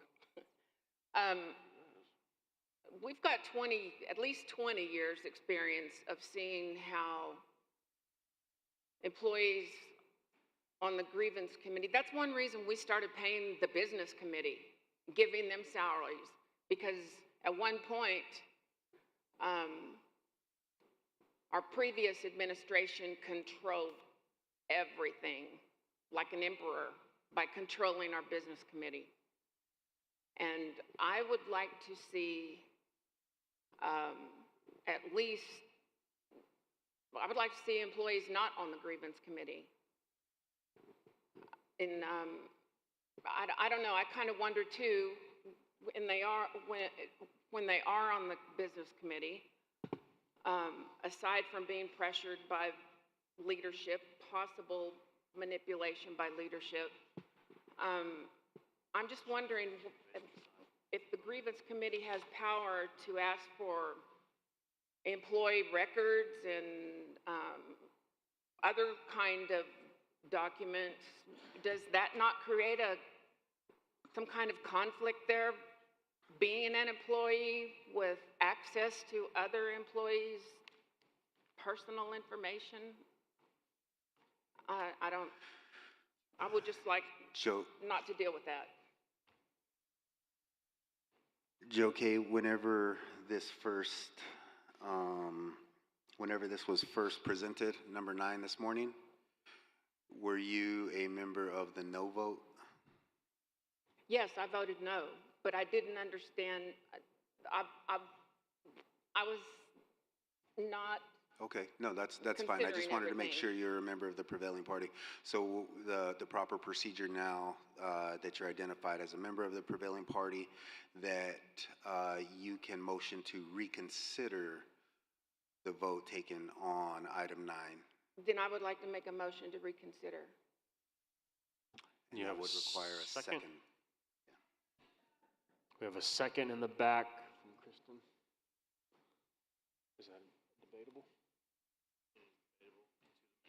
Okay. We can now move into discussion to include that language or that motion, and the discussion must be kept to the merits of the debate. So what I just said? Yes. No, well, I had just gave thought to what I just said.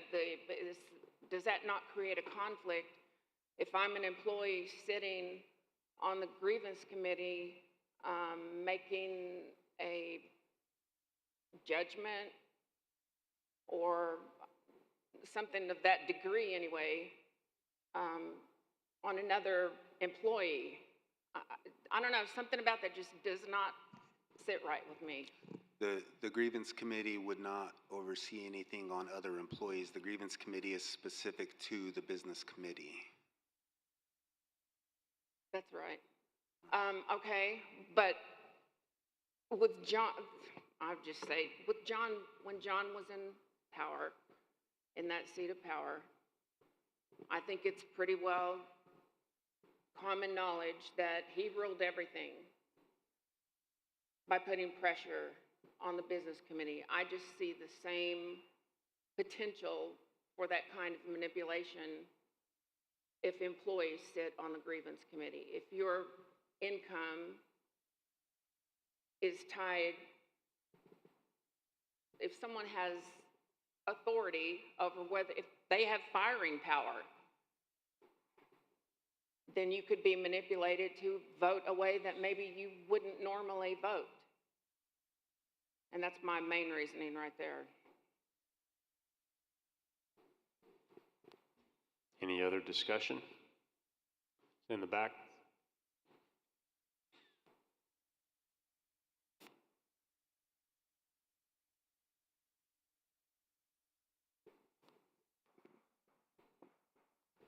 I think that this, Chance Turley, sorry, identify myself. I think this topic was discussed ad nauseum yesterday when there were more people present. So if everyone in this room is concerned with participation, I don't think we should open it back up for a vote when there are less people here today.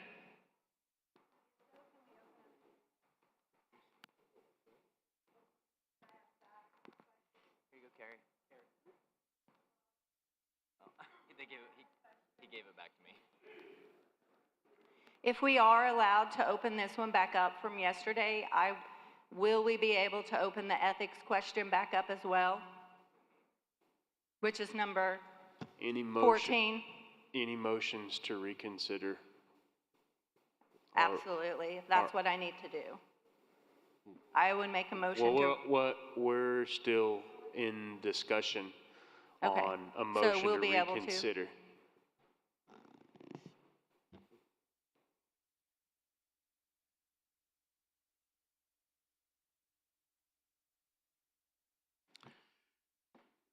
I'd like to weigh in on the discussion on this, just on a personal level, as a tribal member. Like Chance had stated, I also think that it would be improper of us in a smaller setting to consider something that was already voted on by a larger number of people. Now that dynamic has changed, right? That if we were to reconsider this, I think that it should be reconsidered by the same number of people who voted on it to begin with and not a lesser number. I think that that really speaks to what we're trying to move away from with, our history, and moving into this new phase of a Quapaw Nation is being more proper and fair about access, opportunity, participation, and that with those who have left, we are negating that participation that they were here for and present for. And in my opinion, I don't believe that this should be reconsidered because of that.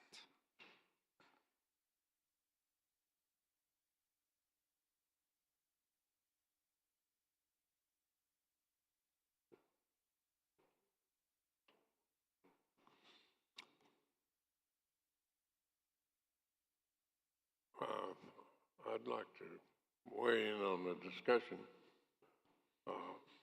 There's truth to what Roman said. However, it may be a long time before we get another chance to actually address this question. We've come a long ways in these last few days and meetings in strengthening the grievance committee. The grievance committee is the only check and balance you have on the business committee. And each of these people on the committee have the only jurisdiction over those few people on the business committee. Imagine if your only jurisdiction you had was over your boss, who sometimes you respect, And outside of your wife or husband, probably about the only person that can tell you what to do. It's a little bit hard to overlook that. But what we've done here, if these amendments pass, we've not only, before, well, at the present time, if these amendments pass, we've made a lot of changes. Before it was, the grievance committee looked at the committee, and about the only thing they could do, they could either ignore it or you cut your head off. There wasn't much else. There wasn't any censure. There wasn't any options. We'll be changing that that it is not that severe, but it's been actually really 70 years probably since we made this many amendments to the governing resolution.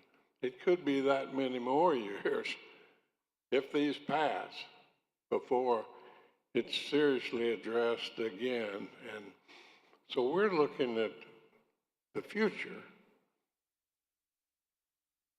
Most of you got more future left than I do. But what we do here, if we pass these resolutions later, we've probably set the rules for generations to come. You know, since birth, little Quapaw children are taught that if they behave themselves, go to college and get an education, maybe someday they can be on the grievance committee. No, that's not the way it works. People get on the grievance committee by default, usually. They either want the $400 or they just kind of got in, voted on it without, they don't campaign for it. You just get people in here that you hope are just going to do the best they can do and be honest, imply the rules that's afforded them. And it has nothing to do with the quality of the employees or their sincerity or anything like that. It's just if employees are on the grievance committee, you've put good people in a position where they can be, pressure can be put on them, serious pressure. Now, I've been on this grievance committee for a while, but I've had a lot of experience with similar type committees. Pressure can be exerted on somebody in a lot of ways, and a lot of people that otherwise could maintain a certain level of individual preference can be manipulated to do things that they really don't want to do. It's just a bad situation, I think, to put employees on the grievance committee where their only jurisdiction is over their bosses. And it's just not a workable situation. I don't think you're ever going to get the true independence of the grievance committee to where it can function as it's intended to function until you don't have employees on the committee. There's just it's just not working very well. I'm there, and I honestly believe that it could be better. So I'm in favor of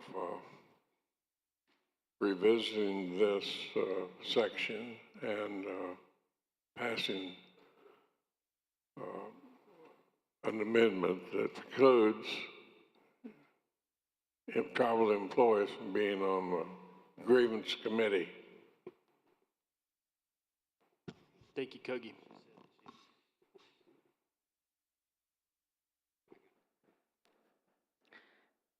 Abigail here. Hey, Abigail. I've sat here these 2 days listening to all these laws and the way you all are speaking about one another.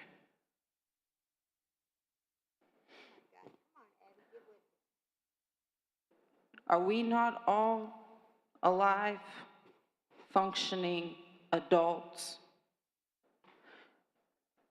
that have hearts and minds? I say that because the way that you all are speaking on one another in these laws, you're stating that you don't trust anyone, that you have no faith in trusting people for who they are. You know them. You know what they're capable of. You know what they lack. But you still can't trust them. Sure, they're going to have faults. Sure, they're going to have mistakes. They're human. We're all designed that way. You're taking people's heart for their people and using laws that were written to take your rights away. Or, excuse me, y'all didn't know this, your ancestors' rights away. That's what these laws were written for.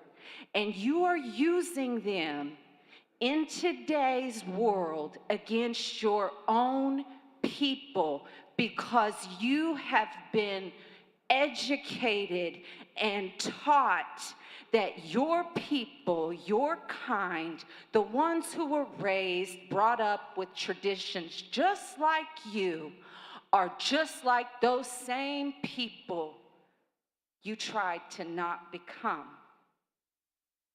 That your ancestors died fighting, trying not to become. I don't understand how all of you need someone to hold your hand to use the restroom. Because that's where you're getting at. This is the nitty-gritty. We're down to the basics. We're back to kindergarten. Don't eat the paste, guys. If you can't say nothing nice, don't say nothing at all. No. If you have something to say because you have a problem, you should have been voicing it at your business committee meetings. You should be outpouring what you see, what you do. If it's that big of an issue, make it an issue. Make your people see it is an issue. Don't continue to play high school games with your people. Joe Kay already told you. This woman right here already told you this could be her last time here. But she showed up because she cares. It's a part of her. It's who she is. And she wants it for her family, her grandkids. She wants to know her family will always be a part of who she was. These laws, these rules you need, you can't even be accountable for yourself, and you're trying to make other people accountable. Hold other people accountable. I don't understand how many of you have a brain in this room. You all have to be told repeatedly what not to do, what needs to be done. I don't understand that because I've been a mother since I was 17. I make sure my kids have everything they need before they went anywhere. If we showed up somewhere, they were fully prepared in case of an emergency. I'm listening to all of this and all the hardships that we had, and they're great ideas. But at the same time, I'm sitting here thinking, who wasn't brainstorming before you started this? Because it only took us a few minutes to come up with some of this. And these laws have been in place for how long? Y'all been riding on this governing resolution so that you can manipulate your people to hold control and power over them. Your people don't understand these things because nobody wants to take the time to educate them, to explain the laws and what is being written. And yes, you can say that you're doing that now. You can say that you're making it available to them now. But that is only meetings, special general counsel. You don't make those attorneys available to your tribal members on the regular. You can't foot that bill. You can't explain that to your people that you can't foot that bill. You can't even give the basics breakdown without some kind of secret conspiracy on all the businesses, all the actual money that comes into this nation. Y'all are not even thinking. You're too busy playing this high school game of he said, she said, he did this, she did this, my mama said that, your mama done this. That's what you're doing. So just to be clear, are you arguing in the affirmative for this motion to reconsider? I'm arguing. Or are you against the motion? I'm against it. Okay. I'm against it for the simple fact we have hardworking employees that are tribal members who have hearts with integrity that actually know what ethics, both personal and business, like, without having to have an attorney define those definitions for them. They know what they are. And they should not be feeling excluded or that they're untrustworthy because they're an employee by the tribe. And that right there excludes them. It makes them feel that way. It made me feel that way. And I'm just a tribal member. I don't work for the tribe. I have. You don't want me to go there. But as it is, seriously, y'all, you're living and breathing, but you don't know if today's your last day. And you're gonna fight over who can control who, instead of learning to control yourselves so that you can work together with one another for all of us. I'm confused. And I'm hurt. And I really think this is stupid.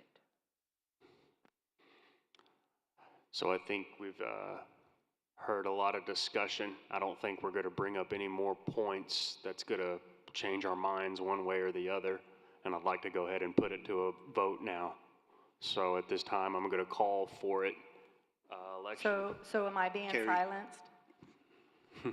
No, I'm calling for the vote, though. Like I said, I think we've heard Well, I just both wanted sides. to speak. Nobody has spoke as an employee on this particular matter. And so I would like to be able to speak for the employees who's also a tribal member, because we feel that we are being silenced, because I have been an employee that has been retaliated against. I have been bullied. My husband was wrongfully terminated out of retaliation. There's a lot of things that's happened to me personally. And that being said, you can ask anybody that works with me and anybody that knows me. I am ethical as the day is long. And being lumped into a group of people that are employees that are able to be intimidated and controlled is offensive to me, because I am not controlled like that. That is part of the retaliation that's came against me, is because I say no and I'm asked to do something I'm not supposed to do. That is why the enrollment committee loves me. The election committee respects me. I've never done anything I'm not supposed to do, and I've gotten in trouble for that. So as an employee, I think it's unfair to say that we can be intimidated. And if that's the case, then I don't think someone on the grievance committee should have a family member that's on the business committee. And that's just my personal opinion, because he could be intimidated just like we could as employees. That's what I had to say. Okay, thank you. Now I'll call for the vote. And just to clarify, this is a vote, motion on the floor to reconsider Amendment 9.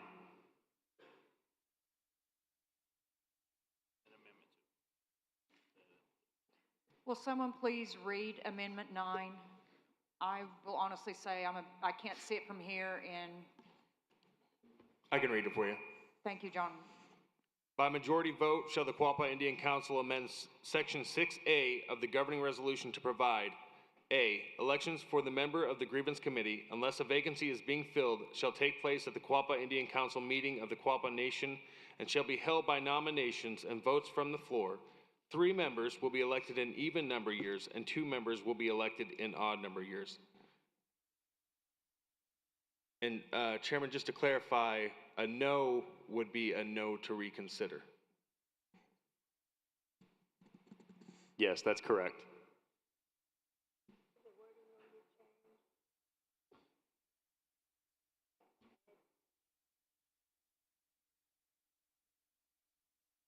Yes is to reconsider, no to not reconsider, or abstain. Yes. Gonna go. Thank you, Linda.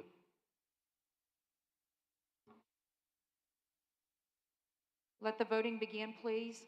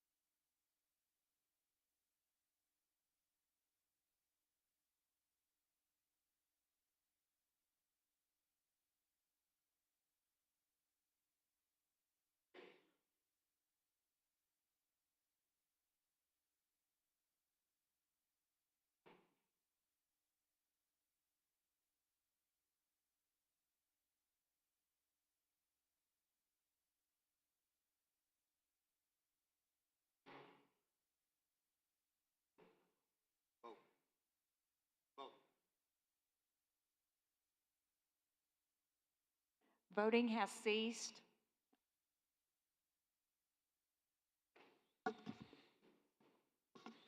By 61.5%, the motion to reconsider has failed for Amendment 9. Are there any other motions on the floor to reconsider any of the amendment proposals?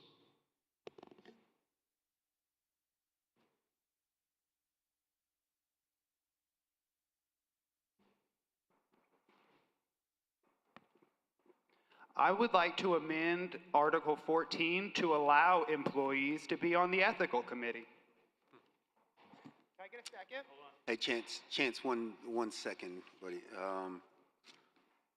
The motion must be made by somebody who voted yes. No. I don't think that was an amendment. I did. I misunderstood and voted yes. Okay.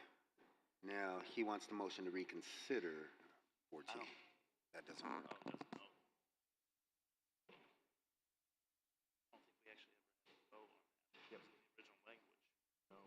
Oh, it was? We added the, cannot include, employees.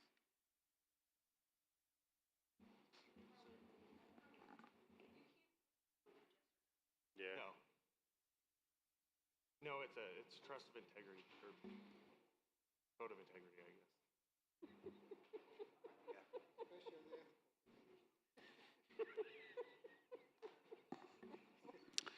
Okay, Chance, where you at?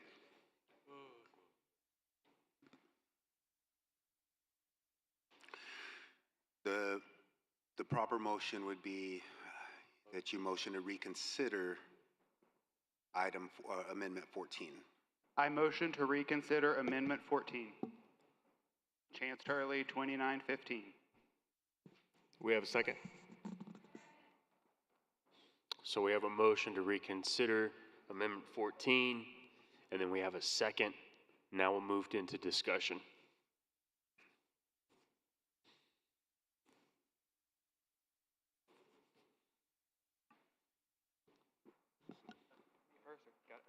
I made the motion because for the same reason I feel on the grievance committee, I feel that when you employ a tribal member, you don't have the right to silence their voice. And they should be able to stand up to you and speak truth to power.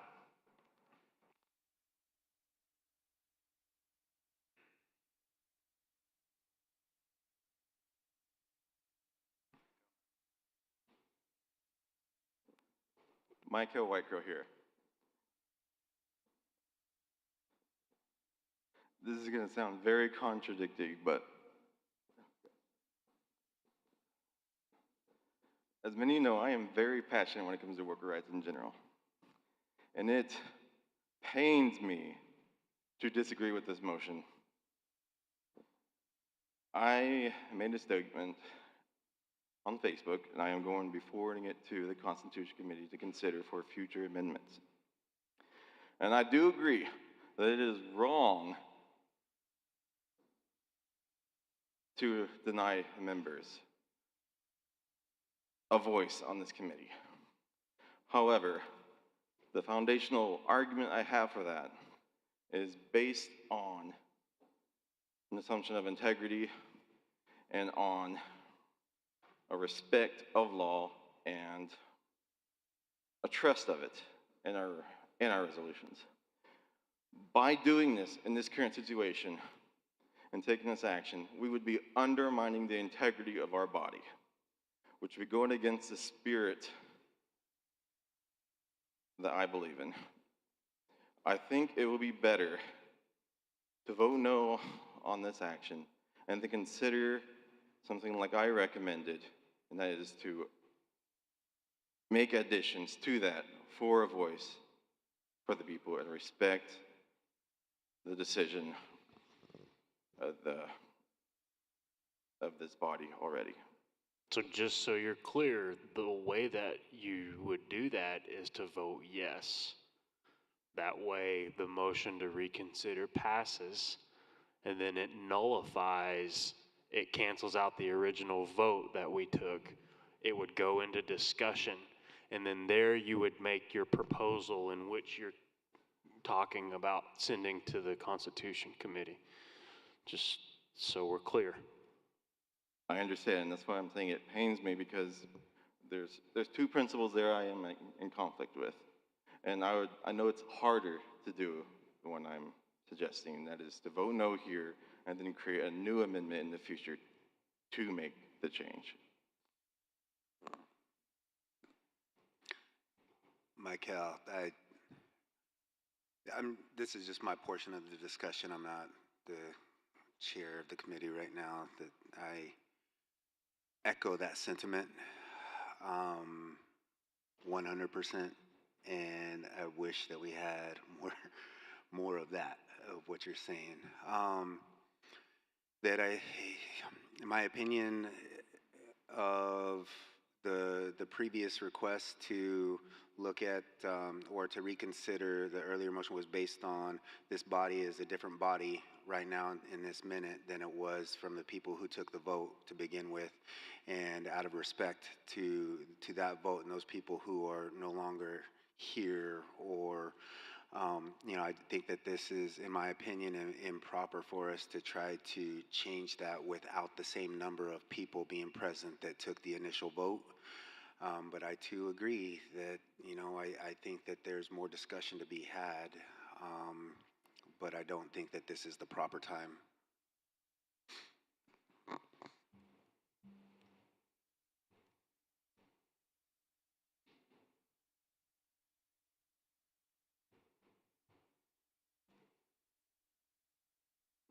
I don't know if I'm supposed to respond, but my motion still stands. Yes, your motion is still being discussed yet. Any other discussion? Hearing none, I'm going to call for the vote on this motion to reconsider, including, or I guess, is it including or excluding? Motion to reconsider the language to Section 14 or Amendment 14. So I'm going to call for the vote now and turn it over to the election committee. You need clarity?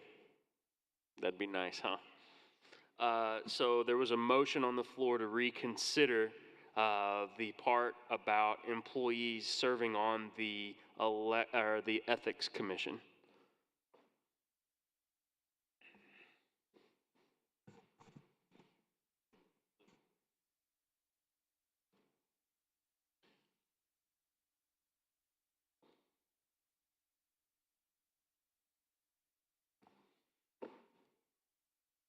So yes, it will be reconsidered, no, not reconsidered, and abstain. That's correct.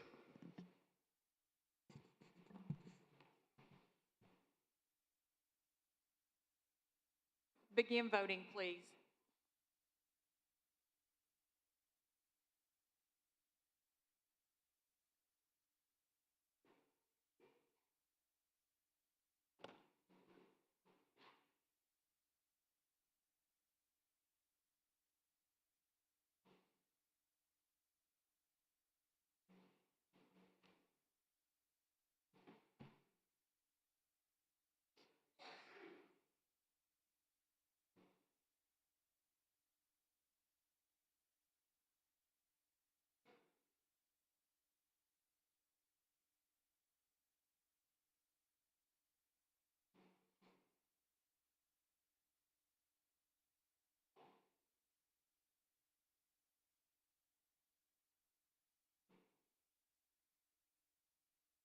Have you guys ever read that play called No Exit by Jean-Paul Sartre?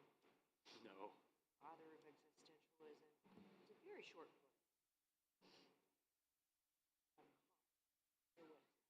I think I'm caught in no exit. Sorry. I'm going to read that tonight. It's of course I can't read French, but.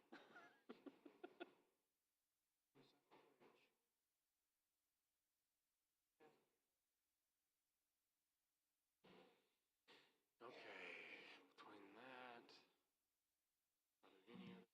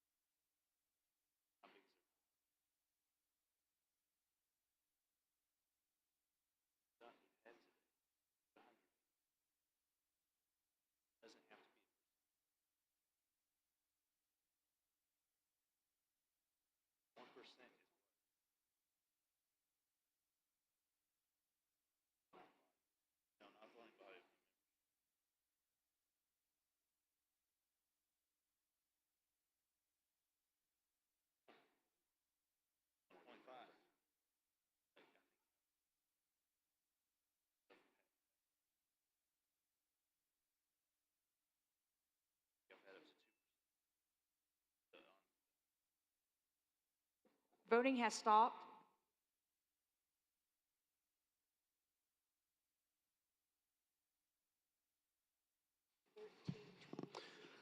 Okay, by a vote of 34.2% yes, 60.5% no, and 5.3% abstain, the motion to reconsider fails.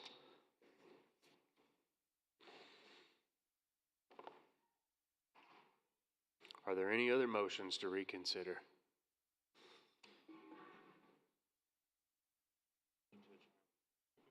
We're about to get it.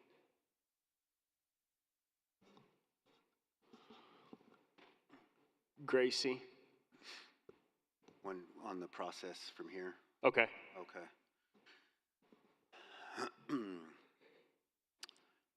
Mr. Chair, in accordance with our governing resolution, section 14, which authorizes the business committee to compel the chairman to call a special election, I move to request a resolution and vote by the business committee to call a special election for the approved amendments that this body has voted on.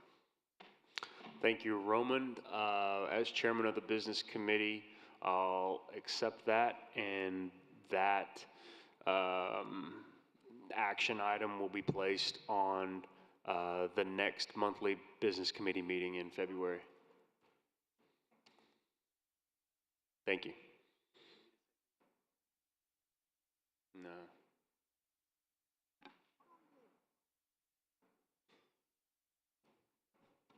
Gracie?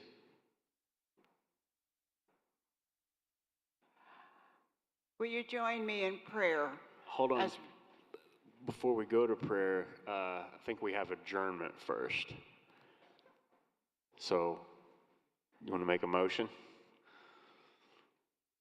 Motion to adjourn? I make a motion that we adjourn. Okay. A second by Candace. All those in favor signify by saying aye. Aye. All opposed? Any abstention? Motion carries, and we are adjourned. Now, Gracie, could you please close us out in prayer? Join me in prayer as we close this meeting. In Tate, Ganagay, we're glad that you were with us. We were glad that people had a chance to speak, and we did take care of business, which is what we were about today.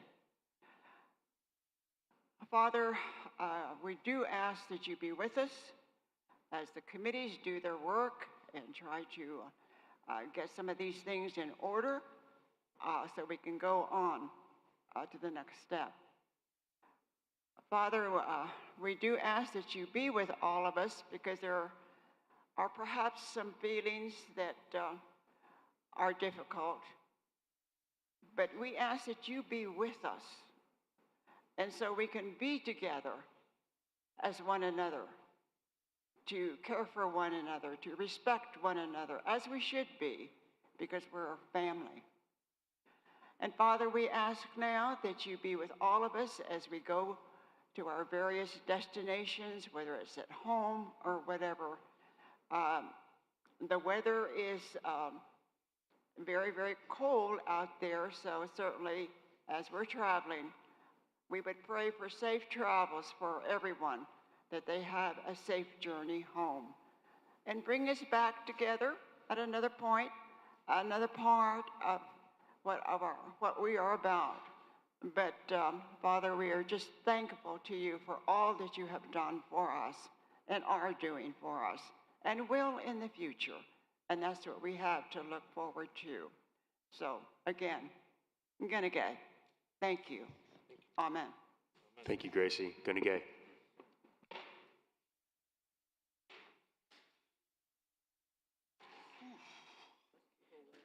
Just courtesy FYI, please.